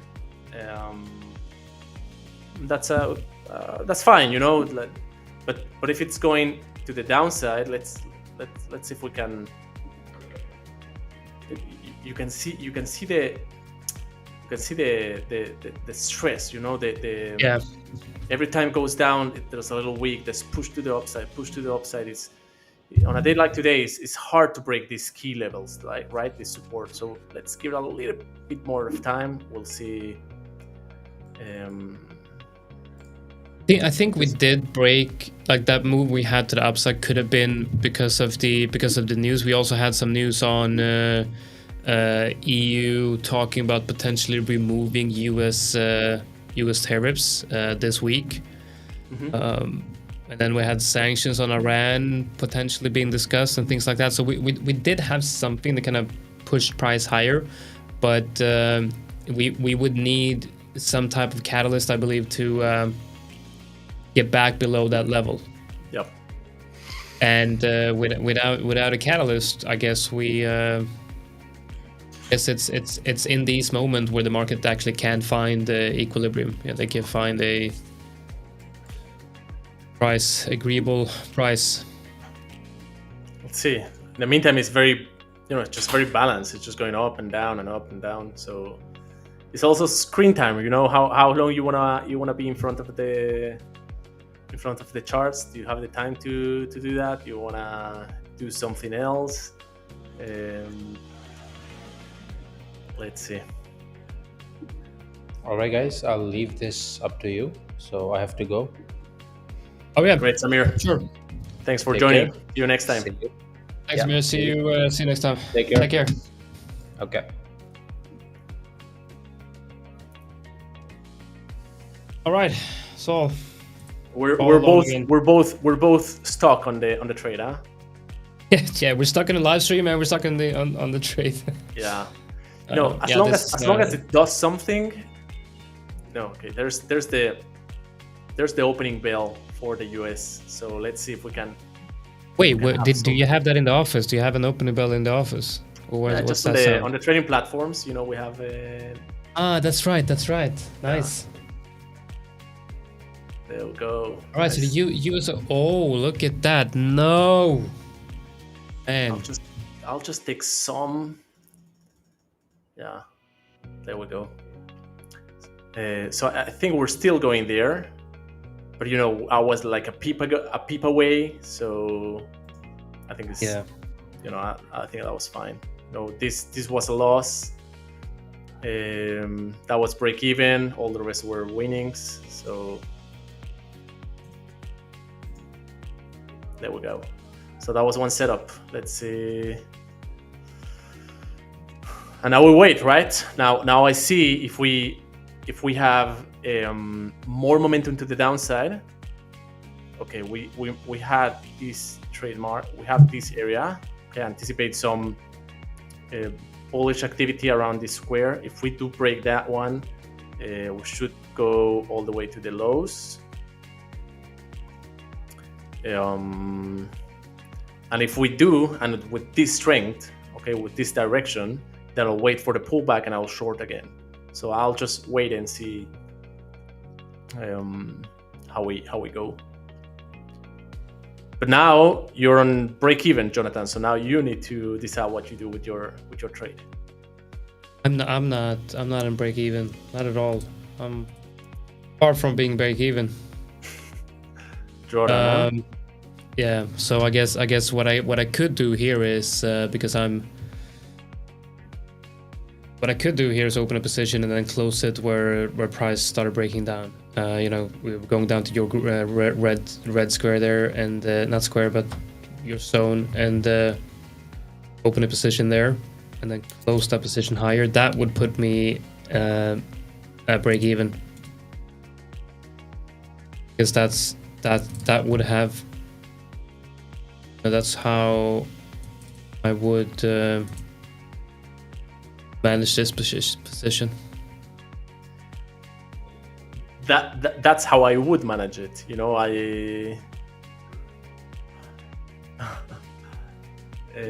That's how I would manage it, because then you have, let's say that was your first entry, and you had another entry here. That's it. Now, Okay, so I did exactly that now, and I got out of break even. Yeah, that's it, right? So that's the beauty. That's the beauty on active management of trades, right? And that was like a pivotal point in my trading, transitioning from passive management into active management. That's when everything made sense for me, right? Because I had more control into the outcome of the trades and not just entering and letting things. It's so happen. difficult. I mean, taking that step to, because like what I'm doing a lot of times is, I enter a trade and then I say, okay, I want to enter here.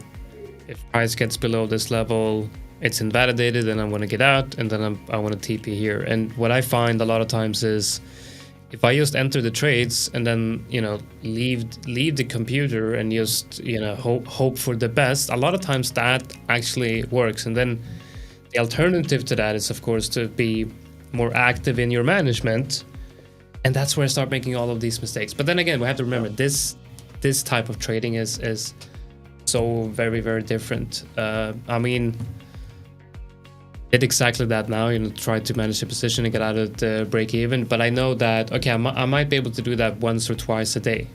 But if I'm going to do it 20 or 30 times a day, chances are that 10 of those are going to be bad decisions, which will not help my equity curve being pushed higher, Correct. Yeah, it's a lot of look, it's a different approach to trading. And I know a lot of passive traders that just take the entry and take the exit, and they do great, right? As long as you know how to filter out the right setups and which ones to take and which ones to avoid. and you know your statistics, and you rely on yours, and you trust the statistics, and you rely on them, and you have an edge, then of course you do that, right? For me, what made sense for me was going into lower time frames and the active management of things, because then I could have, let's say, even a 60% win rate, but then out of the 40% losing setups, I would be able to fix 2 more, right? So then I'm only losing on 2 out of 10 setups, instead of 4. So yeah, that's when you trade like this, do you have a now I know that you're busy running the company as well, so obviously you're not going to be able to sit in green and trade all day, but let's say that let's say you could, okay, let's say you have a whole day of trading. Like how many hours would you say that you're able to do that type of active management and active trading? Yeah, so I've been there, right? I've been in the full-time trading position, only relying on trading, and a good session would go for half an hour. And when you just the tricky part is not when you're trading. The tricky part is to wait for the right setup, right? But if the right setup is there and you just execute, you're in and out, and that's it, right? Other times it would take longer, 1 hour, even 2 hours, and sometimes you get stuck, right? Suddenly for example, this time it went down and I was able to take profits, and that's it. But if the market just stays sideways, then you're stuck in the trade, right? You're just there managing it, and if you go after the US session, then volatility goes down, and you get stuck, and then you get into a very long trading day. But usually it goes between 1 hour and 2 hours, 1 or 2 hours of activity, as long as you find the setup, which is the tricky part, because you're not always sure, or there's not a certain hour when the setup is going to be there. So that's why when I'm in the office and I have the computer on and I have the charts in front of me the whole day, I'm not trading the whole day, but I have the chart, and suddenly I have no meetings and I see the setup, I just go and take it, right? And it takes me just a couple of minutes, which is good. Yeah, I like that. But I think also part of my question was also about, do you have any like time limit on, because it's very demanding, trading like this, and mentally demanding as well, because you have to make a lot of decisions. Do you think that after a certain amount of time or a certain amount of hours, you feel like you're maybe have taken you're at your decision limit for the day? Yeah, I think usually it comes when I need to go to a meeting, or I need to take a call, or I just identify the market is not going the way it's going. So if I'm on a loss and I can take the loss, I just take it. If I'm just stuck, sometimes I'll just hedge the trade and come back whenever there's a bit more volatility, and to see, what can I do with it. Interesting. But absolutely. But you're hedging on the lower time frame, so the fluctuations can be massive. Yeah, but I'm hedged, right? So I'm not exposed to that fluctuation. I'm just kind of taking the holding, buying some time to see what can I do with the trade on a time where there's a variable. The way I see it, I mean, we have a lot of people coming on to the show, and I can talk about some of them and say like, okay, this guy is trading this way, and he got this type of system. But when it comes to you, I would say like you're the only trader that I've met that I can safely say that your strength is the management of trade, and you don't. It's almost like you don't follow a specific system. It's more like you enter the market, and then it's more about how you manage that trade. Absolutely. And I feel like it's not a lot of people do that for two reasons. First, it's very difficult. You know, it's very difficult. And secondly, the easiest route in trading, I believe, is to find the system, systematically follow that system, set and forget, don't manage too much. And if you're able to do that, I think most people they settle with that. It's easy. But then when you're thinking about being a maybe full-time trader, you have to do it a little bit differently. You can't just enter the market and use whatever happens. You have to kind of like be more active and active that trade, manage that trade, especially if you have that idea that if you're going to be living off your trading capital, your trading profits, you kind of have to make money consistently, and I think the way you're trading is a good way of making money consistently if you're able to pull it off. Absolutely. I think I don't know a lot of traders that, when you only setting up forgetting, like the way you put it, when the market changed, the system breaks down and you don't understand why. So, as long as you're using a strategy for trending markets and the market is trending, yeah, you're gonna make money. But if the market changes and you go into a ranging period and you're applying the same strategy, suddenly the system doesn't work anymore. So I think when you approach, using the right system, like the right approach, and then you combine it with active management, you're just more in control of the outcome of the trades, and you're more flexible. You're not so worried about the direction and about being perfect on your entry and your exit. It's a bit more flexible. That's I think that's the key point of everything. Yeah, but for me, I like trading this way when I'm streaming with you. And then Saul, you're also a very calm person. I become calm when I'm having a conversation with you. And I feel completely calm. Trading with someone like Michael or maybe LJ, it's a way different. I'm not very calm, but I can't trade that way. But this is nice, But I'm not gonna be able to, I can't trade like this for too long because it's I don't have it in me. Anyway, I'm long here on Euro USD right now. I like this level that you marked out. I'll go along with you. Let's go along together. So we don't. Oh, no way. Yeah, we got the exact same TP. Okay, nice. Yeah, let's go. I mean, for me, I think it's a better setup for this to wait for it to go up and then to short it. But just so we're on a line on the entry, let's go. We'll go. I'll go along with you, but I'm expecting and I'm ready for this to break down. So if this breaks down, I am anticipating on adding into this trade down here. That's the thing, because I'm not setting my stop loss, right down here. I'm prepared for this to break down, and then I will add into this trade if that happens down here. You know what I mean? Yeah. I will never, especially on the 5 minute, on the 1 minute chart, that you have so many.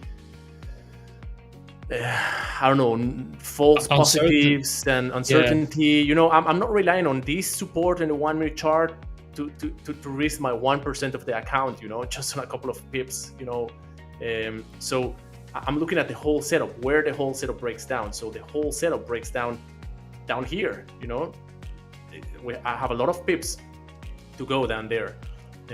So I'm waiting, I'm prepared for the market to go down here. I'll add. Go down there, I will add, and if everything fails, then I'll take the loss. But let's see if we can grab 2 or 3 pips of this tiny reaction. But I still think we're gonna go up, and then it's a good idea to short again. That's just my gut. It's like just based on the momentum of the overall momentum, following the momentum of the day. We had the US opening. That was the opportunity for the market to reverse and go higher. So the fact that it is not going higher, now I'm more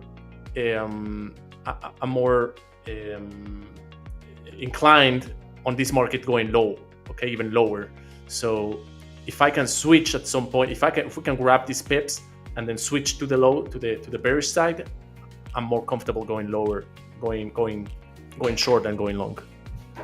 That makes sense. I do like that. I like how you mentioned. Oh, I don't like this level on the 1 minute. It's not a level that I'm gonna risk, 1% of my account, and then I'm looking at my risk, and I'm like, okay, you want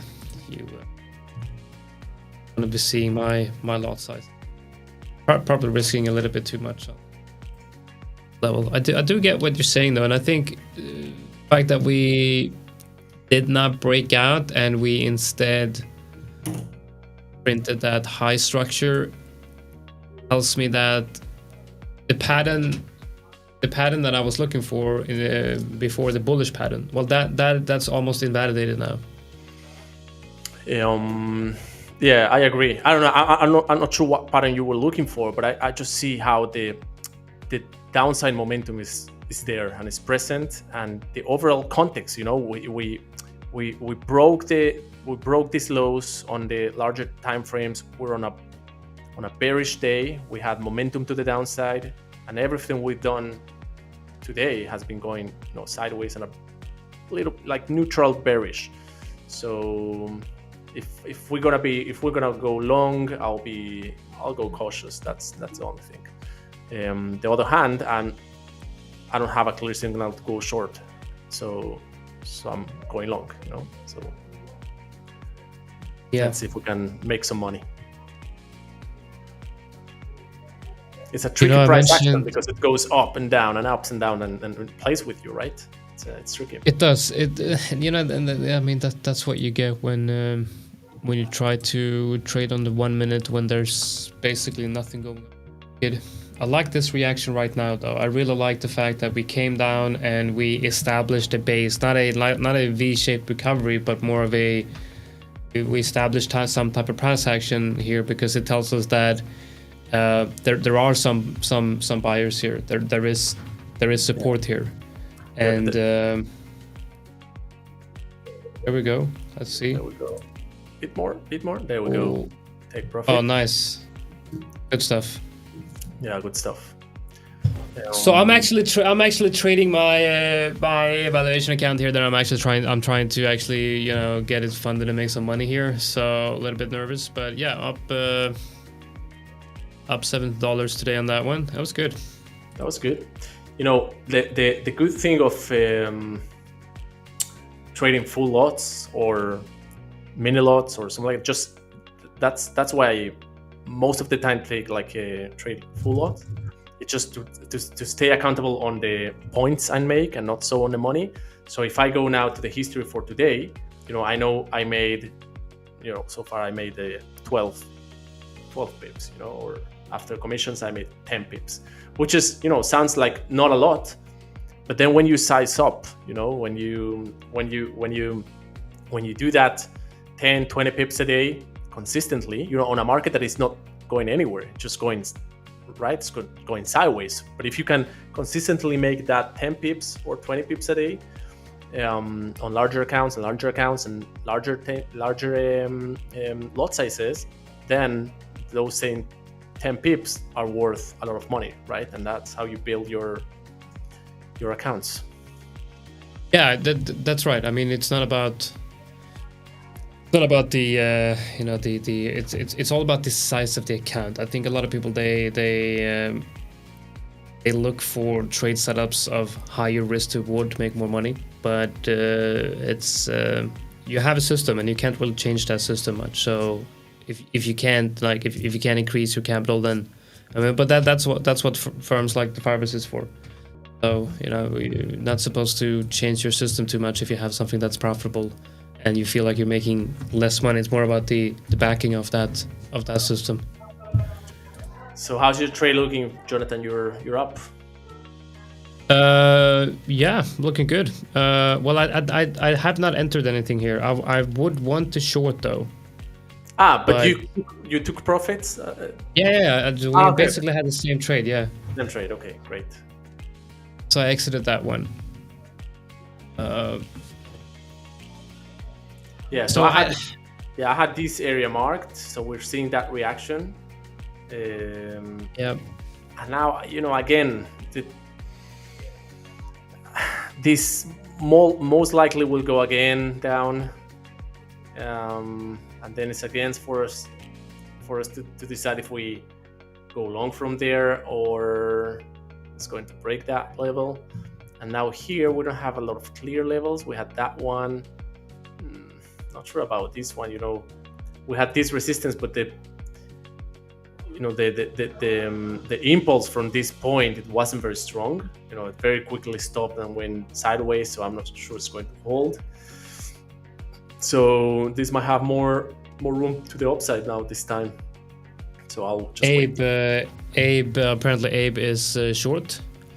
I like how we've been taking a few trades here, and now the only trade that we don't take, Abe enters. Now watch, yeah, that's Abe. Poor Abe says, "Don't break my heart," and then 2 minutes later, heartbroken. Yeah, well, you know what I mean. Like, you should have listened. Should have listened, Abe. None of us are in the trades. You missed all the action. Coming up, new product from the 5ers, Saul signal server. I'm kidding. Let's not make a short out of that one. I think I would be ready to short soon though. I think it's a good reaction here. It's showing a little bit of showing some good momentum here to the upside though. I think. Yeah, but again, all the impulses today haven't gone large, like more than. This was, I think, this largest movement. That was 13 points. So statistically, they shouldn't run more. Okay, we should be visiting this resistance, and we shouldn't be breaking those. Just statistically, based on the impulses and the movement from pivot point to pivot point on today's price action. Of course, that can change. But again, based on the context, are we after any red news, high impact news? Because if I have 5 pips or space, because if we do, there is no clear reason for us to be clearing highs, today. So statistically, there's good chance for us to revisit the resistance and then going down again and continue the, So on a pair like you're used to, do you think the market? Do you think it's possible to have major moves in the market without any major catalysts like news events or things like that? No, we don't tend to have those, right? Unless we are at a major key level, which is, I don't think it's the case, right? Because what I'm asking is, like, it's not speculators that are the driving force behind Forex, No, not at all. No. So if you, but I remember we had a couple of months ago, we had a technical move on oil. Like, oil broke like above a trend line in this rally. Then there was like nothing in the news. There was no fundamentals. Nothing happened. So I think sometimes we might have a technical move just based on technicals and speculation perhaps, or maybe it's just what's that short squeezes could be that as well, something like that. Yeah, or if you were, I don't know what was the date, but if you were close to the options to to the contract to end, the futures contract on the oil or something like that, there might be people getting rid of the contracts. So I don't know what's the case. And of course, there might be, there might be somewhere in the world a huge transaction just going on between US and a European bank or company, and out of nowhere you could get a moving market that you can't explain. But usually that's not the case, and usually those movements are after news announcements or right after visiting key levels, fundamental levels, which is also not the case right now. Looks like we have a breakout. Look at that. Sorry, Abe. Oh wow. Well, okay. Now the question is, I'm not gonna long this, am I? Am I gonna long this? If you long now, you're just buying at the highest price I know. available, That's like right? buying So- resistance. I know it's stupid. No, I would wait for a real retracement and then to try to join, but I would, you know. Yeah, but that's what everyone who got left behind said. Yeah. Yeah. Yeah, you never know. It's the same with the stock market and Yeah. and the crypto market. You just, I don't know, you wanna join, but you don't have that pullback to let you get in, right? Yeah, I see that happen quite often in crypto and the stock market, where you have a reason to move higher and then it just continues and continues. Yeah. So there we are at the red box we marked, the resistance. So that's the reaction. Let's see if we can have some follow through from it.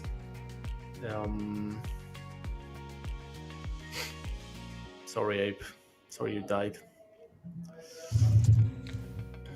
Right. Okay. Well, now I like that reaction because the breakout level has actually been retested. Now we're looking at the 1 minute. And sometimes I feel like I want to get, even down to the even lower time frames, and I think this would be a reason for that. Okay, so I'm actually going to try to go into a long position here. I'll let you share your screen this time because I think I'm done for the session.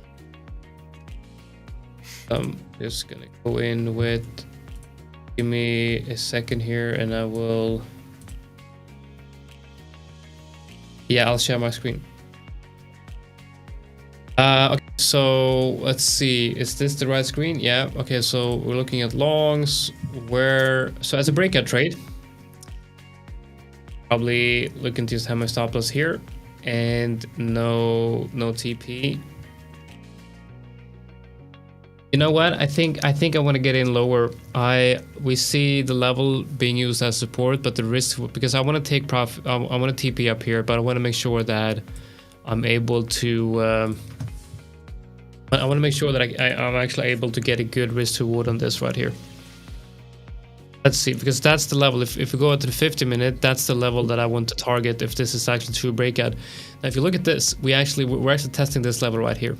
So I want to come back to this level. I want to come back to the breakout level and actually have another bullish reaction. Otherwise, this might be the real resistance, Mm-hmm. Let's see. No, it looks like it want to continue to the upside. Yeah. Well, you know what? I was going too long, but then you said wait for the retracement. So here we are. But you know what? I'm probably not going to be entering this one right now. And even if I do enter, I'm not going to have the time to manage this trade. We only have a couple of minutes left on the live stream. I want to take us to the last few minutes here. Let us know, guys. Do you have any questions for Saul here? We have Saul here every other week, so take the time to ask any questions. So the last few minutes, if you do have any questions, let me know in the comment section. And yes, by the way, for everyone who wondering, the giveaway that we're running here is a giveaway designed to give back to the community, to make sure that all the regulars here are able to get rewarded. So we have a giveaway that is based on you got to go in and you can enter a secret code, and that secret code is divided up into 3 different words that is randomly distributed throughout the live stream. So people that are tuning in, listening, and reading the comments, you'll be able to find that secret code to get into the giveaway. And I've already written out all the 3 words, and all the secret codes are for today is in the comments, and the giveaway is closing in a few minutes. So everyone who got the words should be in the giveaway, and we're going to be announcing the winner tomorrow.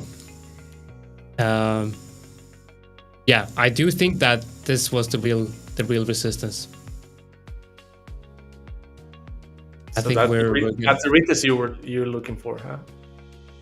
Yeah, but I don't like this anymore, because you see how this 1 minute candle right here just tells us that, okay, so first we had an indecision candle on the breakout. This tells us that, market obviously indecisive, and then right after that, one big bullish candle, big wick on the next candle, but then this candle tells us that now the bears are taking over, and I think this support might not hold. it might not hold. All right, guys. Right, that's it. That's it for today. Saul, I'd like to thank you for joining, and hoping to see you soon in the live stream again. Anything you want to share here before we wrap this up? No, again, just help us, get this to more and more people. Like the show, subscribe to the channel. So we want to end the year with 100K subscribers. So help us That's get right. there. And other than that, was fun. We had a couple of setups. We made some money, and till next time, guys. Thank you. All right, thank you, everyone. See you guys tomorrow. Bye. Bye.